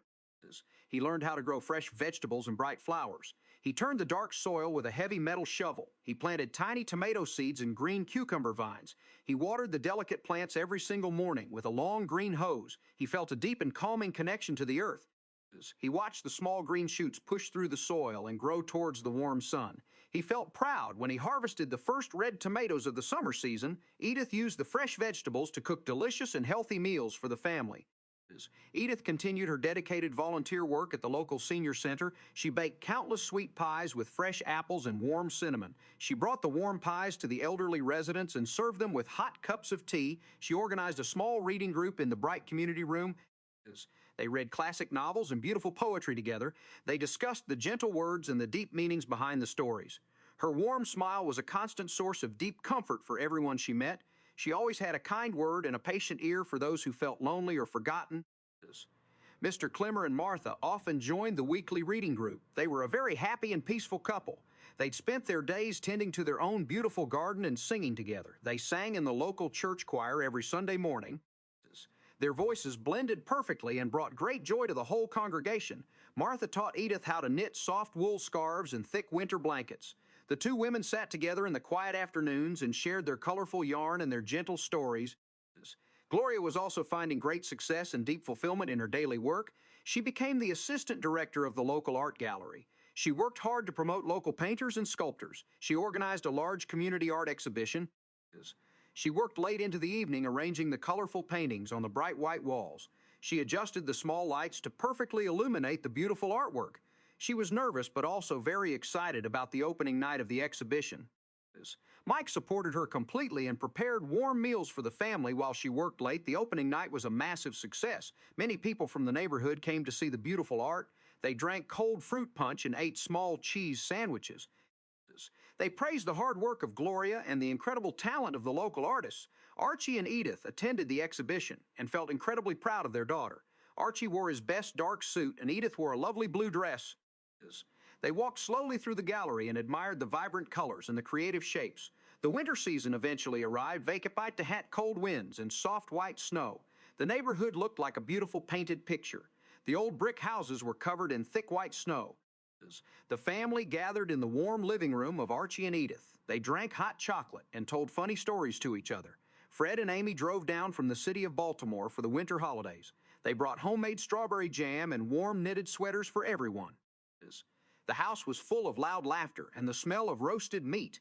Fred and Archie played simple card games at the large wooden dining table. They did not argue about politics or money anymore. They simply enjoyed the friendly competition and the warm companionship. As they talked about their declining health and the quiet pace of their senior lives, they realized that the anger of the past was completely useless. They only wanted to enjoy the present moment. Amy and Edith spent hours in the kitchen preparing the large holiday feast. They chopped fresh vegetables and roasted a large turkey. Joey told his Uncle Fred all about his successful baseball team. He explained the complex rules of the game and his specific position on the grassy field. Fred listened very carefully and gave the young boy some good advice.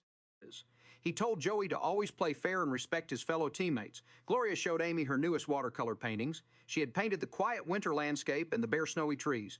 Amy praised her natural talent and her constant dedication to the arts.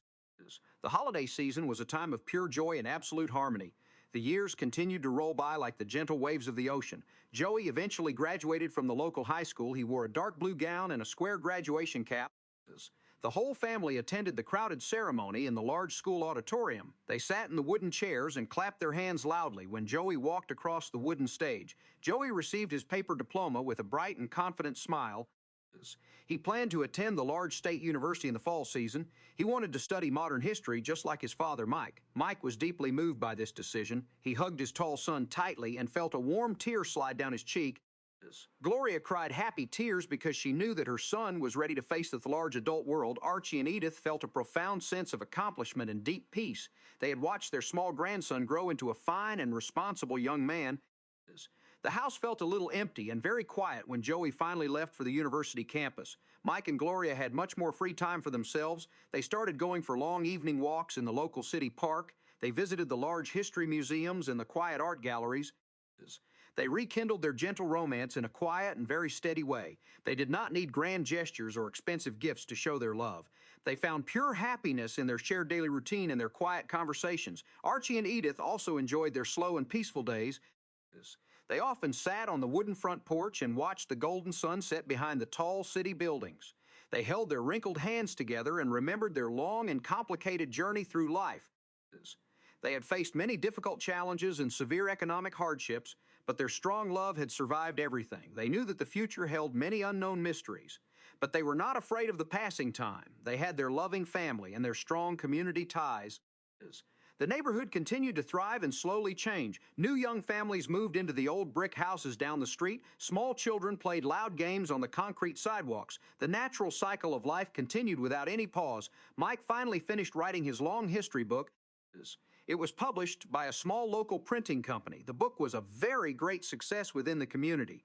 The older residents of the neighborhood bought many copies of the thick paper book. They recognized their own faces and their own streets in the detailed stories. They appreciated the honest and respectful portrayal of their working-class lives. Mike dedicated the entire book to Archie and Edith. He wrote a beautiful and touching dedication on the very first page. He thanked them for their deep wisdom and their constant support over the long years. Archie read the printed dedication and felt a heavy lump in his throat. He was very proud of his educated son-in-law. Archie finally understood that Mike was a truly good and honest man. They had different political views, but they shared the exact same moral values. They both cared deeply about their family and the safety of their local community. Gloria was officially promoted to become the main director of the local art gallery. She created new programs to promote local artists, and she organized free community art classes for the neighborhood children. She strongly believed that making art could bring different people closer together. She personally taught the young children how to mix primary colors and draw simple shapes on the blank paper. She found great personal fulfillment in her daily work. Mr. Clemmer eventually retired from the busy butcher shop. He sold the old shop to a young and eager meat cutter. Mr. Clemmer and Martha spent all their free days tending to their beautiful backyard garden. They grew bright red roses and very tall yellow sunflowers. They often invited their neighbors over for afternoon tea and sweet cakes. They shared their peaceful garden hat, everyone on the street. Their small home was a true place of peace and gentle harmony. Fred and Amy eventually moved from Baltimore to a smaller and quieter house closer to the family. They wanted to simplify their daily lives and be near their loved ones. They donated many of their old belongings to the local charity organizations. They focused all their remaining energy on their personal relationships and their fragile health. They visited Archie and Edith almost every single day. The two old brothers became completely inseparable. They spent countless hours sitting on the porch talking about nothing and everything. They realized that their renewed bond was the most precious thing they possessed. Life was very simple and incredibly beautiful. The days were long and peaceful. The years piled up like dry autumn leaves on the green grass. Archie grew much older and his hair turned completely white. His daily steps became much slower and his joints often ached in the cold weather.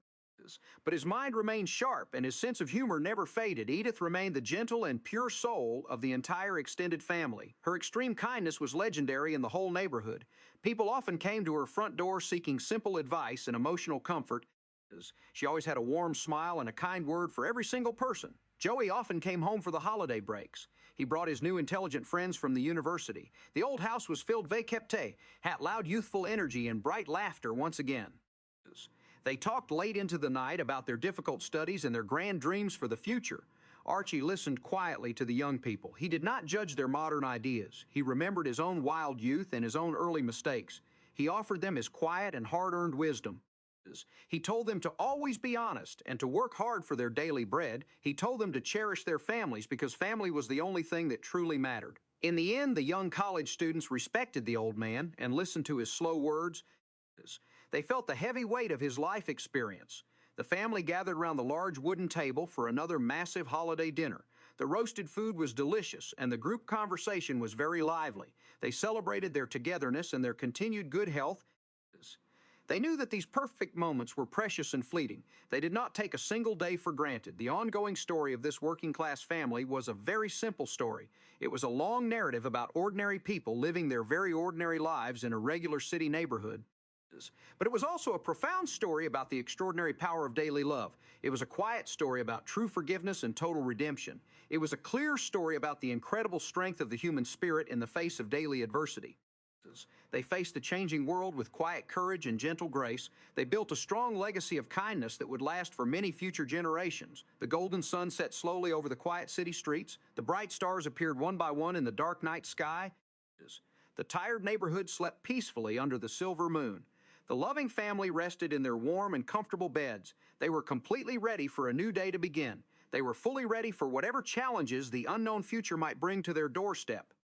They had each other to lean on, and they knew that was all they would ever truly need in this life. The end of the day was not really an ending at all. It was just another quiet beginning. The great cycle of life would continue to turn forever. The deep love would always remain in their hearts. The warm memories would endure through the passing of time. The simple and profound beauty of their everyday life together was the greatest and most perfect masterpiece of all. The morning sun brought a fresh golden light to the quiet streets of the neighborhood. The tall green trees swayed gently in the soft spring breeze. Joey woke up early in his small dormitory room at the State University. The room was very simple with a narrow wooden bed and a heavy metal desk. He stretched his long arms and looked out the clear glass window. He could see the large green campus and the old brick buildings of the university. Joey was currently studying the complex history of ancient civilizations. He found the subject absolutely fascinating. He dressed quickly in a comfortable blue shirt and brown trousers. He walked down the long hallway and went outside into the cool morning air. He carried his heavy cloth backpack filled hat thick history books and blank paper notebooks. His first class of the day was located in the large lecture hall of the main humanities building. He walked across the wide green lawn and watched the other students hurrying to their own morning classes. He found an empty seat near the front of the large room and took out his blue ink pen. The old professor walked to the wooden podium and began to speak about the ancient cities of the past. Joey listened hat absolute focus and wrote down every important detail on his lined paper. He wanted to make his family very proud of his academic achievements. After the long lecture was over, Joey walked to the massive university library. The library was a very quiet and serious place filled with thousands of old and new books. He sat at a large wooden table near a tall window and began to read a thick book about the Roman Empire. A young woman with long dark hair and kind green eyes sat down at the table across from him. She opened a large book about classical art and began to study. Joey noticed her gentle smile and felt a sudden warm feeling in his chest. They eventually started talking in very soft whispers so they would not disturb the other students. Her name was Sarah, and she was studying to become an art historian.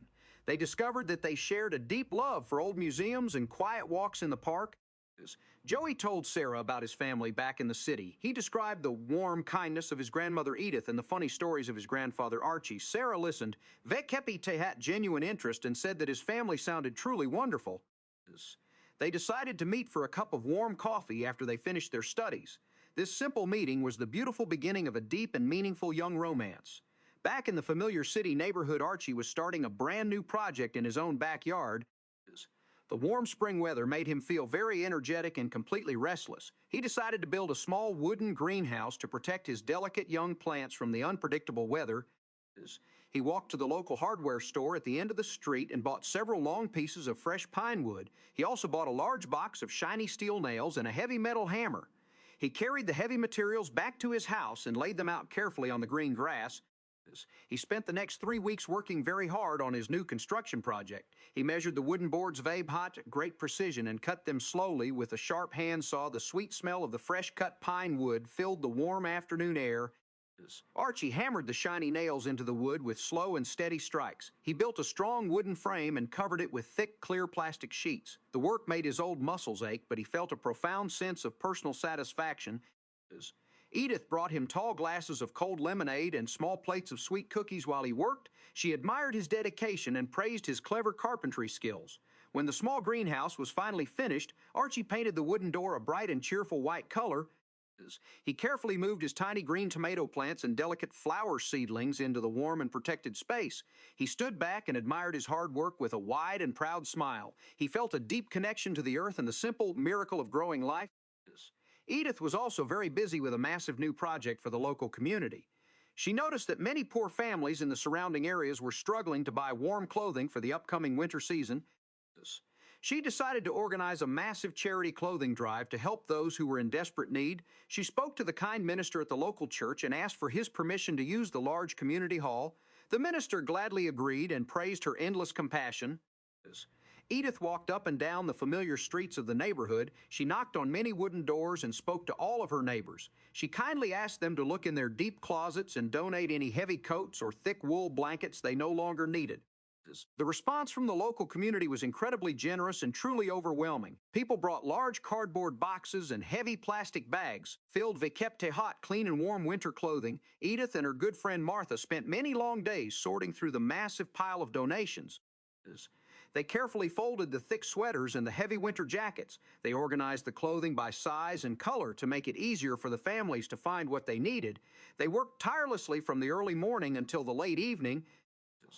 Mr. Clemmer often brought them warm sandwiches and hot bowls of vegetable soup to keep their energy up. When the weekend finally arrived, hundreds of people came to the church hall to receive the warm clothing. Edith greeted every single person with a bright smile and a gentle touch on the shoulder. She helped the small children try on the heavy winter coats and button them up to their small chins. The happy families thanked her with tears of pure gratitude in their tired eyes. Edith felt a profound warmth in her own heart. She knew that she was doing exactly what she was meant to do in this life. Mike was experiencing a period of great success and new challenges at the university. The dean of the academic faculty called Mike into his large office and offered him a very prestigious promotion. The dean asked Mike to become the head director of the entire sociology department. Mike was deeply honored by the offer, but he was also a little hesitant. He knew that the new position would require much more difficult administrative work and many long faculty meetings. He loved teaching his young students and did not want to lose that important connection. He discussed the major career decision with Gloria over a quiet and peaceful dinner at home. Gloria held his large hand across the wooden table and looked deeply into his eyes. She told him that he possessed the perfect combination of deep intelligence and natural leadership. She promised to support him completely and help him manage the new and heavy responsibilities. Mike felt a surge of total confidence and accepted the prestigious position. The very next day, his new office was Mo'J larger and had a beautiful view of the Green University quadrangle. He worked very hard to improve the educational curriculum and support the younger professors in his department. He also continued to teach one special seminar class every semester because he could not give up his passion for direct teaching. Gloria was also reaching new heights of success in her own professional career. She was now the main director of the local art gallery, and she wanted to organize a very special regional art exhibition. She spent many months traveling to different small towns in the surrounding area to discover new and unknown artistic talent. During one of her trips, she met a young and very shy painter named David. David lived in a tiny apartment and painted massive abstract canvases using bold and vibrant colors. His artwork was completely unique and filled with raw emotional energy. Gloria was instantly captivated by his incredible talent and offered to host a solo exhibition for him at her gallery. David was completely overwhelmed, het joy, and accepted her kind offer with profound gratitude. Gloria worked endlessly to prepare the gallery for the big event. She designed beautiful promotional posters and mailed elegant paper invitations to all the local art collectors. She carefully arranged the massive colorful paintings on the pristine white walls of the gallery. She adjusted the small ceiling lights to highlight the thick textures of the bright paint. The opening night of the exhibition was a massive and undisputed triumph. The gallery was packed with excited people who marveled at the powerful artwork. David sold almost every single painting he had created. He thanked Gloria repeatedly for believing in his hidden talent and changing his life forever. Gloria felt a deep wave of professional pride and immense personal joy. She loved helping other people achieve their grandest dreams. Fred and Amy were enjoying a very peaceful and simple life in their small house near the main city. Fred completely changed his old abrasive ways and became a very calm and thoughtful member of his local community. He started attending the monthly town hall meetings in the small municipal building. He no longer wanted to argue loudly or cause unnecessary trouble. He simply sat in the back row and listened carefully to the daily concerns of his fellow citizens. When he finally spoke, his voice was low and very respectful. He offered practical and reasoned advice on local issues like repairing the broken sidewalks and planting new trees in the public parks. The local mayor and the city council members quickly learned to respect the quiet wisdom of the older man. Amy discovered a brand new and wonderful passion for baking fresh homemade bread. She bought heavy paper bags of fine white flour and small packets of dry baking yeast. She spent her quiet mornings measuring the simple ingredients and mixing them in a large ceramic bowl. She kneaded the soft dough with her strong hands on the clean kitchen counter. The incredible smell of the baking bread drifted out of their open windows and floated down the quiet street.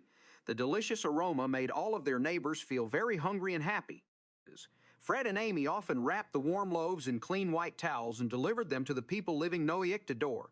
The neighbors thanked them profusely and often invited them inside for a warm cup of afternoon tea. This simple act of sharing warm bread created a strong bond of friendship and deep trust within their small community. Mr. Clemmer and Martha decided to expand their own small family in a very special way. As they visited the local animal shelter on a bright Saturday morning and decided to adopt a small rescue dog. The dog was a mixed-breed terrier with curly brown hair and bright, intelligent eyes. The small dog wagged his tail furiously when Mr. Clemmer reached his hand into the metal cage. They instantly fell in love with the happy animal and named him Barnaby. Barnaby brought a completely new level of joyful energy and funny chaos to their quiet and peaceful home. They bought him a soft red collar and a thick woven leash. They took Barnaby for long and leisurely walks in the large city park every single afternoon. Mr. Clemmer loved to throw a small yellow tennis ball across the wide green grass. Barnaby would run incredibly fast to catch the ball and bring it back with a proud and happy look on his furry face. Martha knitted a small blue woolen sweater for Barnaby to wear during the cold winter months. The small dog looked very handsome and stayed perfectly warm in the freezing snow. The three of them were a perfect little family unit, and they brought great joy to everyone they met on their daily walks. The years continued to flow forward with a comforting and predictable rhythm. Joey and Sarah graduated from the state university together. The graduation ceremony was held on the large green lawn under a bright blue summer sky. The entire extended family drove to the campus to celebrate the wonderful occasion. Archie wore his finest dark suit, and Edith wore a beautiful dress covered in small yellow flowers. Mike and Gloria beamed with absolute pride as they watched their tall son receive his formal paper diploma. Sarah introduced her own parents to Joey and his large family. The two families instantly liked each other and shared a massive celebratory dinner at a nice local restaurant. They ate roasted chicken and fresh green salads and toasted the bright future of the young graduates. Joey decided to continue his advanced studies and applied to a prestigious graduate school to obtain his master's degree in history. Sarah accepted a wonderful position as an assistant curator at a large art museum in the city. They rented a small and cozy apartment together and began their independent adult lives. Back in the old neighborhood, Archie noticed that the wooden roof of his small greenhouse was starting to leak during the heavy spring rains. He decided it was time to make some major repairs and upgrades. He asked Fred to come over and help him with the heavy physical labor. The two older brothers worked side by side in the warm afternoon sun. They replaced the old plastic sheets, Meathead, thick and durable glass panels. They talked about their childhood and their long journey to this peaceful moment in their lives. They laughed at their old foolish mistakes and expressed their deep gratitude for their current happiness. Archie realized that working Veikipate had his hands alongside his brother was one of the greatest joys of his entire life. Edith continued her endless mission of community service. She noticed that the local elementary school did not have enough funds to buy new books for their small library. She immediately organized a massive neighborhood bake sale to raise the necessary money. She baked dozens of sweet chocolate cakes and fresh apple pies. Martha and Amy baked hundreds of soft sugar cookies and fruit muffins. They set up long folding tables in the front yard of the church and sold the delicious baked goods to the eager neighbors. The bake sale was a huge financial success, and they raised enough money to buy many boxes of new and colorful books for the young children. The school principal sent Edith a beautiful handwritten letter thanking her for her endless generosity and her pure heart. Edith placed the letter in a special wooden box where she kept all of her most precious memories. Mike faced a very difficult challenge in his role as the department head. One of his youngest and brightest professors was struggling with a heavy workload and severe personal anxiety. The young professor was missing classes and failing to grade the student papers on time. Mike did not want to fire the young man because he knew his true potential. Mike invited the struggling professor to his office and offered him a cup of warm tea. Mike listened patiently to the young man and offered his gentle guidance and deep support. Mike helped him rearrange his teaching schedule and suggested some helpful stress management techniques. The young professor felt a huge weight lift off his shoulders and thanked Mike for his deep understanding and true compassion. Mike proved that he was not just a strict administrator, but a truly caring mentor to his faculty. Gloria expanded the reach of her art gallery by organizing a special summer art camp for the local neighborhood children. She wanted to give the young kids a safe and creative space to express their bright imaginations. She transformed the empty back room of the gallery into a colorful and messy art studio. She bought large boxes of non-toxic paints and thick paper canvases and soft clay. Dozens of excited children attended the summer camp every morning. Gloria taught them how to mix the bright colors and how to sculpt small animals out of the wet clay. The room was always filled with loud, happy laughter and the joyful mess of pure creation. At the end of the summer, Gloria hosted a special exhibition just for the children. The proud parents came to see the beautiful and chaotic artwork created by their small kids. Gloria felt a profound sense of purpose knowing she was inspiring the next generation of creative thinkers. Fred decided to use his old woodworking skills to create a special gift for his beloved wife, Amy. He secretly bought a large piece of beautiful dark cherry wood from the local lumber yard. He spent many hours in his small garage carving and sanding the hardwood. He slowly shaped the wood into a beautiful and intricate jewelry box. He lined the inside of the box with soft red velvet fabric and attached small brass hinges to the heavy lid. On the morning of their wedding anniversary, he presented the beautiful wooden box to Amy. She opened the lid and saw the flawless craftsmanship and the deep love poured into every single detail. Tears of pure filled her eyes as she hugged Fred tightly. She told him it was the most beautiful gift she had ever received in her entire life. Mr. Clemmer and Martha decided to take a long and relaxing train trip across the beautiful country. They wanted to see the massive mountains and the deep green valleys they had only read about in their books. They packed their small leather suitcases and boarded the heavy silver train at the main city station. They left Barnaby the dog in the loving care of Edith and Archie. The train ride was smooth and incredibly scenic. They sat by the large glass window and watched the changing landscape roll by like a beautiful moving painting. They ate their meals in the elegant dining car and slept in a small but comfortable sleeping cabin. They visited small historic towns and walked through massive national parks. They took dozens of colorful photographs to remember their grand adventure. When they finally returned home, they hosted a large dinner party to share their amazing stories and beautiful pictures with all of their close friends. The deep bond between all the family members and their loyal friends grew stronger with every passing year. They celebrated the joyful births of new babies, and they mourned the peaceful passing of older neighbors. They stood firmly together through the bitter cold winters and the scorching hot summers. They learned that the true meaning of life was not found in grand achievements or massive wealth. The true meaning was found in the quiet moments of shared understanding and the endless acts of simple kindness. It was found in the warm bread shared with a neighbor and the warm coat given to a freezing stranger.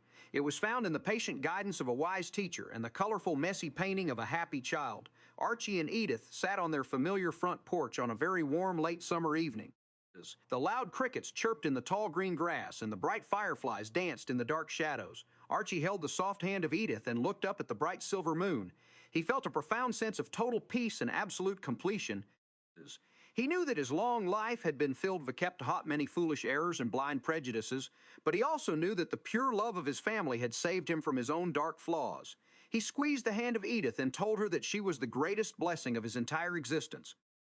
Edith smiled her familiar gentle smile and rested her tired head on his strong shoulder. They did not need to say anything else. The quiet night surrounded them with its dark and comforting blanket.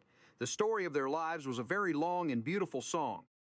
It was a song composed of ordinary days and extraordinary love, and the beautiful melody of their shared life would continue to echo through the quiet streets of the neighborhood forever and ever. The cool autumn breeze swept through the busy city streets and carried the golden leaves across the gray sidewalks. Joey and Sarah woke up in their new apartment on a very bright Saturday morning. The apartment was small, but they loved it very much.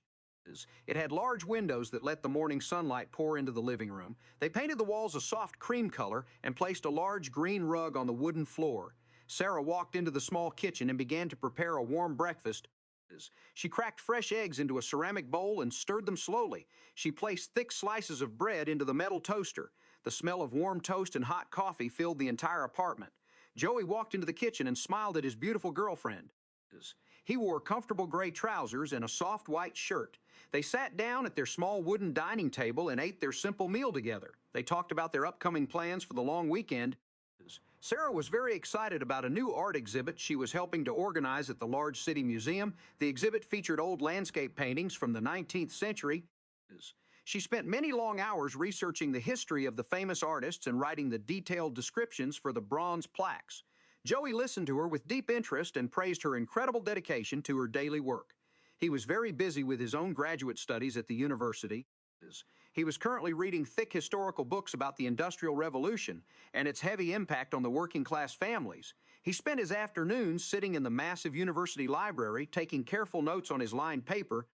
He wanted to write his final master thesis on the history of their own city. After breakfast, they washed the white ceramic plates and walked down the street to the local farmer market. The market was crowded with friendly people buying fresh fruits and green vegetables. They bought bright red apples and sweet orange carrots. They also bought a large bunch of yellow sunflowers to place in a glass vase on their dining table. They held hands as they walked back to their cozy apartment. Back in the old quiet neighborhood, Archie was completely focused on a brand new hobby. His small greenhouse was fully repaired and his delicate plants were growing perfectly. He needed a new physical project to keep his old hands busy. He decided to start restoring old and broken wooden furniture. He visited the local antique shops and bought a large wooden rocking chair that was heavily damaged. The dark wood was covered in deep scratches and the seat was completely broken. Archie carried the heavy chair into his small garage and placed it on his wooden workbench. He used rough sandpaper to carefully remove the old dark paint. The physical work was very tiring, but he enjoyed the slow and steady process. He wiped the smooth wood with a clean cloth and applied a fresh coat of golden varnish. The old wood absorbed the bright varnish and looked completely brand new. He replaced the broken seat with strong woven cane. Edith brought him a cold glass of sweet lemonade and admired his beautiful craftsmanship. She sat in the restored rocking chair and rocked back and forth with a wide and happy smile. She told Archie that the chair was incredibly comfortable and perfectly balanced. Archie felt a deep wave of personal pride. He decided to restore a large wooden dining table as a special gift for Joey and Sarah. He asked his brother Fred to help him find the perfect piece of furniture. Fred and Archie drove an old truck to a large flea market on the edge of the city. They walked through the dusty aisles and looked at many different tables. They finally found a massive oak table that was very sturdy but looked very dull and dirty. They bought the heavy table and carefully loaded it into the back of the truck. They spent the next 2 weeks working together in the garage. They sanded the massive oak planks and applied a rich, dark stain to the smooth wood. The two older brothers talked about their shared childhood and their deep hopes for their grandchildren. They did not argue or raise their voices. They simply enjoyed the quiet companionship and the shared physical labor. Amy was also very busy with a wonderful new creative project. Her homemade bread was so popular with her neighbors that they encouraged her to write down her special recipes. She bought a beautiful leather notebook and a smooth black pen. She sat at her kitchen table every morning and carefully wrote down the exact measurements for her 8 Octave white bread and her sweet fruit muffins. She included small helpful tips about the perfect oven temperature and the best type of baking flour. She planned to print a small cookbook and give it to her family and close friends as a special holiday gift. Edith thought this was a brilliant idea and offered to help her bake the different recipes to make sure the measurements were absolutely perfect. The two women spent many joyful afternoons in the kitchen surrounded by white flour and sweet-smelling dough. They laughed loudly when they accidentally spilled a large bag of sugar on the floor. They simply swept up the sweet mess and continued their happy baking. Gloria was managing a massive new project at the local art gallery. The city council approached her with a grand proposal. They wanted to commission a large, colorful mural to be painted on the side of the main public library. They asked Gloria to find the perfect local artist for the important job. Gloria immediately thought of the young abstract painter named David. She called David and invited him to her office to discuss the exciting opportunity. David was completely speechless, and tears of pure joy formed in his dark eyes. He accepted the commission and immediately started sketching his grand ideas on large sheets of white paper. He wanted to paint a beautiful and vibrant scene that represented the rich history and the bright future of their beloved city. Gloria helped him secure the necessary building permits and ordered massive buckets of outdoor paint. David worked on the massive mural for several long months.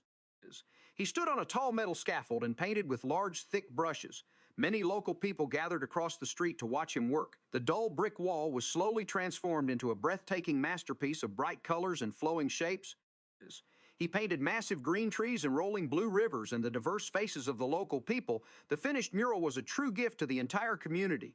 The city mayor hosted a large public ceremony to unveil the beautiful artwork. Gloria stood next to David and felt a profound sense of professional accomplishment.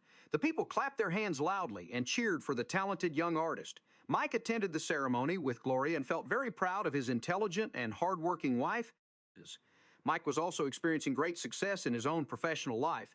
As the head director of the sociology department, he organized a massive academic conference at the university. He invited famous professors from all over the country to present their latest research on human behavior and community development. The conference was a huge logistical challenge. Mike spent many late nights in his office organizing the complex schedule and arranging the hotel accommodations for the visiting guests. The 3-day event was an absolute triumph. The large lecture halls were packed with eager students and curious scholars. They shared new ideas and debated complex social theories in a very respectful and peaceful manner. Mike delivered the final closing speech and received a standing ovation from his academic peers. He returned home feeling exhausted but deeply fulfilled. Mr. Clemmer and Martha were completely devoted to their small rescue dog, Barnaby. The small brown dog was very intelligent and full of endless energy. They decided to enroll Barnaby in a local dog training class held in the large city park. They walked to the park every Tuesday evening with a small bag of sweet dog treats. The professional trainer taught the dogs how to sit and stay and walk calmly on the woven leash. Barnaby learned the commands very quickly and always wagged its curly tail. Mr. Clemmer felt like a very proud parent. The local community decided to host a small autumn parade to celebrate the beautiful changing season. Mr. Clemmer and Martha registered Barnaby for the friendly pet costume contest. Martha used her excellent knitting skills to make a tiny lion costume for the small dog. The costume had a fluffy brown mane and a small tail. Barnaby looked absolutely adorable and very funny. They walked him down the main street during the colorful parade. The neighborhood children pointed at the tiny lion and laughed with pure delight. Barnaby won the first-place ribbon in the costume contest. Mr. Clemmer hung the blue ribbon on the wall of their living room right next to their beautiful wedding photograph. Their lives were filled. They kept these simple and pure moments of innocent joy. As the autumn weeks slowly turned into the cold winter season, the family began to prepare for the upcoming holidays. Joey and Sarah decided to host the first family dinner in their new apartment. They wanted to prove that they were fully capable adults. They spent the entire week cleaning the small rooms and buying fresh groceries. Archie and Fred carefully transported the heavy restored oak dining table to the apartment. Joey and Sarah were completely amazed by the beautiful gift as they placed the massive table in the center of their living room and covered it with a white cloth. Sarah roasted a large chicken with fresh vegetables, and Joey baked a sweet apple pie for dessert. The entire family arrived at the apartment carrying small wrapped gifts and warm bottles of sweet cider. The small apartment was filled hot, loud voices and warm hugs. They sat around the beautiful new table and shared the delicious meal. Mike raised his glass and proposed a heartfelt toast to the young couple and their beautiful new home. Archie looked around the crowded table and felt a deep warmth in his old chest. He saw the smiling faces of his beloved wife and his successful children and his bright grandson. As he saw the peaceful face of his brother Fred sitting next to the kind Amy, he realized that this strong circle of love was the ultimate reward for a long lifetime of hard work and quiet patience. The cold winter wind howled outside the thick glass windows, but the small apartment was perfectly warm and safe. The beautiful story of their ordinary lives continued to unfold with a gentle and comforting grace. They faced the future together. They kept open hearts and peaceful minds. The cold winter slowly melted away and the warm spring sun returned to the busy city. The thick snow turned into small rivers of clear water that ran down the gray concrete streets. Joey sat at his large oak table in the small apartment and looked at his blank paper. He was starting to write his final master thesis about the history of the local factories. He wanted to tell the true stories of the hard-working men and women who built the massive city. Sarah sat across from him and read a thick book about ancient pottery. She was planning a brand new exhibition for the large city museum. The exhibition would focus on the simple daily objects used by ordinary families throughout history. She believed that simple ceramic bowls and wooden spoons held deep and beautiful stories. Jay smiled at her and felt a deep wave of pure inspiration. He decided to walk down to the old industrial district to interview the retired factory workers. He wore a light brown jacket and comfortable walking shoes. The old district was filled hot, massive brick buildings and tall metal smokestacks that no longer produced thick black smoke. Joey found a small local diner where the older men gathered every single morning to drink dark coffee and share their long memories. He bought a warm cup of coffee and introduced himself to a group of tired-looking men. They had deep wrinkles on their faces and thick, rough hands. They were very happy to share their rich history with the polite young student. They told him about the long hours and the dangerous machines and the strong bonds of deep friendship they formed on the loud factory floor. Joey wrote down every single word in his small paper notebook. He felt a profound respect for their quiet sacrifices and their enduring strength. Back in the quiet neighborhood, Archie was looking for a brand new project for his dusty wooden garage. His greenhouse was full of bright green plants and his restored rocking chair was sitting perfectly in the living room. One warm afternoon, he noticed a young teenage boy named Tommy sitting on the concrete curb across the street. Tommy looked very sad and completely lost. Archie knew that the father of the boy had left the family many years ago, and the mother worked 2 difficult jobs just to buy basic food. Archie walked across the quiet street and invited the young boy to look at his wooden workbench. Tommy was very hesitant, but he slowly followed the older man into the dusty garage. Archie showed him the sharp metal tools and the different types of rough wood. He asked Tommy if he wanted to learn how to build a simple wooden birdhouse. The eyes of the young boy lit up with sudden interest. Archie handed him a small wooden hammer and a handful of shiny metal nails. They spent the entire afternoon measuring the soft pine wood and cutting the small pieces with a sharp handsaw. Archie was very patient and explained every single step with a calm and steady voice. Tommy made a few small mistakes, but Archie simply told him that mistakes were the best way to learn new things. They finished the small birdhouse and painted it a bright, cheerful red color. Tommy smiled a huge and genuine smile. He felt a deep sense of proud accomplishment. Archie told him he could come back anytime he wanted to learn more carpentry skills. This simple act of quiet kindness was the beginning of a beautiful new mentorship.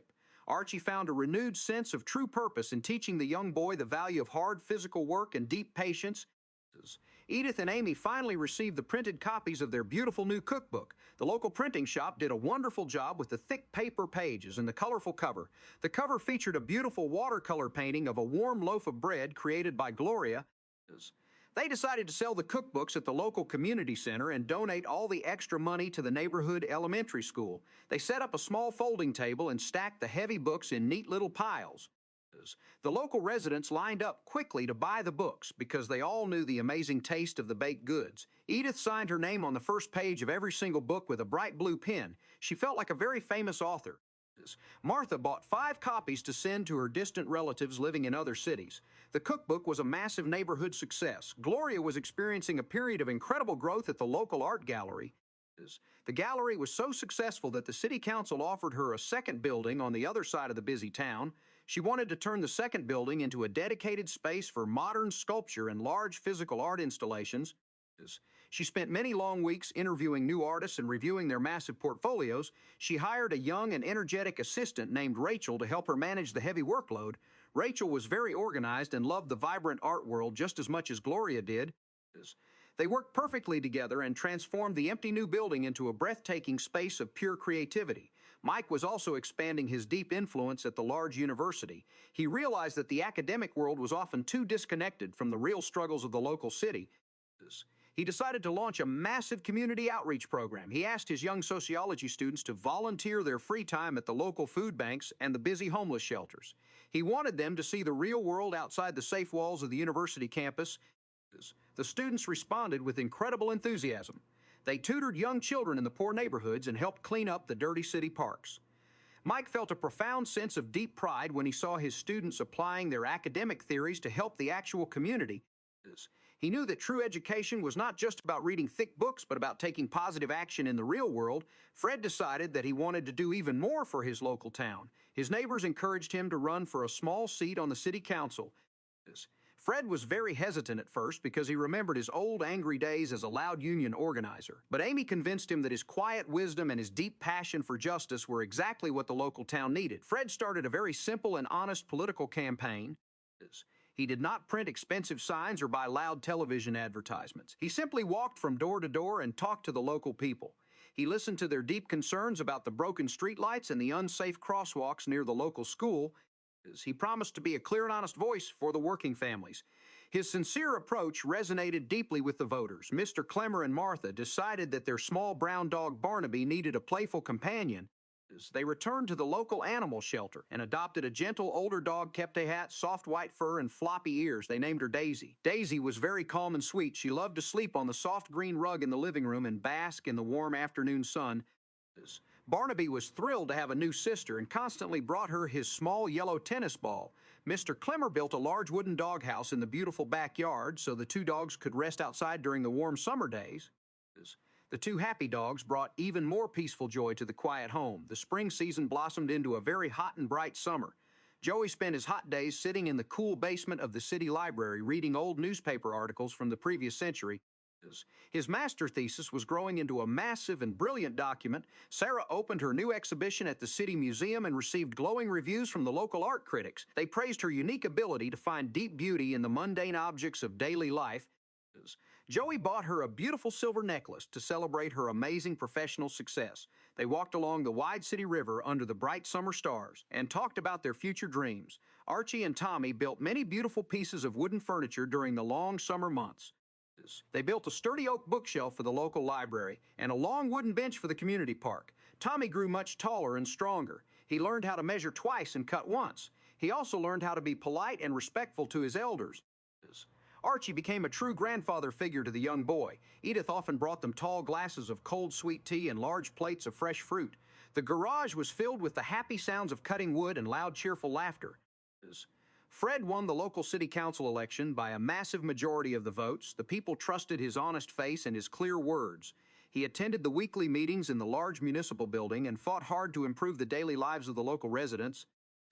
He secured new funding to repair the broken roads and plant beautiful new trees along the main avenues. Amy was his biggest supporter and attended every single public meeting. She always sat in the front row and smiled proudly at her wise husband. Life moved forward with a gentle and unstoppable momentum. The small neighborhood was a perfect microcosm of the larger human experience. It was filled with quiet struggles and profound triumphs. It was a place where old wounds were completely healed by the slow passage of time and the gentle power of true forgiveness. It was a place where ordinary people achieved extraordinary things simply by loving each other every single day. The heavy heat of the summer eventually faded away and the cool, crisp autumn returned. The cycle of the 4 seasons was a comforting reminder that life was a continuous and beautiful journey. Joey finally finished writing his massive master thesis.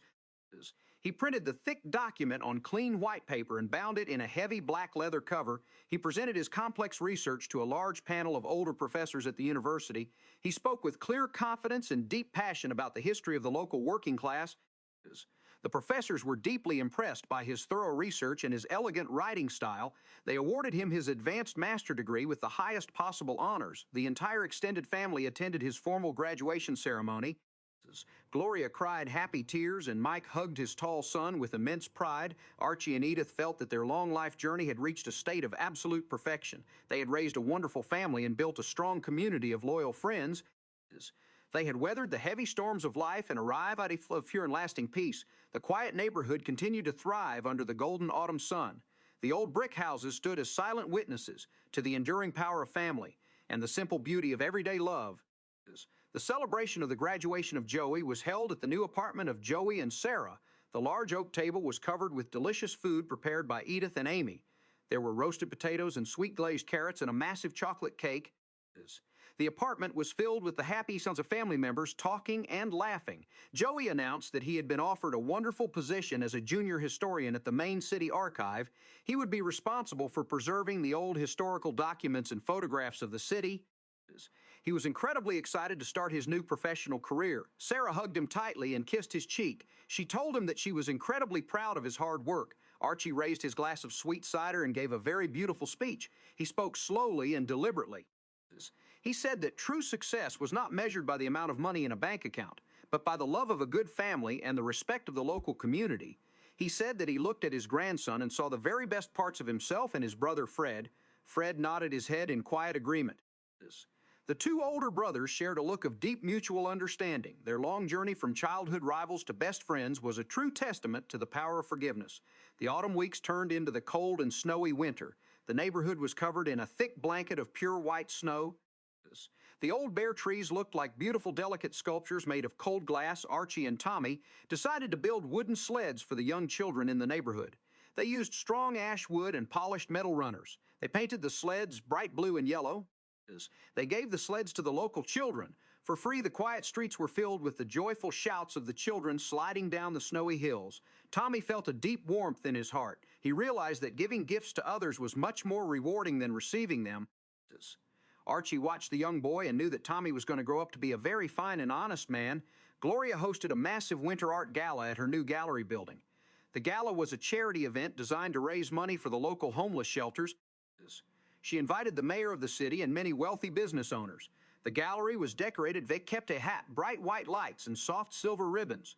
The local artists donated their beautiful paintings and large sculptures to be sold at the silent auction. David, the abstract painter, donated a massive canvas filled with swirling shades of blue and white. The painting was sold for a very large amount of money. Gloria was thrilled by the incredible success of the charity gala. They raised enough money to keep the local shelters warm and fully stocked with food for the entire winter season. Mike continued to expand his university outreach program. He partnered with the local city hospital to provide free counseling services to poor families. His sociology students worked alongside professional doctors and experienced nurses to help people struggling with épitet, deep anxiety, and heavy stress. Mike realized that his academic work was finally making a real and physical difference in the daily lives of the suffering people. He felt a profound sense of deep spiritual fulfillment. Mr. Clemmer and Martha spent the long winter evenings sitting by their warm brick fireplace. Barnaby and Daisy. The 2 happy dogs slept peacefully on the soft rug near the warm fire. Martha knitted thick wool blankets and warm winter hats. Mr. Clemmer read classic novels out loud to his beautiful wife. His voice was deep and very soothing. They drank hot chocolate and watched the white snow falling outside their large glass window. They were completely content with their quiet and simple life. Edith started a brand new project at the local community center. She organized a weekly knitting circle for the elderly women of the neighborhood. They gathered every Thursday morning to drink warm tea and knit soft sweaters for the premature babies at the local hospital. The old women loved the quiet companionship and the feeling of being truly useful to the community. Edith was the bright, shining center of the knitting circle. Her endless optimism and her sweet voice brought immense comfort to the lonely widows and the tired grandmothers. She was a true angel walking on the earth. The winter eventually surrendered to the warm and bright spring. The cycle of the seasons continued its eternal dance. Joey started his new job at the city archive. He spent his days in the quiet basement of the large stone building surrounded by massive boxes of old paper records. He wore white cotton gloves to protect the fragile historical documents. He discovered old maps of the city and faded photographs of the early settlers. He carefully scanned the old papers and saved them on the large computer system. He was preserving the rich memory of the city for all the future generations. Sarah was promoted to the head curator position at the city museum. She was given a large, bright office with a beautiful view of the Central Park. She was now responsible for managing the entire permanent collection of ancient art and historical artifacts. She worked very hard and earned the deep respect of all her colleagues. She and Joey were perfectly matched in their deep love for history and art. They decided to take the next big step in their romantic relationship. Joey bought a beautiful gold ring with a small sparkling diamond. He took Sarah to the quiet botanical garden on a warm Sunday afternoon. They walked among the blooming red roses and the tall green ferns. Joey stopped walking and looked deeply into her kind green eyes. He spoke softly and told her she was the absolute love of his entire life. He slowly kneeled on one knee and asked her to marry him. Sarah covered her mouth. Vekepta had her hands and cried tears of pure joy. She said yes immediately and hugged him very tightly. They walked back to their apartment feeling like they were floating on a warm cloud. They called their families to share the incredible news. The entire neighborhood rejoiced at the happy announcement. Archie and Edith were completely overjoyed. They started planning the large family wedding right away. They wanted the wedding to be a huge celebration of enduring love and deep community ties. Fred and Amy offered to bake the massive wedding cake. Gloria offered to design the beautiful floral arrangements. The entire family worked together to prepare for the magical day. Life in the neighborhood was a continuous stream of shared joy and mutual support. Every single person played an important role in the complex and beautiful tapestry of their community. They faced the future with open arms and fearless hearts. They knew that as long as they stood together, they could overcome any challenge and celebrate every single victory. The simple story of their daily lives was a brilliant masterpiece of human connection and ordinary grace, and the beautiful melody of their love would resonate through the quiet streets forever. The warm spring days slowly turned into the early weeks of a beautiful summer season. The whole family was incredibly busy planning the large wedding for Joey and Sarah. Archie and Edith offered their large backyard as the perfect location for the joyful ceremony. They spent many long hours planting new colorful flowers and trimming the green bushes. Tommy, the young boy from across the street, came over every afternoon to help Archie build a beautiful wooden arch for the wedding. They used smooth cedar wood and polished it until it glowed in the afternoon sun. Tommy was very proud to contribute to the special day. He sanded the wood with great care and told Archie that he felt like a true part of the family. Archie smiled and patted the young boy on his strong shoulder. He told Tommy that family was not always about blood, but about the people who stood by your side during the important moments. Edith and Amy spent their days inside the warm kitchen testing different recipes for the massive wedding cake. They baked small vanilla cakes and rich chocolate cakes. They tasted different sweet frostings and laughed when they got white flour on their noses. They finally decided to bake a huge 3-tier lemon cake filled with hot fresh summer berries. Amy wrote down the final recipe in her beautiful leather notebook. Gloria took charge of the visual decorations for the big event. She visited the local flower markets early in the morning and bought hundreds of fresh white roses and delicate pink peonies. She designed beautiful centerpieces for the large oak tables. She wanted the backyard to look like a magical fairy tale forest. Rachel, her young assistant from the art gallery, helped her tie soft silk ribbons around the wooden chairs. The community was buzzing with happy excitement. Meanwhile, Fred was working on a very special project for the city council. He noticed that an old empty lot near the center of the neighborhood was filled with ugly weeds and broken glass. He proposed a plan to turn the dirty lot into a beautiful community garden. The other council members loved his bright idea and gave him the permission to start the project. Fred organized a large volunteer day and invited everyone in the neighborhood to help. Mr. Clemmer Marta brought their gardening tools and their 2 happy dogs, Barnaby and Daisy. The dogs ran around the empty lot and chased small flying bugs while the people worked. Young college students from the classes of Mike came to help clear the heavy rocks and pull out the stubborn weeds. They worked side by side with the older residents and shared long stories under the warm sun. Fred directed the massive effort with a calm and steady voice. He felt a deep sense of pride seeing his community come together to build something beautiful. Tommy and Archie built large wooden planter boxes for the new garden. They carried the heavy boxes down the street and placed them carefully in neat rows. The local people filled the wooden boxes. They kept a rich dark soil and planted tiny seeds. They planted green lettuce and red tomatoes and bright yellow sunflowers. The community garden became a wonderful symbol of their shared effort and their enduring hope for the future. Joey continued his important work at the main city archive. He was currently cataloging a massive collection of old letters written by the original founders of the city. He wore his white cotton gloves and read the fragile paper documents with deep fascination. As he learned about the harsh winters and the difficult struggles of the early settlers, he realized that the city was built on a strong foundation of pure resilience and quiet courage. He wanted to share these amazing stories with the public. He spoke to Sarah about creating a joint historical exhibition at the City Museum. Sarah thought it was a brilliant idea. She had recently acquired a beautiful collection of antique clothing and old wooden tools from the same historical time period. They spent their evenings sitting at their restored oak dining table planning the massive exhibition. They wrote detailed descriptions for the old artifacts and selected the most interesting letters to display in clear glass cases. Their shared passion for history brought them even closer together. They realized that they were not just planning a wedding, but building a true partnership based on mutual respect and shared dreams. The exhibition opened on a warm Friday evening, and it was a massive success.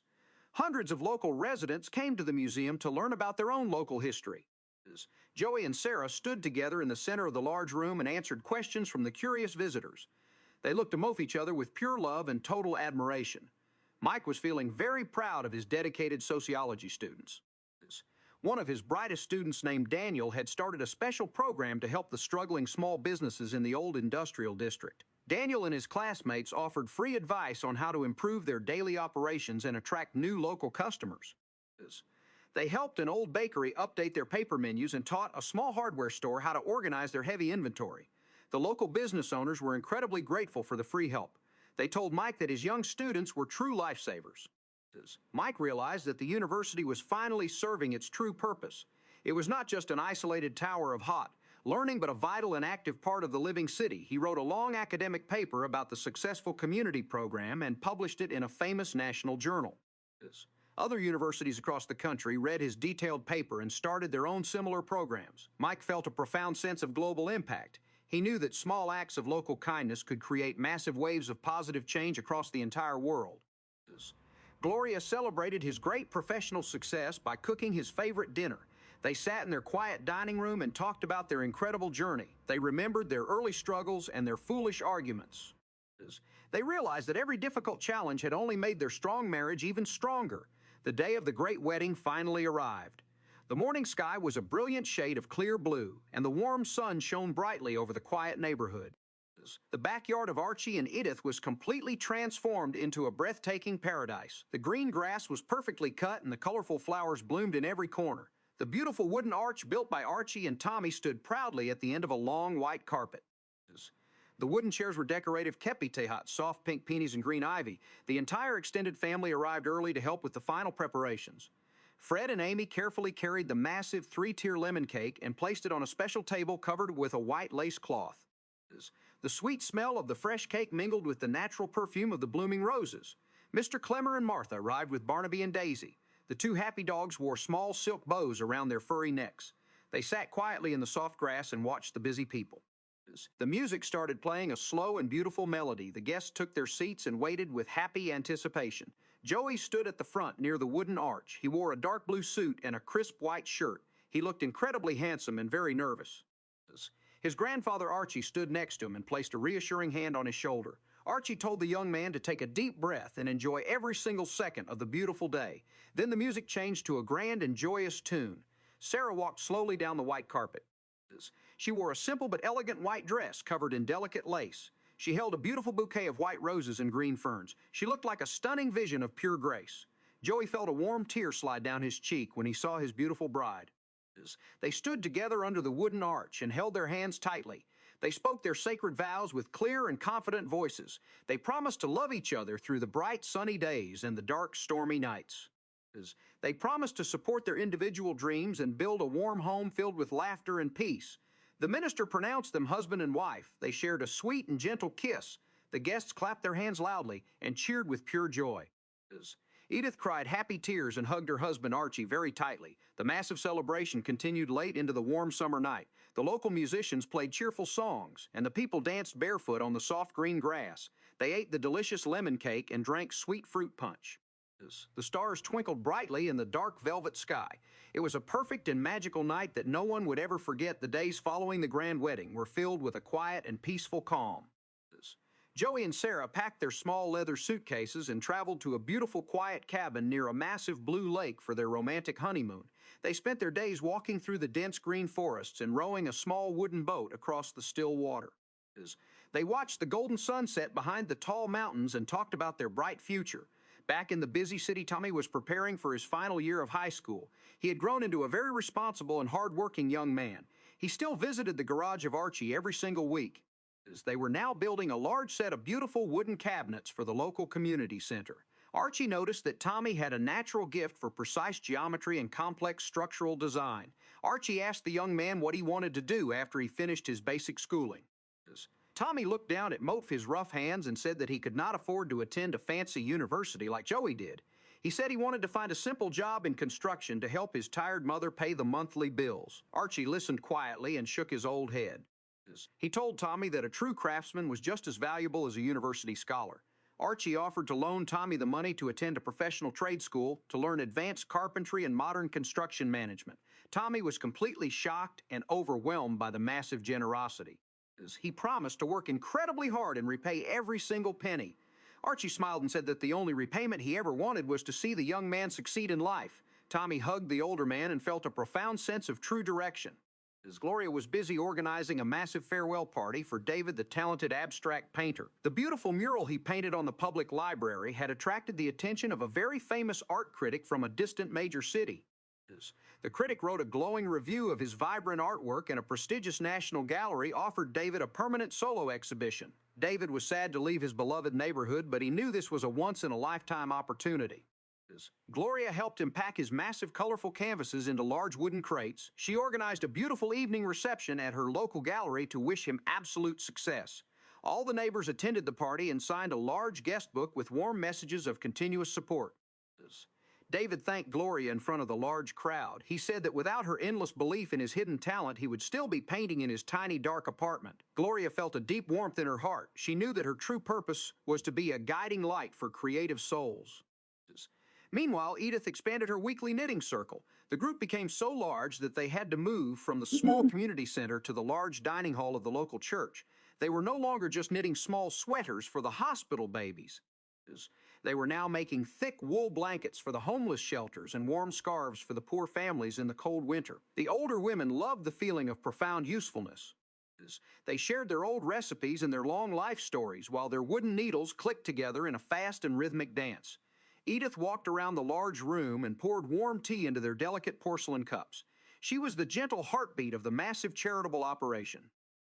Fred decided that his time on the city council was finally complete. He had accomplished all his major goals. The roads were perfectly repaired and the community garden was blooming beautifully. He wanted to spend his remaining golden years resting quietly with his beloved wife, Amy.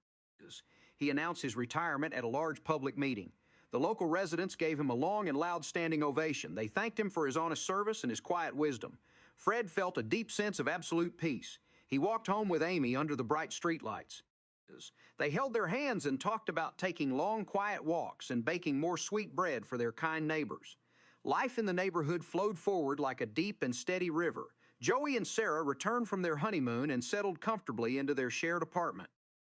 They filled the small rooms with old books and colorful paintings and green houseplants. Joey received a promotion at the city archive and was given a larger office with a window facing the busy street. Sarah continued to design brilliant new exhibitions for the museum. They cooked dinner together every evening and shared the events of their long days. They saved their extra money in a small jar because they wanted to buy a tiny house of their own one day. Archie spent his mornings drinking dark coffee on his front porch and watching the world go by. He no longer felt the angry resentment that used to cloud his younger years. He felt a deep satisfaction knowing that his family was safe and successful. He still worked in his garage, but he took more frequent breaks to rest his tired bones. He loved listening to the sounds of the birds singing in the green trees and the distant laughter of the neighborhood children. Edith remained the busy and loving center of their large family. She organized monthly Sunday dinners. At most their house, and everyone always attended.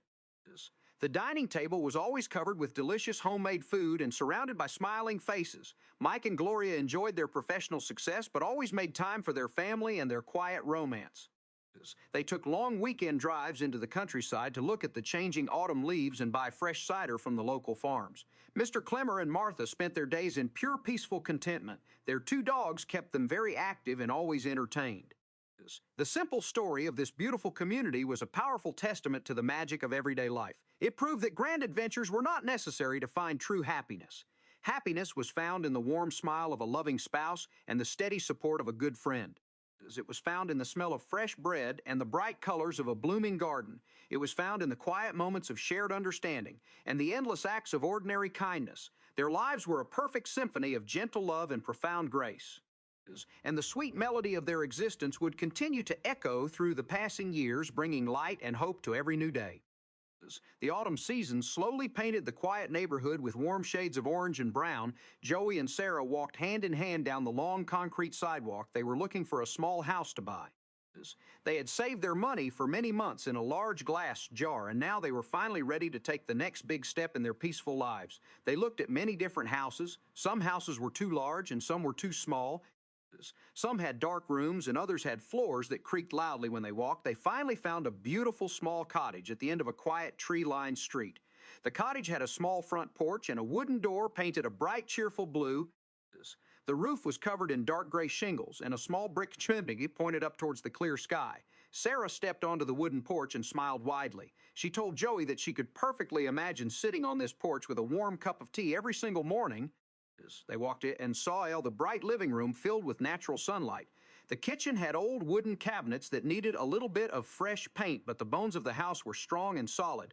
Joey looked at Sarah and nodded his head.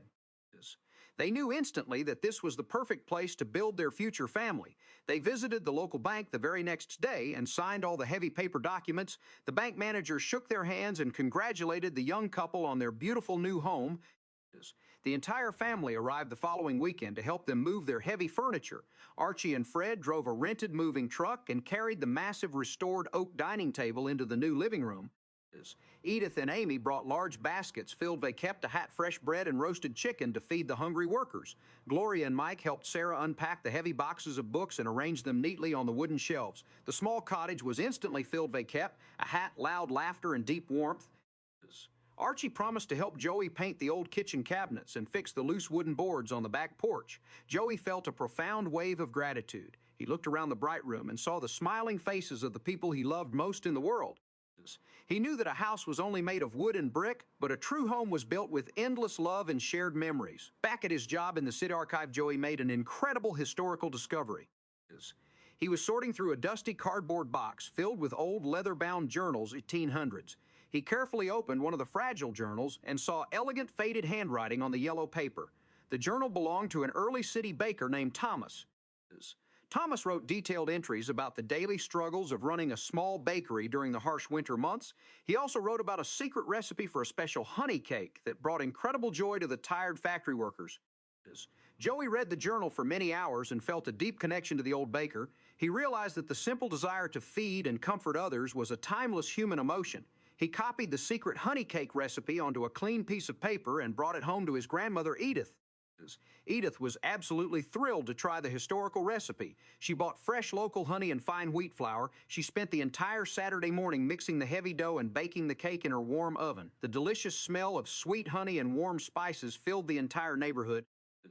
The cake was a massive success. It was incredibly soft and had a deep, rich flavor that no one had ever tasted before.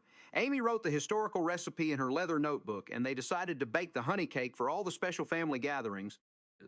Sarah used the story of the old baker to create a brand new exhibition at the City Museum. She displayed the fragile leather journal in a safe glass case and wrote a beautiful description of the quiet life of Thomas. The local residents flocked to the museum to learn about the old baker and taste the small samples of the honey cake that Edith and Amy provided for the opening night. The exhibition was a beautiful bridge between the distant past and the vibrant present. Tommy, the young boy from across the street, started his first semester at the professional school. He was very nervous but also incredibly excited. He carried his new drafting tools and his heavy textbooks in a sturdy canvas bag. The school was located in a large brick building on the other side of the city. Tommy learned how to draw complex architectural blueprints and calculate the precise angles for wooden staircases. He was the most dedicated student in his entire class. He arrived early every single morning and stayed late in the workshop to practice his carpentry skills. His strong hands became even more skilled and precise. One afternoon, while he was carrying a large wooden board across the busy campus, he accidentally bumped into a young woman holding a tall stack of paper drawings. The papers scattered all over the green grass. Tommy immediately dropped his wooden board and helped her pick up the papers. He apologized profusely and noticed that the drawings were incredibly beautiful sketches of modern buildings and large open parks. The young woman smiled a gentle smile and told him her name was Emily. Emily was studying landscape architecture and wanted to design beautiful public spaces for the city. Tommy felt a sudden warmth in his chest and introduced himself. They sat on a wooden bench under a large oak tree and talked for hours about their shared passion for building and designing. Emily was fascinated by the deep knowledge of wood that Tommy possessed. Tommy was amazed by the creative vision of Emily. They started eating lunch together every single day in the school cafeteria. They shared simple sandwiches and talked about their big dreams for the future. Tommy brought her to the neighborhood one weekend to meet Archie. Archie was working in his dusty garage restoring an old wooden clock. Tommy introduced Emily to the older man, and Archie welcomed her with a warm and friendly smile. Emily admired the beautiful craftsmanship of the restored furniture and told Archie that he was a true master artist. Archie felt very proud and offered to teach them both how to carve delicate flowers into soft pine wood. The three of them spent a wonderful afternoon in the garage covered in fine wood dust and sharing happy stories. Tommy knew that Emily was a very special person and he wanted her to be a part of his life for a very long time. Edith expanded her charitable efforts and started a free cooking class for the young mothers in the neighborhood. She realized that many poor families relied on Shehat-e-Apay packaged food because they did not know how to cook healthy meals with fresh vegetables. She reserved the large kitchen at the local community center every Wednesday evening. Fred and Amy brought massive baskets of fresh tomatoes and green beans from the community garden. Edith taught the young women how to make rich vegetable stews and simple roasted chicken. She showed them how to bake soft bread and make sweet fruit compote for their small children. The young mothers loved the classes and felt incredibly empowered by their new culinary skills. They stood around the large metal tables and chopped fresh onions and bright carrots. They shared the daily struggles of raising young children and offered each other deep emotional support. Edith walked around the busy kitchen and offered gentle praise and helpful corrections. She told them that cooking was not just a daily chore, but a beautiful act of love for their growing families. The cooking class became a wonderful support group, and the health of the entire neighborhood improved significantly. Gloria was busy organizing a massive outdoor art festival to celebrate the arrival of the warm summer months. She wanted to bring the beautiful art out of the quiet gallery and into the bright, sunny streets. She coordinated with the city council to close down the main avenue for the entire weekend. She invited local painters and sculptors to set up white canvas tents and display their colorful artwork. Rachel, her dedicated assistant, worked tirelessly to organize the complex logistics. They arranged for local musicians to play cheerful folk music on a small wooden stage. They invited small food trucks to sell warm sandwiches and cold fruit juices. The outdoor festival was a breathtaking explosion of pure joy and boundless creativity. The streets were filled with happy families walking under the bright blue sky. The children painted colorful pictures on the gray concrete sidewalks with thick pieces of chalk. David, the famous abstract painter, sent a massive, beautiful painting from his new city. The painting arrived in a large wooden crate, and Gloria displayed it in the very center of the festival. The painting was a brilliant swirling mass of yellow and orange colors that looked like the bright summer sun. The local residents admired the artwork and felt very proud of the local boy who had achieved such massive success. Mike attended the vibrant festival with a small notebook in his pocket. He was starting to gather research for his second sociology book. He wanted to write about the profound importance of public celebrations and shared cultural events. He walked through the crowded street and observed the happy interactions between the diverse neighbors. He saw old men dancing to the cheerful music and young children sharing sweet ice cream. He interviewed many local residents and asked them how the community events made them feel. They all told him that the neighborhood felt like a massive extended family where everyone was welcomed and completely safe. Mike wrote down these beautiful sentiments and knew that his new book would be a powerful testament to the resilient human spirit. Fred and Amy decided to host a massive block party to celebrate the amazing success of the community garden. The garden was now overflowing vegetables, hat, ripe vegetables, and bright blooming flowers. They wanted to thank all the dedicated volunteers who had worked so hard to transform the ugly, empty lot. They set up long folding tables directly in the middle of the street and covered them with red checkered cloths. Every single family in the neighborhood brought a large dish of homemade food to share. Edith brought her famous honey cake, and Amy brought dozens of warm, crusty bread loaves.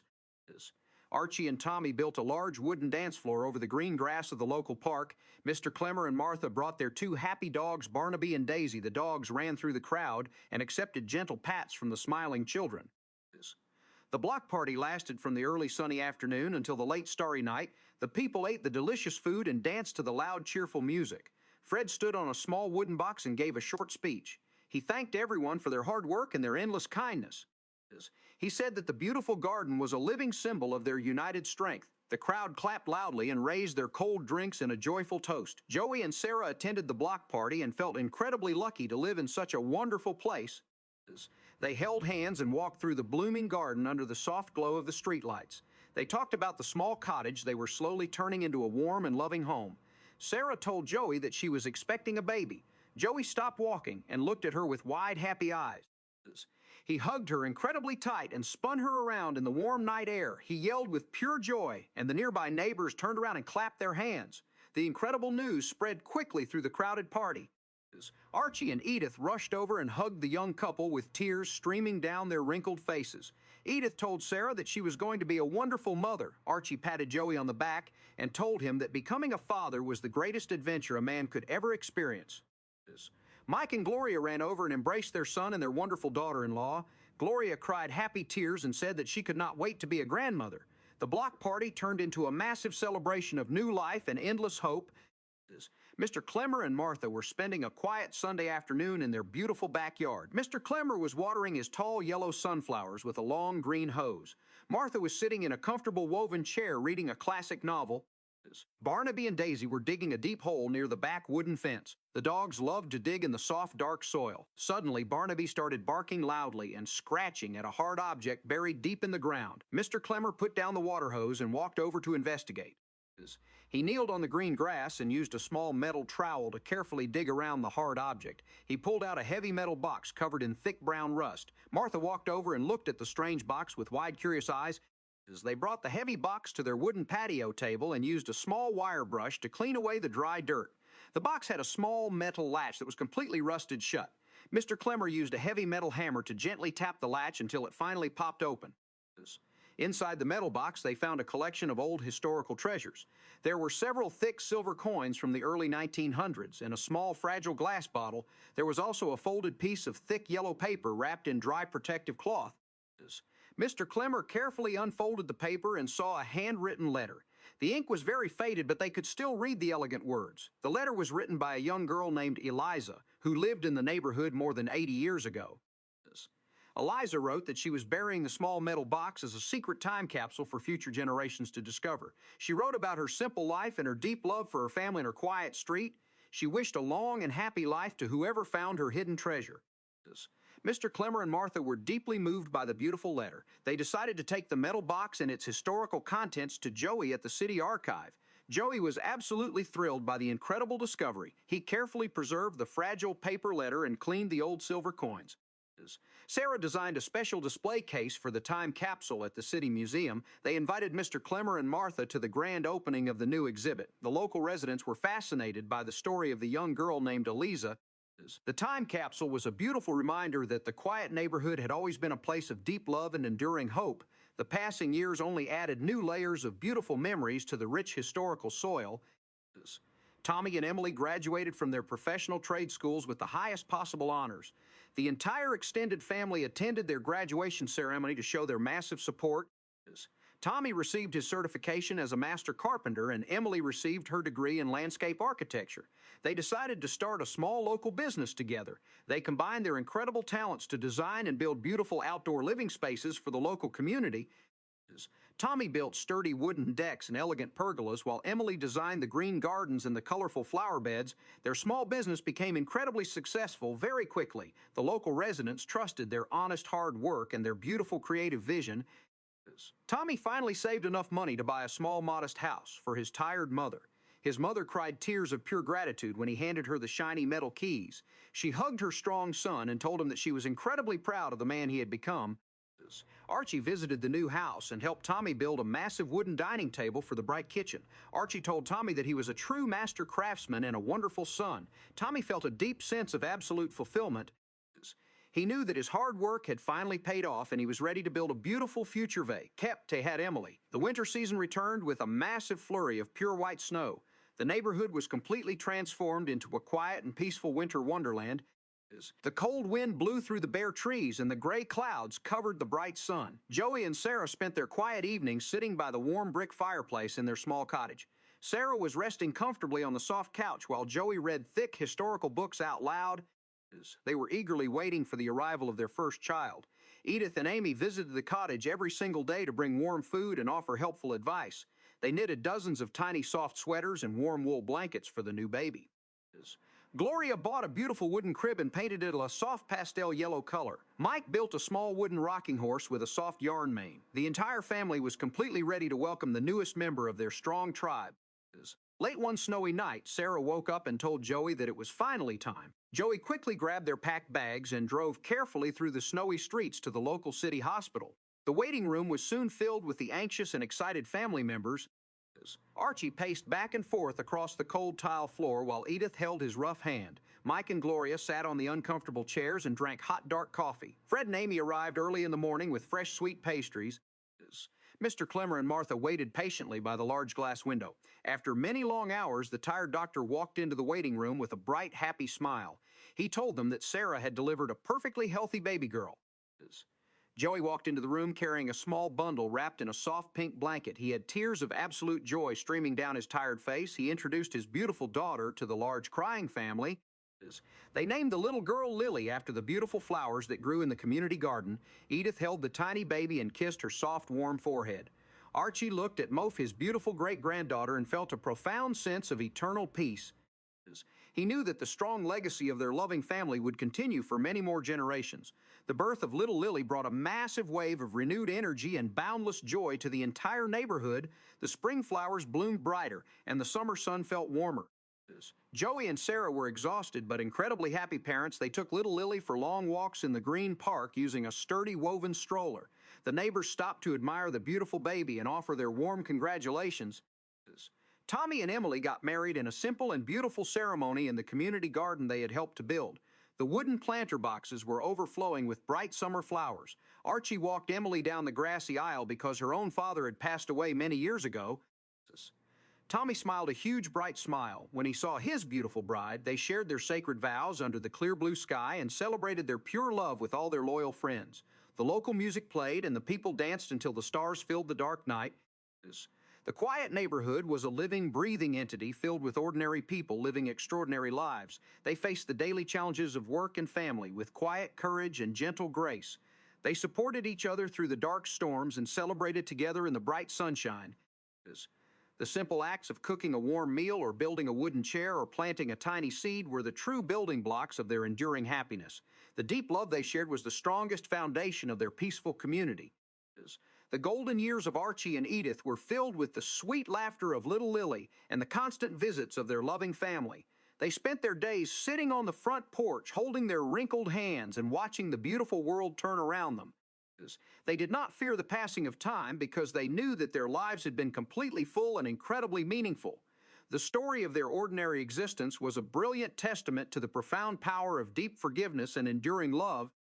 The daily struggles and the simple triumphs were woven together into a massive, beautiful tapestry of human connection, and the warm melody of their shared lives would continue to resonate through the quiet, tree-lined streets forever, bringing a soft light of hope to every single passing day. The bright morning sun cast a golden glow over the quiet streets of the neighborhood. Little Lily was now 1 year old, and she was learning how to walk. Joey and Sarah watched her take her first shaky steps across the soft green rug in their living room.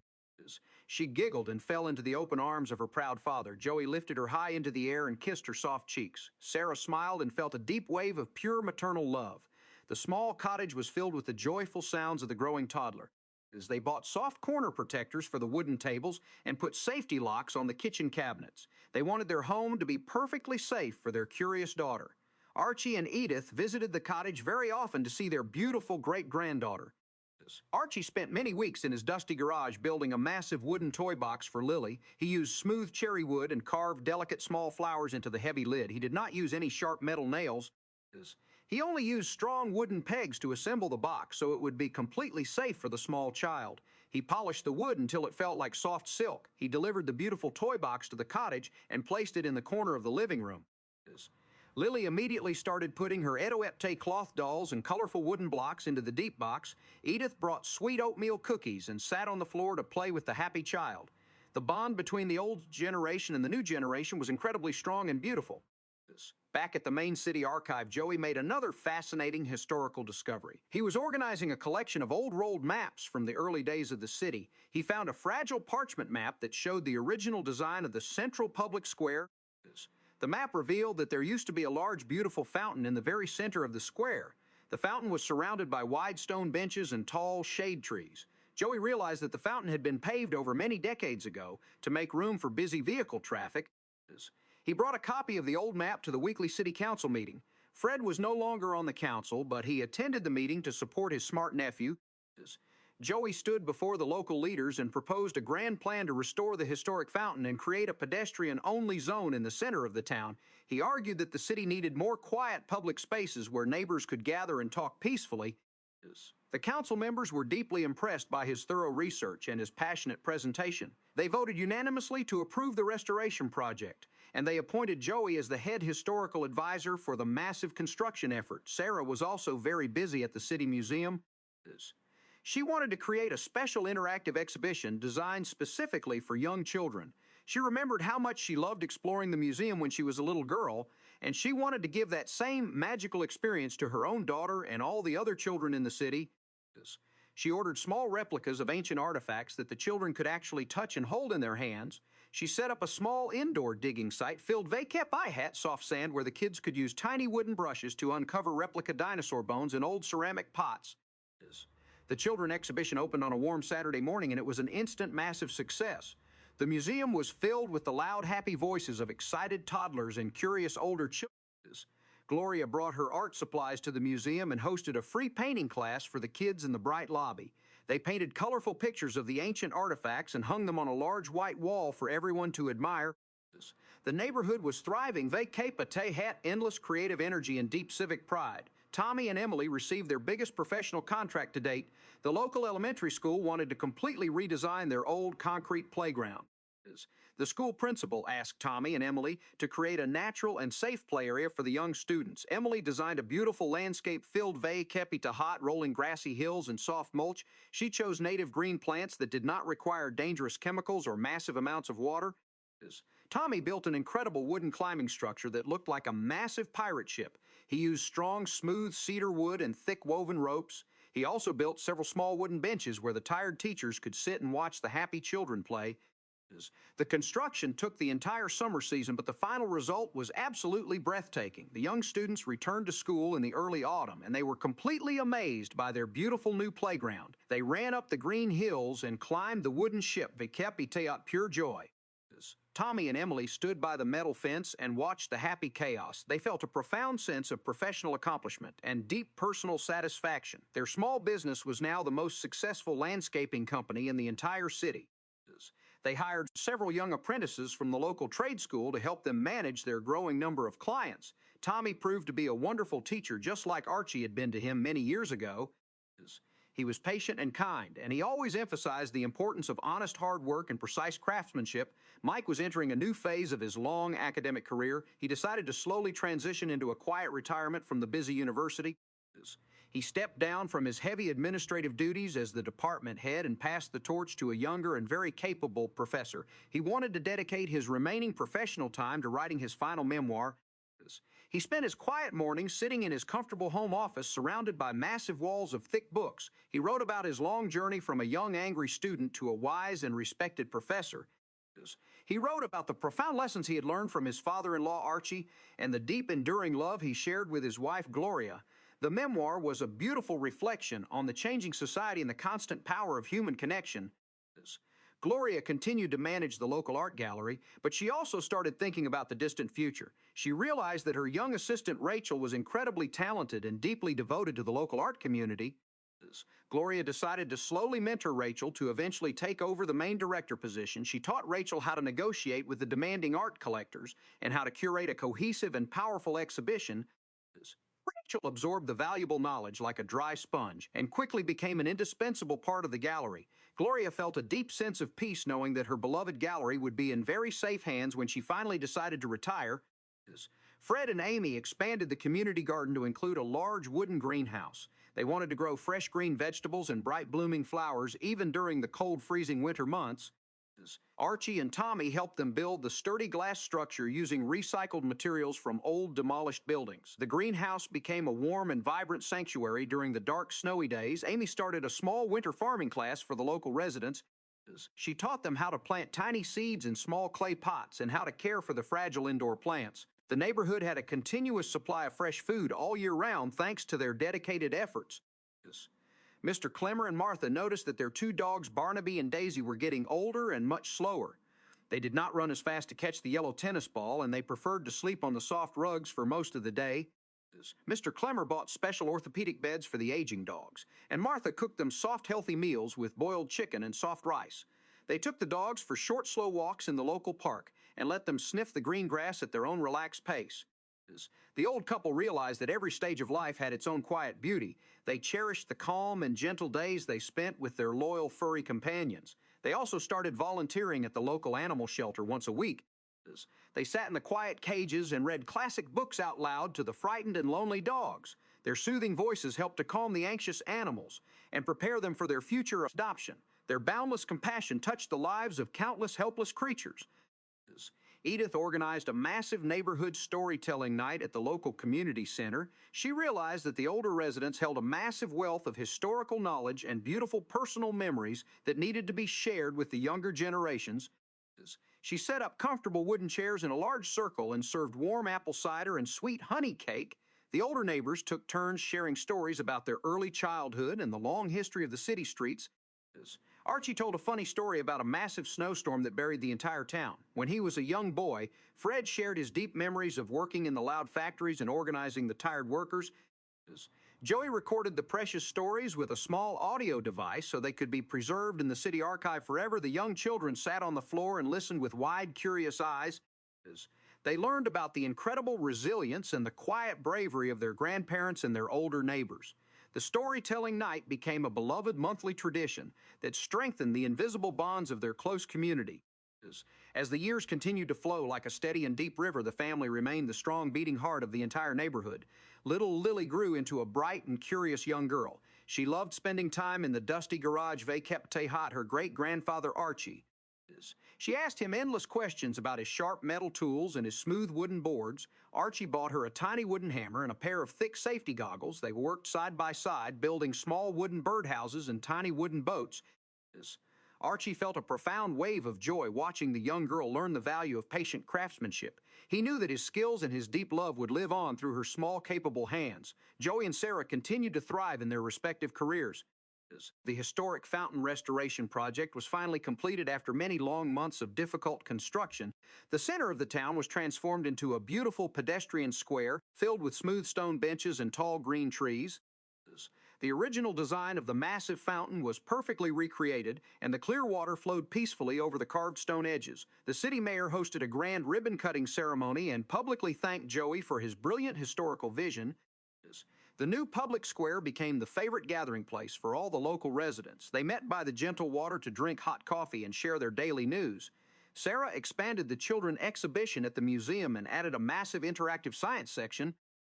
She believed that young minds needed to explore both the ancient past and the bright future. The museum became the most popular educational destination in the entire region. Tommy and Emily welcomed their own first child, a healthy baby boy they named Oliver. As the neighborhood celebrated the new arrival with another massive party, Emily carried little Oliver in a soft cloth sling while she supervised the beautiful landscape projects. Tommy built a sturdy wooden Sarai bay that matched the one Archie's had built for Lily many years ago.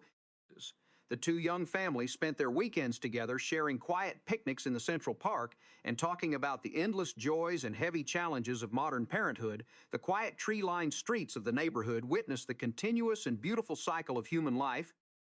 There were moments of deep sorrow when older friends passed away and moments of incredible joy when new babies were born. Through it all, the community remained incredibly strong and completely united. They knew that true happiness was not a permanent destination, but a continuous and shared journey. It was found in the warm greeting of a familiar neighbor and the sweet smell of baking bread. It was found in the careful stroke of a paintbrush and the sturdy joint of a wooden chair. It was found in the quiet, unconditional love that bound them all together. And the simple story of their ordinary days continued to unfold, writing a beautiful and endless masterpiece of human grace. The bright sun rose over the calm city, and it was a brand new day for the happy neighborhood. Lily was now 5 years old, and she was ready for her very first day of school. Sarah woke up early and prepared a healthy breakfast of warm oatmeal and fresh red berries. Joey packed a small wooden lunchbox that Archie had carved from smooth cedar wood. The lunchbox had small, gentle flowers carved into the soft lid. Lily wore a bright yellow dress and comfortable brown shoes. They walked together down the quiet street and held her small hands. The morning air was crisp and smelled like sweet autumn leaves. The local elementary school was a large brick building, way-cape to hat, wide glass windows, and a massive green playground. Tommy and Emily had built the beautiful playground many years ago, and it still looked absolutely perfect. Lily saw the large wooden pirate ship and smiled a huge, happy smile. The teacher was a kind young woman named Miss Clara. Miss Clara had soft brown hair and a very gentle voice. She welcomed Lily into the bright classroom filled with small wooden desks and colorful books. Sarah kissed the soft cheek of her daughter and told her to have a wonderful day. Joey felt a small tear in his eye because his little girl was growing up so incredibly fast. They walked back to their small cottage and felt a deep sense of peaceful pride. Archie and Edith were waiting on the front porch of the cottage to hear all about the morning. Edith brought a basket of warm, sweet muffins, and Archie brought a new wooden toy he had just finished building. It was a small wooden train with tiny rolling wheels. Archie said the train was a special gift to celebrate the first day of school. Joey and Sarah thanked the older couple, and they all sat on the porch drinking warm tea. The bond between the generations was the strongest foundation of their beautiful family. Mike was spending his quiet morning in his comfortable home office. He was finally writing the very last chapter of his long memoir. He sat at his heavy wooden desk and looked out the window at the tall green trees. He thought about his long life and the massive changes he had witnessed in the world. He wrote about the importance of deep forgiveness and the incredible power of community love. He wrote about his early days arguing with Archie and how those loud arguments slowly turned into mutual respect and deep understanding. He finished the final sentence and gently placed his black pen on the desk. He felt a massive weight lift off his tired shoulders. He printed the thick manuscript and placed it in a clean cardboard box. Gloria walked into the office and hugged him very tightly. She told him that she was incredibly proud of his hard work and his beautiful mind. They decided to take the manuscript to a small local publishing house located in the center of the city. The publisher was a kind older man who loved local history and true stories about ordinary people. He read the first few pages and immediately agreed to publish the thick book. He promised to print it on high-quality paper with a strong leather cover. Mike and Gloria celebrated the wonderful news by walking to the local bakery and buying 2 large slices of warm apple pie. The entire neighborhood was very excited to read the memoir of the wise professor. Rachel was now taking on more heavy responsibilities at the local art gallery. Gloria was slowly stepping back and allowing the young woman to make the big decisions. Rachel wanted to organize a special exhibition dedicated to the natural beauty of the local parks and gardens. She invited local artists to paint the green trees and the bright blooming flowers of the city. She also asked Emily to design a temporary indoor garden in the center of the gallery. Emily brought large potted ferns and tall green palms to transform the white room into a lush green paradise. The artist painted beautiful watercolor landscapes and thick oil paintings of the community garden. The exhibition was a massive success, and it brought a refreshing wave of natural beauty into the busy urban space. Gloria watched Rachel speak to the wealthy art collectors with calm confidence and deep knowledge. Gloria knew that her beloved gallery was in the best possible hands. She officially announced her retirement at the end of the beautiful evening. The crowd clapped loudly and thanked Gloria for her decades of dedicated service to the local art community. Rachel hugged her mentor and promised to uphold the high standards of the beautiful gallery. Gloria felt a deep sense of absolute peace and complete fulfillment. She was ready to spend her golden years painting in her own backyard and playing with her beautiful grandchildren. Tommy and Emily were also experiencing a period of massive growth in their personal and professional lives. Their son Oliver was now 2 years old, and he was running everywhere on his strong little legs. Tommy built a safe wooden gate around their backyard so Oliver could play freely on the soft green grass. Emily planted a special sensory garden for the young boy.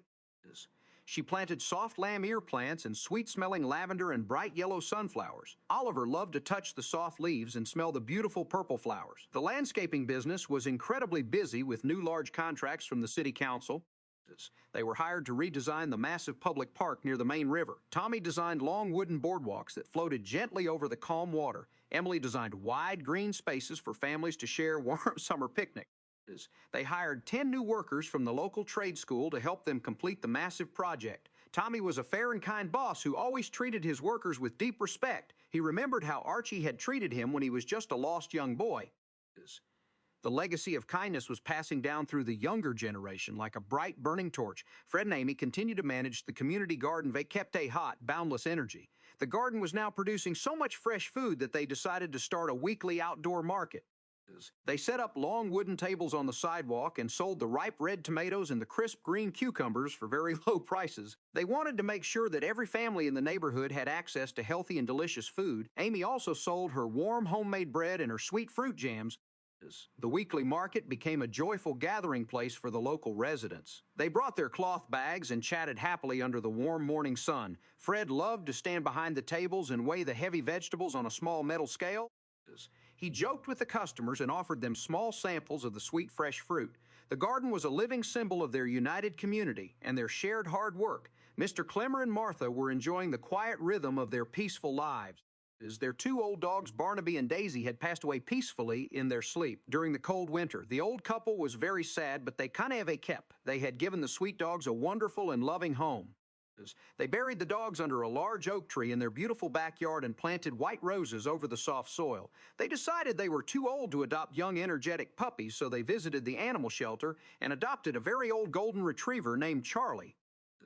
Charlie had cloudy eyes and stiff joints, but he had a very gentle and loving heart. Mr. Clemmer built a special wooden ramp so Charlie could easily walk up the stairs to the back porch. Martha brushed his long golden fur every single evening and fed him soft, warm meals. Charlie was incredibly grateful for his comfortable new home. He slept at the feet of Mr. Clemmer while the old man read thick books by the warm fireplace. The quiet house was filled with a deep and comforting serenity. Joe was given a massive new project at the city archive. The mayor asked him to curate a permanent historical exhibit in the main lobby of the City Hall building. Joey spent many long weeks selecting the most important documents and the most beautiful old photographs. He found a massive black and white photograph of the original factory workers standing outside the tall brick buildings. He framed the old picture in strong dark wood and hung it in the very center of the large lobby. He wanted the local politicians to always remember the hard-working people who built the massive city. Sarah helped him design the glass display cases and the soft lighting for the fragile paper documents. They worked together late into the night and ordered warm pizza from the local restaurant. Their shared passion for history made their strong marriage even stronger. They knew they were leaving a beautiful legacy for their daughter Lily and all the future generations. The autumn season brought a cool, gentle breeze, and the tall trees dropped their golden leaves onto the gray concrete sidewalks. Edith started a new charity project to collect warm socks and thick wool gloves for the homeless people living near the train station. She asked the women in her knitting circle to help her knit hundreds of warm winter items. The old women worked tirelessly with their long wooden needles and their colorful soft yarn. They knitted bright red scarves and deep blue hats. Edith packed the warm clothing into large cardboard boxes and delivered them to the local shelters. The shelter workers were incredibly grateful for the massive donation. They told Edith that her endless kindness would save many lives during the freezing winter months. Edith smiled her familiar sweet smile and said that she was just doing her small part to help the world. Archie continued to work in his dusty garage every single day. He was now building small wooden chairs for the local kindergarten. He wanted the young children to have sturdy and comfortable seats while they learned how to read and write. He sanded the soft wood until it was perfectly smooth and painted the small chairs in bright primary colors. Tommy visited the garage often to help the older man lift the heavy wooden boards. Archie told Tommy stories about the old days and the many foolish mistakes he had made when he was a young, stubborn man. He told Tommy that the most important thing in life was to admit when you were wrong and to always try to be a better person the very next day.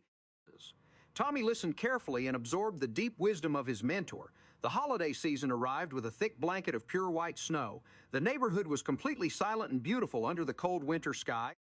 The local residents decorated their small houses with bright twinkling lights and fresh green pine wreaths. The entire extended family gathered at the small cottage of Joey and Sarah for a massive holiday feast.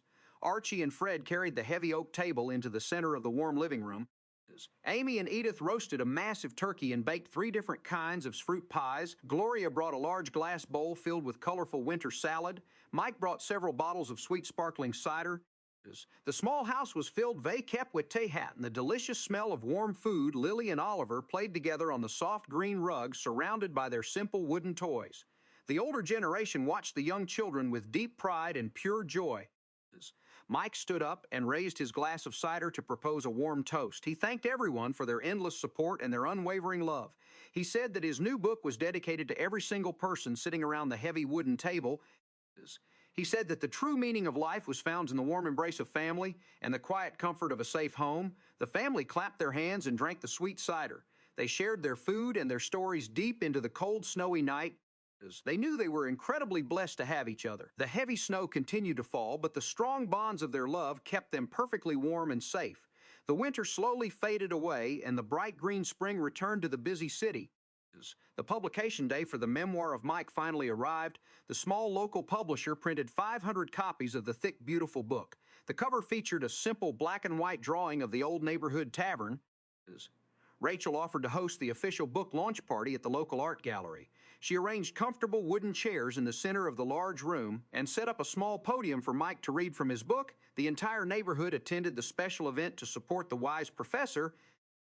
Fred and Amy brought massive baskets of fresh, warm bread and sweet honey cake. Gloria stood proudly in the front row and watched her successful husband. Mike walked to the podium and opened his new book. He read a beautiful passage about the deep, enduring love between Archie and Edith. He described how their quiet patience and their endless forgiveness had shaped the entire family. Archie wiped a small tear from his wrinkled eye, and Edith squeezed his rough hand. The crowd clapped loudly when Mike finished reading. As they lined up to buy the heavy book and asked Mike to sign the first page. Mike wrote personal messages for every single neighbor and thanked them for being a part of his long, beautiful journey. The book launch was a massive triumph, and the local newspaper wrote a glowing review of the touching memoir.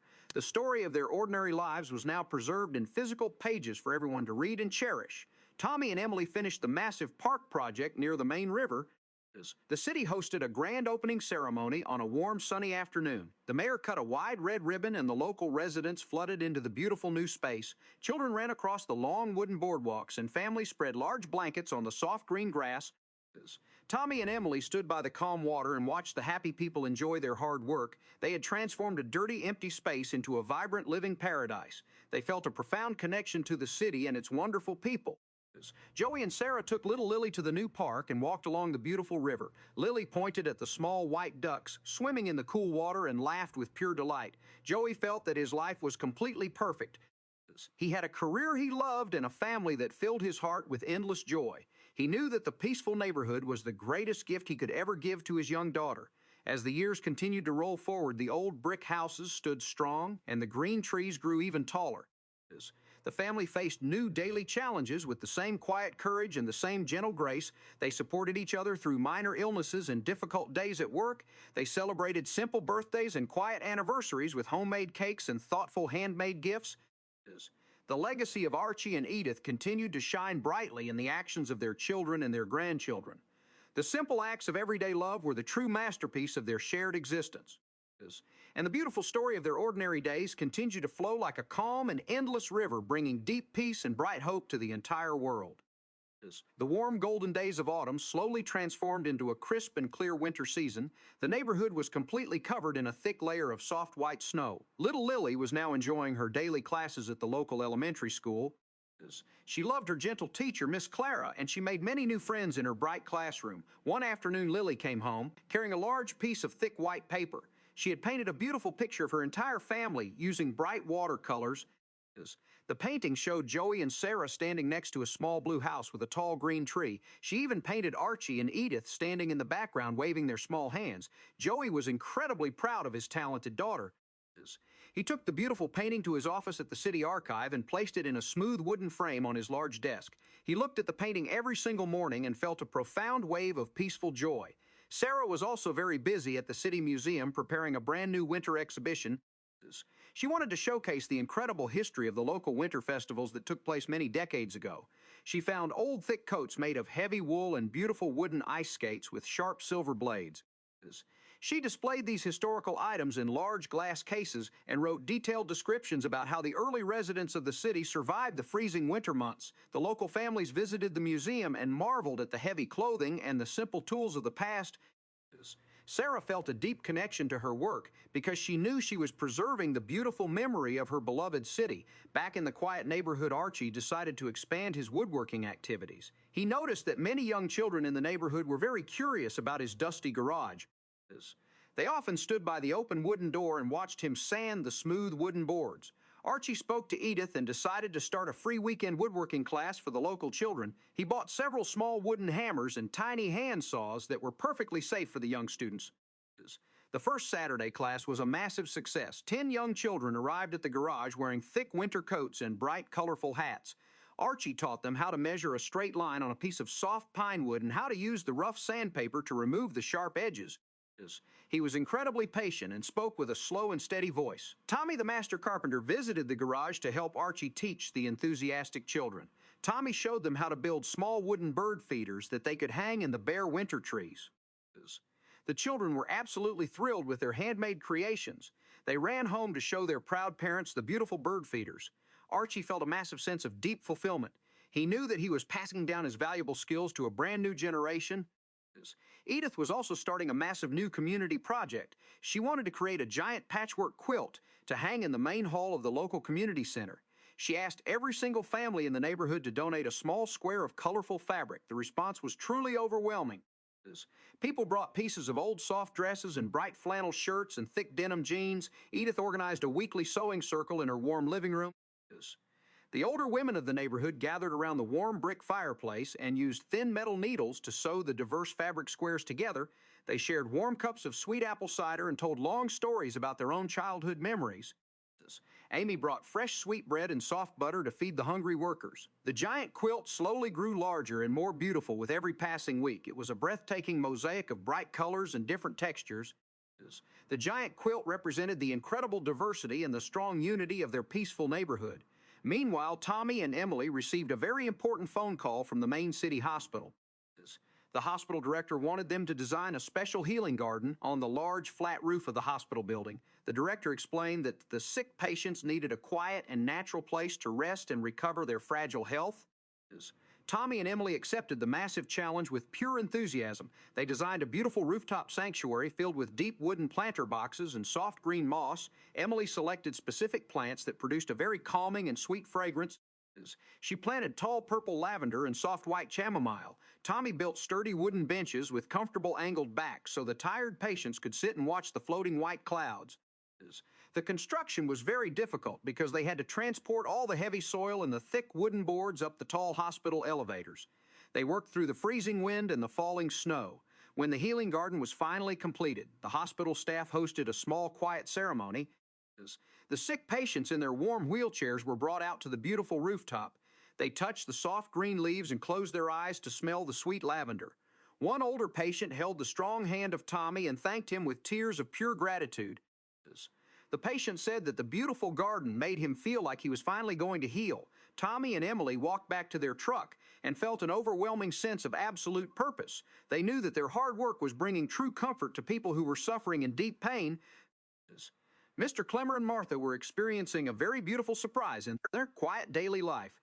Their old golden retriever Charlie was sleeping on the back wooden porch one cold afternoon when he suddenly lifted his heavy head and barked a soft, gentle bark.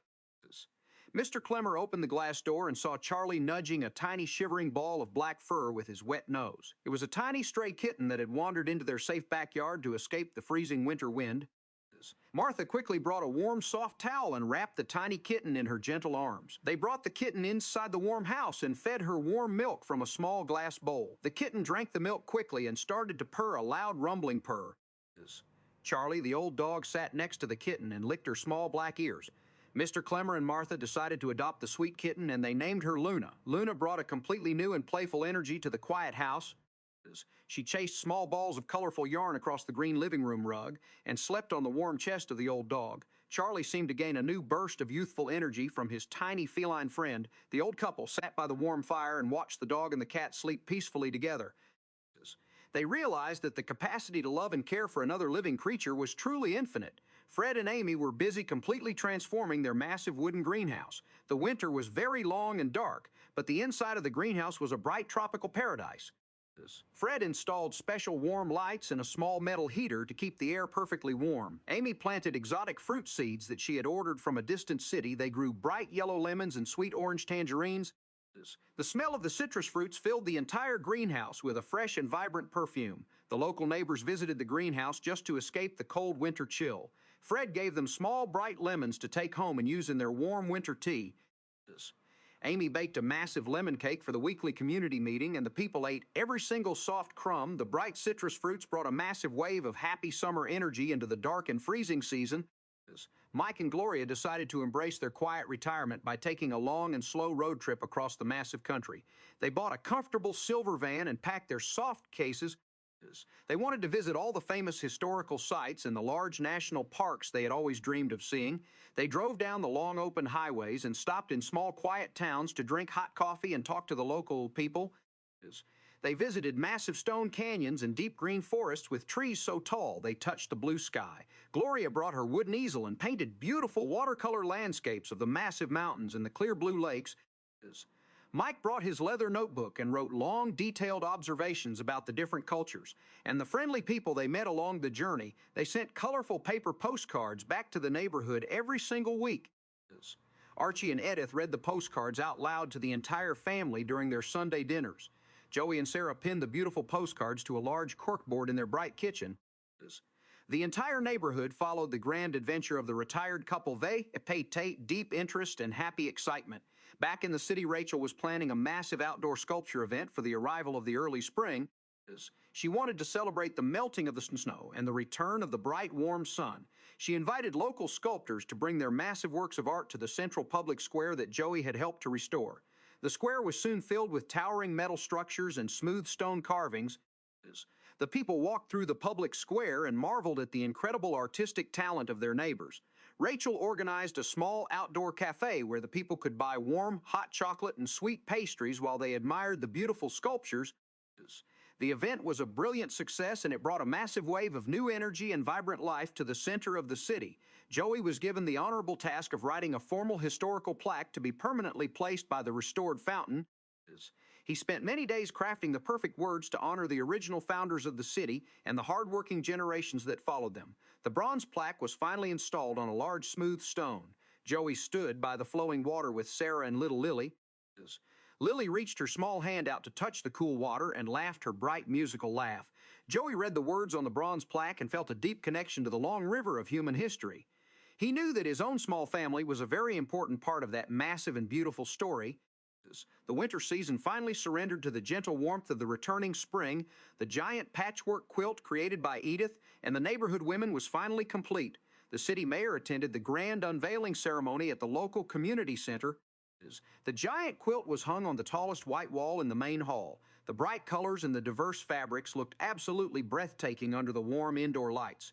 Edith stood before the large crowd and gave a very short and humble speech. She said that the massive quilt was a physical representation of their deep love and their endless mutual support. She said that every single family had contributed a small piece of their own life to create something incredibly beautiful and perfectly unified.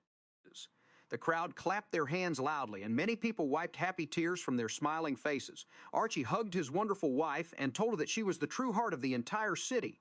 The returning spring also brought Mike and Gloria back to their beloved neighborhood. They parked their silver van in the driveway, and the entire family rushed out to welcome them home. Gloria hugged little Lily and gave her a small polished stone she had found near a massive mountain. Mike shook the strong hand of Joey and praised the incredible historical work he had accomplished. The family gathered around the large oak dining table and listened to the wonderful stories of the grand road trip. Gloria showed them her thick portfolio of beautiful watercolor paintings. They ate the sweet honey cake and drank fresh lemon tea made from the bright fruits of the greenhouse of Fred and Amy. The warm house was completely filled with the beautiful sound of loud, happy laughter and deep, loving voices. Tommy and Emily brought their young son Oliver to the welcome home party. Oliver and Lily played together on the soft rug and built tall towers out of small wooden blocks. The older generation sat on the comfortable chairs and watched the young children play. They knew that the future of their peaceful neighborhood was in very safe and capable hands. The days grew longer and the golden sun felt much warmer on their skin. Mr. Clemmer and Martha sat on their back porch with the old golden doga Charlie and the small black kitten Luna. The kitten chased the flying green bugs, and the old dog watched her with calm and wise eyes. The garden of Fred and Amy bloomed with thousands of bright spring flowers. The neighborhood was a perfect sanctuary of peace and gentle harmony. The ordinary moments of their daily lives continued to weave a massive and brilliant tapestry of pure human grace. They faced every single morning with an open heart and a quiet, fearless spirit. They knew that true wealth was not measured by gold or silver, but by the deep and enduring love of a good family and the steady support of loyal friends. And the simple, beautiful melody of their shared existence would continue to echo through the quiet, tree-lined streets, bringing light and hope to every single passing day. The warm spring rains finally stopped, and the bright summer sun took over the clear blue sky. The neighborhood was completely alive with the vibrant sounds of the new season. The green leaves on the tall oak trees were thick and provided a cool, refreshing shade over the gray concrete sidewalks. Little Lily was now 6 years old, and she loved the long summer days. She did not have to go to school, so she spent her mornings running through the thick green grass in her backyard. Her small friend Oliver came over every single day to play with her. They built small forts out of old cardboard boxes and pretended to be brave explorers looking for hidden treasure. Sarah watched them from the kitchen window. While she washed the breakfast dishes, she smiled at Moof, their boundless energy and their innocent joy. Joey was very busy at the city archive, planning a massive summer historical festival. He wanted to celebrate the rich maritime history of the old city. He found old ship manifests and faded drawings of the massive wooden boats that used to sail down the wide river. He decided to organize a festival by the water where people could learn about the brave sailors and the hard-working fishermen of the past. He talked to Sarah about his grand idea, and she immediately offered to help him design the outdoor exhibitions. She planned to set up large canvas tents by the riverbank to display the fragile historical artifacts. The entire city was very excited about the upcoming summer festival. Back in the quiet neighborhood, Archie had a brilliant new idea. He was sitting on his front porch drinking cold lemon water when he saw the blue river in the distance. He decided that he wanted to build a small wooden rowboat.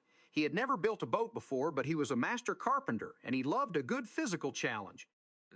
He walked to the dusty garage and started drawing long curved lines on a large piece of thick paper. Tommy visited the garage later that afternoon and saw the complex drawings. Tommy was completely amazed and offered to help the older man build the wooden boat.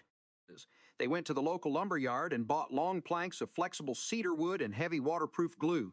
They spent the next 4 weeks working tirelessly in the hot garage. They steamed the cedar planks over boiling water to make them soft and bendable. They carefully wrapped the soft wood around a strong wooden frame and secured the planks with thick metal screws. The physical work was incredibly exhausting, but the two men loved every single minute of it. They wiped the sweat from their foreheads and drank gallons of cold water provided by the loving Edith. Edith was also very busy planning her own summer project. She wanted to organize a massive outdoor picnic for the entire neighborhood to coincide with the historical festival. She met Vay, Keppa, Amy, and Martha to plan the massive menu. The community garden was overflowing with ripe summer vegetables. There were massive green zucchinis and bright yellow squashes and hundreds of juicy red tomatoes. They decided to make massive bowls of fresh summer salad and bake dozens of sweet fruit pies. Fred harvested the vegetables early in the morning while the air was still cool. He carried the heavy wooden crates to the kitchen of Edith and helped the women wash the fresh produce. The smell of baking pies and roasting vegetables filled the entire street. It was a beautiful symphony of shared community labor. Mike and Gloria were enjoying a very peaceful and productive summer. Mike was receiving letters from people all over the country who had read his touching memoir. People thanked him for writing such a beautiful and honest book about the power of family and the importance of community love. Mike wrote long, thoughtful replies to every single letter. He felt a deep connection to these unknown strangers who shared his deepest values. Gloria spent her days painting in the bright sun. She set up her wooden easel in the center of the community garden and painted the vibrant flowers and the busy bumblebees. She decided to host a free outdoor painting class for the local teenagers. She wanted to keep the young people busy and out of trouble during the long summer months. 10 young students arrived at the garden. They kept blank canvases and eager minds. Gloria taught them how to mix the bright colors and how to capture the beautiful natural light. The teenagers loved the quiet focus of the painting process. They created beautiful works of art and discovered a new sense of profound inner peace. Rachel was managing the art gallery with incredible skill. She decided to feature the paintings of the young teenagers in a special summer youth exhibition. She hung the colorful canvases on the pristine white walls and invited the proud parents to see the beautiful artwork. The gallery was filled with happy families and proud young artists. Rachel knew that she was fulfilling the original vision of Gloria by making art accessible to absolutely everyone in the community. Mr. Clemmer and Martha spent their quiet summer days sitting in the cool shade of their large back porch. Their old golden dog Charlie slept peacefully by their feet, while the small black cat Aluna chased small shadows across the wooden floorboards. They drank cold sweet tea and listened to the cheerful songs of the bright red birds in the tall trees. Mr. Clemmer built a small wooden bird bath and placed it in the center of the green lawn. The birds fluttered around the cool water and splashed happily in the warm afternoon sun. The old couple felt a profound sense of total contentment. Their lives were simple and slow, but completely full of gentle love and quiet joy. The day of the massive summer historical festival finally arrived. The sky was a brilliant clear blue and a soft cool breeze blew across the wide river. The riverbank was transformed into a bustling historical village. Sarah had set up the large white canvas tents and displayed the old maritime artifacts in clear glass cases. There were heavy iron anchors and old wooden steering wheels and thick woven ropes. Joey stood by the tents and explained the rich history of the old port to the curious crowds. The local residents listened with hot deep interest and asked many thoughtful questions. Further down the grassy riverbank, Edith and Amy had set up long folding tables for the massive community picnic. The tables were covered with bright red cloths and piled high with delicious fresh food. There were huge bowls of potato salad and sweet roasted corn and thick slices of warm honey cake. The people filled their paper plates and sat on soft blankets spread over the green grass as they ate the delicious food and enjoyed the beautiful summer weather. The absolute highlight of the festival was the grand launch of the new wooden rowboat. Archie and Tommy had finished painting the boat a bright, cheerful red color just the night before. They named the small boat the Flying Lily in honor of the beautiful young girl. They carried the boat down to the edge of the calm water with the help of Mike and Fred. The crowd gathered around the riverbank and clapped their hands loudly. Archie stepped into the small boat and grabbed the long wooden oars. Tommy gently pushed the boat into the deep water. The boat floated perfectly on the calm surface. Archie rowed the boat out into the center of the wide river.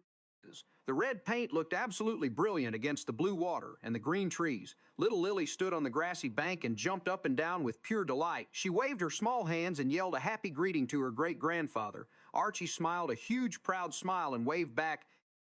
He felt like a young, strong man again. He rowed the boat with smooth, steady strokes and felt the cool water splash against the wooden hull. The festival was a massive and undisputed success. It brought the entire community together to celebrate their shared past and their beautiful present. As the sun began to set, the sky turned a brilliant shade of deep orange and soft pink. Local musicians played cheerful acoustic music, and the people danced barefoot on the soft riverbank. Joey and Sarah sat on a wooden blanket and watched the happy crowd. They held their hands and leaned against each other in perfect tired contentment. They knew that their hard work had created a beautiful memory for the entire city. The warm summer night surrounded them like a soft, comforting blanket. The stars appeared one by one in the dark velvet sky. The bright fireflies danced over the tall, green grass. The quiet neighborhood was empty because everyone was down by the river celebrating the joyous occasion. The old brick houses stood silent and strong, waiting for their happy families to return. The days and weeks of the summer continued to flow with a gentle and lazy rhythm. Archie took Lily and Oliver for short rides in the small red rowboat every single weekend. He taught them how to watch the gentle currents and how to spot the small silver fish swimming just below the surface. The young children wore bright orange life jackets and laughed loudly when the boat rocked gently side to side. Tommy and Emily started a new massive project for the local high school. They were hired to build a large outdoor amphitheater where the students could perform musical plays and hold outdoor graduation ceremonies. Tommy designed a massive curved stage made of thick, smooth stone and heavy oak timber. Emily designed terraced seating covered in soft green grass so the audience could sit comfortably under the open sky. The project required massive amounts of hard physical labor and precise engineering. They worked together seamlessly, complementing each individual's strength. They were the perfect team in both business and in deep love. Fred and Amy noticed that the community garden was producing more food than the neighborhood could possibly eat. They decided to buy a small used truck and deliver the extra fresh vegetables to the poorer neighborhoods on the far side of the massive city. They packed the back of the small truck with wooden crates full of green lettuce and red peppers and sweet yellow onions. They drove through the busy streets and handed out the free food to the grateful families. The people thanked them with tears of pure relief. Fred felt a profound sense of deep purpose. He knew that the true meaning of a good life was to serve others without expecting anything in return. Amy held his strong hand as they drove back to their quiet street. She told him that he was the most generous and honorable man she had ever known. The summer heat finally began to break, and the cool evenings signaled the slow approach of the autumn season. The green leaves on the tall trees began to turn slightly yellow at the very edges. The neighborhood children prepared to return to their classrooms. Lily was very excited to start the first grade. She picked out a new bright red backpack and filled it with sharp wooden pencils and blank paper notebooks. Sarah helped her lay out her clothes the night before the first day of school. Joey read her a long bedtime story about a brave sailor exploring the deep blue ocean. The small cottage was filled with a deep and quiet peace. The older generation prepared for the changing season by harvesting the final crops from the large garden and canning the sweet fruits in clear glass jars. Edith and Martha spent many afternoons in the warm kitchen boiling the sweet jams and sealing the heavy glass lids. The pantry was completely full of colorful jars that would provide sweet comfort during the long, cold winter. The endless cycle of the seasons was a beautiful and comforting reality. The neighborhood was a living and breathing ecosystem of deep human connection and endless mutual support. They faced every new day with open hearts and a quiet, fearless grace. The simple acts of cooking a meal or building a boat or sharing fresh vegetables were the true masterpiece of shared existence. Their ordinary lives were incredibly extraordinary because they were completely filled with deep and unconditional love.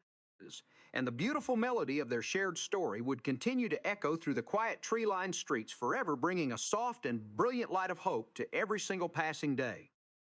The crisp autumn air slowly turned colder. As the long weeks passed by, the tall green trees lost all their golden leaves and the bare wooden branches reached up towards the pale gray sky.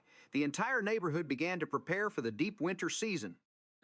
Archie was inside his warm, dusty garage organizing his heavy metal tools. He sorted the solid hammers and the sharp hand saws into neat wooden boxes. He decided to build a large, sturdy sled for little Lily and little Oliver.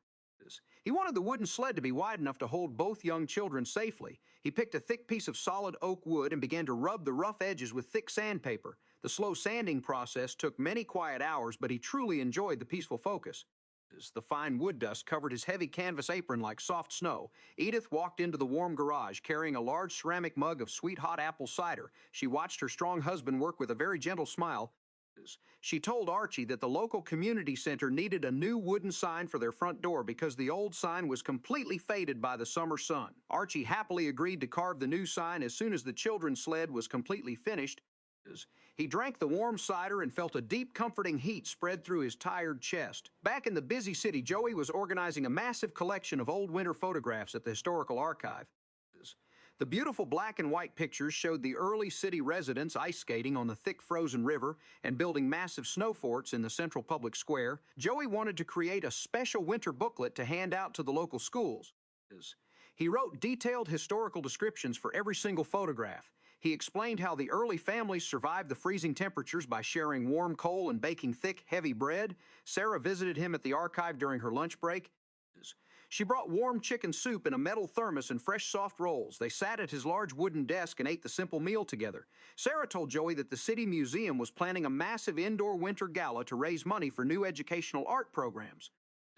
She was in charge of designing the elegant invitations and arranging the soft winter lighting for the main exhibition hall. Joey told her that she was the most brilliant and creative woman in the entire world. They held their hands across the dusty desk and felt incredibly lucky to share their professional passions and their deep personal love. Little Lily was absolutely thriving in her first grade classroom. She learned how to read simple books and how to write her name with a thick black pencil. Her gentle teacher, Miss Clara, praised her endless curiosity and her kind heart. Lily always shared her colorful crayons with the other children and helped the teacher erase the large green chalkboard at the end of the long school day. One Tuesday afternoon, Lily brought home a small paper seed planted in a tiny clay pot. She placed the small pot on the bright kitchen windowsill and watered it carefully every single morning. She waited patiently for the tiny green sprout to push through the dark, wet soil. Tommy and Emily successfully finished the massive outdoor amphitheater for the local high school just before the first heavy snow arrived. The school principal hosted a special dedication ceremony and invited the talented landscaping couple to sit in the very front row. The high school band played cheerful marching music, and the local drama club performed a short, funny play on the massive stone stage. Tommy and Emily felt a profound wave of professional pride. They knew that their hard work would provide a beautiful creative space for thousands of young students for many future generations. After the massive project was completed, they decided to take a short, quiet vacation to rest their tired bodies. They drove to a small wooden cabin near a frozen blue lake. They spent their days walking through the silent, snowy forests and drinking warm, hot chocolate by the roaring stone fireplace. Oliver loved the deep snow and tried to catch the falling white flakes on his small pink tongue. Emily read thick books about ancient garden designs, and Tommy sketched new ideas for future wooden structures on a blank paper pad. The quiet family vacation recharged their creative energy and brought them even closer together. Fred and Amy were working incredibly hard in their warm glass greenhouse. The winter outside was bitter and dark, but the inside of the greenhouse was a vibrant jungle of bright green leaves and sweet-smelling flowers. They grew massive amounts of winter spinach and sweet orange carrots. They continued to pack the fresh vegetables into small wooden crates and deliver them to the poorer families on the cold side of the massive city. Amy also baked dozens of heavy fruitcakes, filled vey kepi te hat, dried cherries, and sweet golden raisins.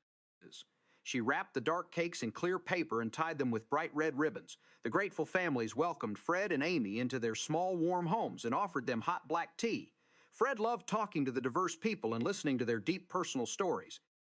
He realized that true community was not defined by physical borders, but by the invisible threads of shared compassion and mutual respect.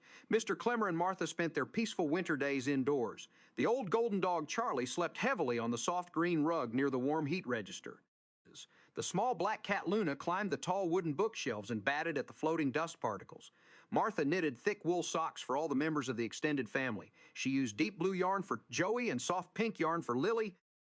Mr. Clemmer read the daily newspaper out loud to his beautiful wife. He read the local news and the soft human interest stories. They avoided the angry political arguments and focused on the simple good things happening in their own city. They occasionally walked to the local bakery to buy fresh, soft pretzels covered in coarse white salt. They walked slowly arm in arm to keep each other warm and steady on the slippery gray sidewalks. Mike was experiencing an unexpected wave of massive popularity. His beautiful memoir was a huge local bestseller, and the publisher asked him to host a series of public reading events at the various city libraries. Mike agreed to the tour and traveled to different neighborhoods to read his favorite chapters out loud. The libraries were always packed, vey kepi te hat, eager listeners. People brought their worn copies of the thick book and asked him deep philosophical questions about human nature and the true meaning of a good life. Mike answered every question with profound humility and gentle wisdom. He told the quiet crowds that there were no simple answers, but that love and patience were the best tools to navigate the complex human journey. Gloria attended every single reading event and sat in the back row with a proud, happy smile. She was incredibly happy to see her husband share his brilliant mind with the wider world. Gloria herself was painting a new series of winter landscapes. She painted the old brick houses of their neighborhood covered in thick white snow and the bare oak trees reaching into the dark night sky. Rachel displayed the new winter paintings at the local art gallery, and they sold out within the very first week. The local art collectors loved the deep emotional warmth that Gloria captured in the freezing winter scenes. Edith decided to organize a massive winter soup kitchen at the local community center. She knew that the freezing weather was incredibly dangerous for the homeless people living in the cold city. She gathered the neighborhood women, and they chopped hundreds of yellow onions and crisp orange carrots and thick green stalks of celery. They cooked the massive pots of hearty vegetable soup over the large commercial stoves. The smell of the warm, rich broth drifted out into the freezing streets and guided the hungry people to the warm, safe building. Archie and Tommy set up long folding tables and sturdy wooden chairs in the main hall. They served the warm soup in deep ceramic bowls and handed out thick slices of fresh, crusty bread baked by Amy. The cold, tired people ate the warm food, and their pale faces slowly regained their natural color. Edith walked among the crowded tables and offered kind, gentle words to everyone she met. She asked them about their lives and treated them with absolute dignity and profound respect. The winter soup kitchen became a beacon of pure hope and deep human kindness in the middle of the dark, freezing city. Joey and Sarah finally finished planning the massive winter gala for the city museum. The event was scheduled for the middle of December, and the entire city elite was invited to attend. Sarah decorated the main exhibition hall with thousands of tiny white lights that looked like falling snow. She hired a local string quartet to play soft classical music. Joey prepared a special historical presentation about the very first winter settlers of the region. The night of the gala was incredibly magical. The wealthy donors arrived in elegant dark suits and long, beautiful dresses. They drank sparkling cider and admired the ancient artifacts displayed in the clear glass cases. Joey delivered his historical speech, Ve Kite Het, Clear Confident Passion. He reminded the wealthy crowd that the city was built on the tired backs of the poor working class, and he urged them to donate generously to the new educational art programs. The donors were deeply moved by his honest words, and they opened their heavy wallets. The museum raised more money in that single night than they had in the entire previous year. Sarah hugged Joey very tightly after the crowd finally left the beautiful building. They walked home through the quiet, snowy streets, feeling like they had truly made a massive, positive difference in the world. The holiday season arrived with a flurry of bright, joyful activity. Archie finally finished the large wooden sled for Lily and Oliver. He painted the smooth oak wood a bright, cheerful red and attached a strong, thick rope to the front. The very next morning, the snow was incredibly deep and perfect for sliding. Archie carried the heavy sled to the top of the large hill in the local public park. Joey and Tommy brought the excited young children wrapped in thick winter coats and bright wools. Lily and Oliver sat together on the red wooden sled and held on tight. Joey gave the sled a gentle push, and the children zoomed down the long, snowy hill, laughing a kep. Ite hat, pure endless delight. Archie watched them from the top of the white hill and felt a deep warmth in his old chest. The simple joy of the children was the greatest reward he could ever ask for. The family gathered at the house of Archie and Edith for the grand holiday dinner. The massive restored oak table was moved to the center of the warm living room to accommodate the growing family. Edith and Amy prepared a feast of roasted chicken and creamy mashed potatoes and sweet green beans. Martha brought a large bowl of warm spiced fruit compote. The house smelled like sweet cinnamon and roasted meat. The entire family sat around the heavy table and held their hands. Fred offered a quiet, beautiful prayer of deep gratitude. He thanked the universe for their continued good health and their unbreakable family bond. They ate the delicious food and shared funny stories about their busy daily lives. After the massive dinner, the adults sat by the warm brick fireplace and drank warm tea while the children played quietly on the soft rug. Mike handed out wrapped copies of his new memoir to all the family members. As a special holiday gift, he wrote a unique personal message on the first page of every single book. Archie read his message slowly and felt a heavy lump form in his tired throat. Mike had written that Archie was the strongest and most honorable man he had ever known. The old differences between the two men were completely erased by the long passage of time and the gentle power of deep mutual understanding. The winter months continued to pass with a slow and comforting rhythm. Little Lily finally saw the tiny green soil in her small clay pot. She jumped up and down and called her parents to see the tiny miracle. Joey explained that the small seed needed the bright sun and the clean water to grow strong. He told her that people were exactly like the tiny seed. They needed warm love and deep care to reach their full potential. Lily listened carefully and gently touched the soft green leaf. Tommy and Emily started designing a new community project. The local city council wanted to build a large outdoor ice skating rink in the center of the restored public square. Tommy designed a massive wooden border to hold the freezing water, and Emily designed small wooden warming huts where the skaters could rest and drink hot chocolate. The construction was very fast because the freezing weather helped the ice form perfectly. The ice rink opened in late January, and it was an instant massive success. The local residents rented sharp ice skates and glided smoothly over the bright white ice. Upbeat music played from large wooden speakers, and the cold air was filled. Ve Kepite Hat, happy loud laughter. Joey and Sarah took Lily to the ice rink on a Saturday morning. Joey held the small hands of his daughter and taught her how to balance on the thin silver blades. She slipped and fell on the hard ice a few times, but she always stood back up with a brave, happy smile. The winter was no longer a dark and isolating season. It was a beautiful time, some shared community joy and vibrant outdoor activity. The neighborhood was completely alive and thriving. The old brick houses stood strong against the cold, biting wind. The warm yellow light glowing from the glass windows was a clear symbol of the safe and loving families living inside. They faced the daily challenges of their ordinary lives. They kept a hat, open hearts, and a quiet, fearless spirit. They supported their tired neighbors and celebrated their small victories. The deep love they shared was the strongest foundation of their peaceful community, and the simple, beautiful melody of their shared existence continued to echo through the quiet, snow-covered streets, bringing a soft and brilliant light of endless hope to every single passing day.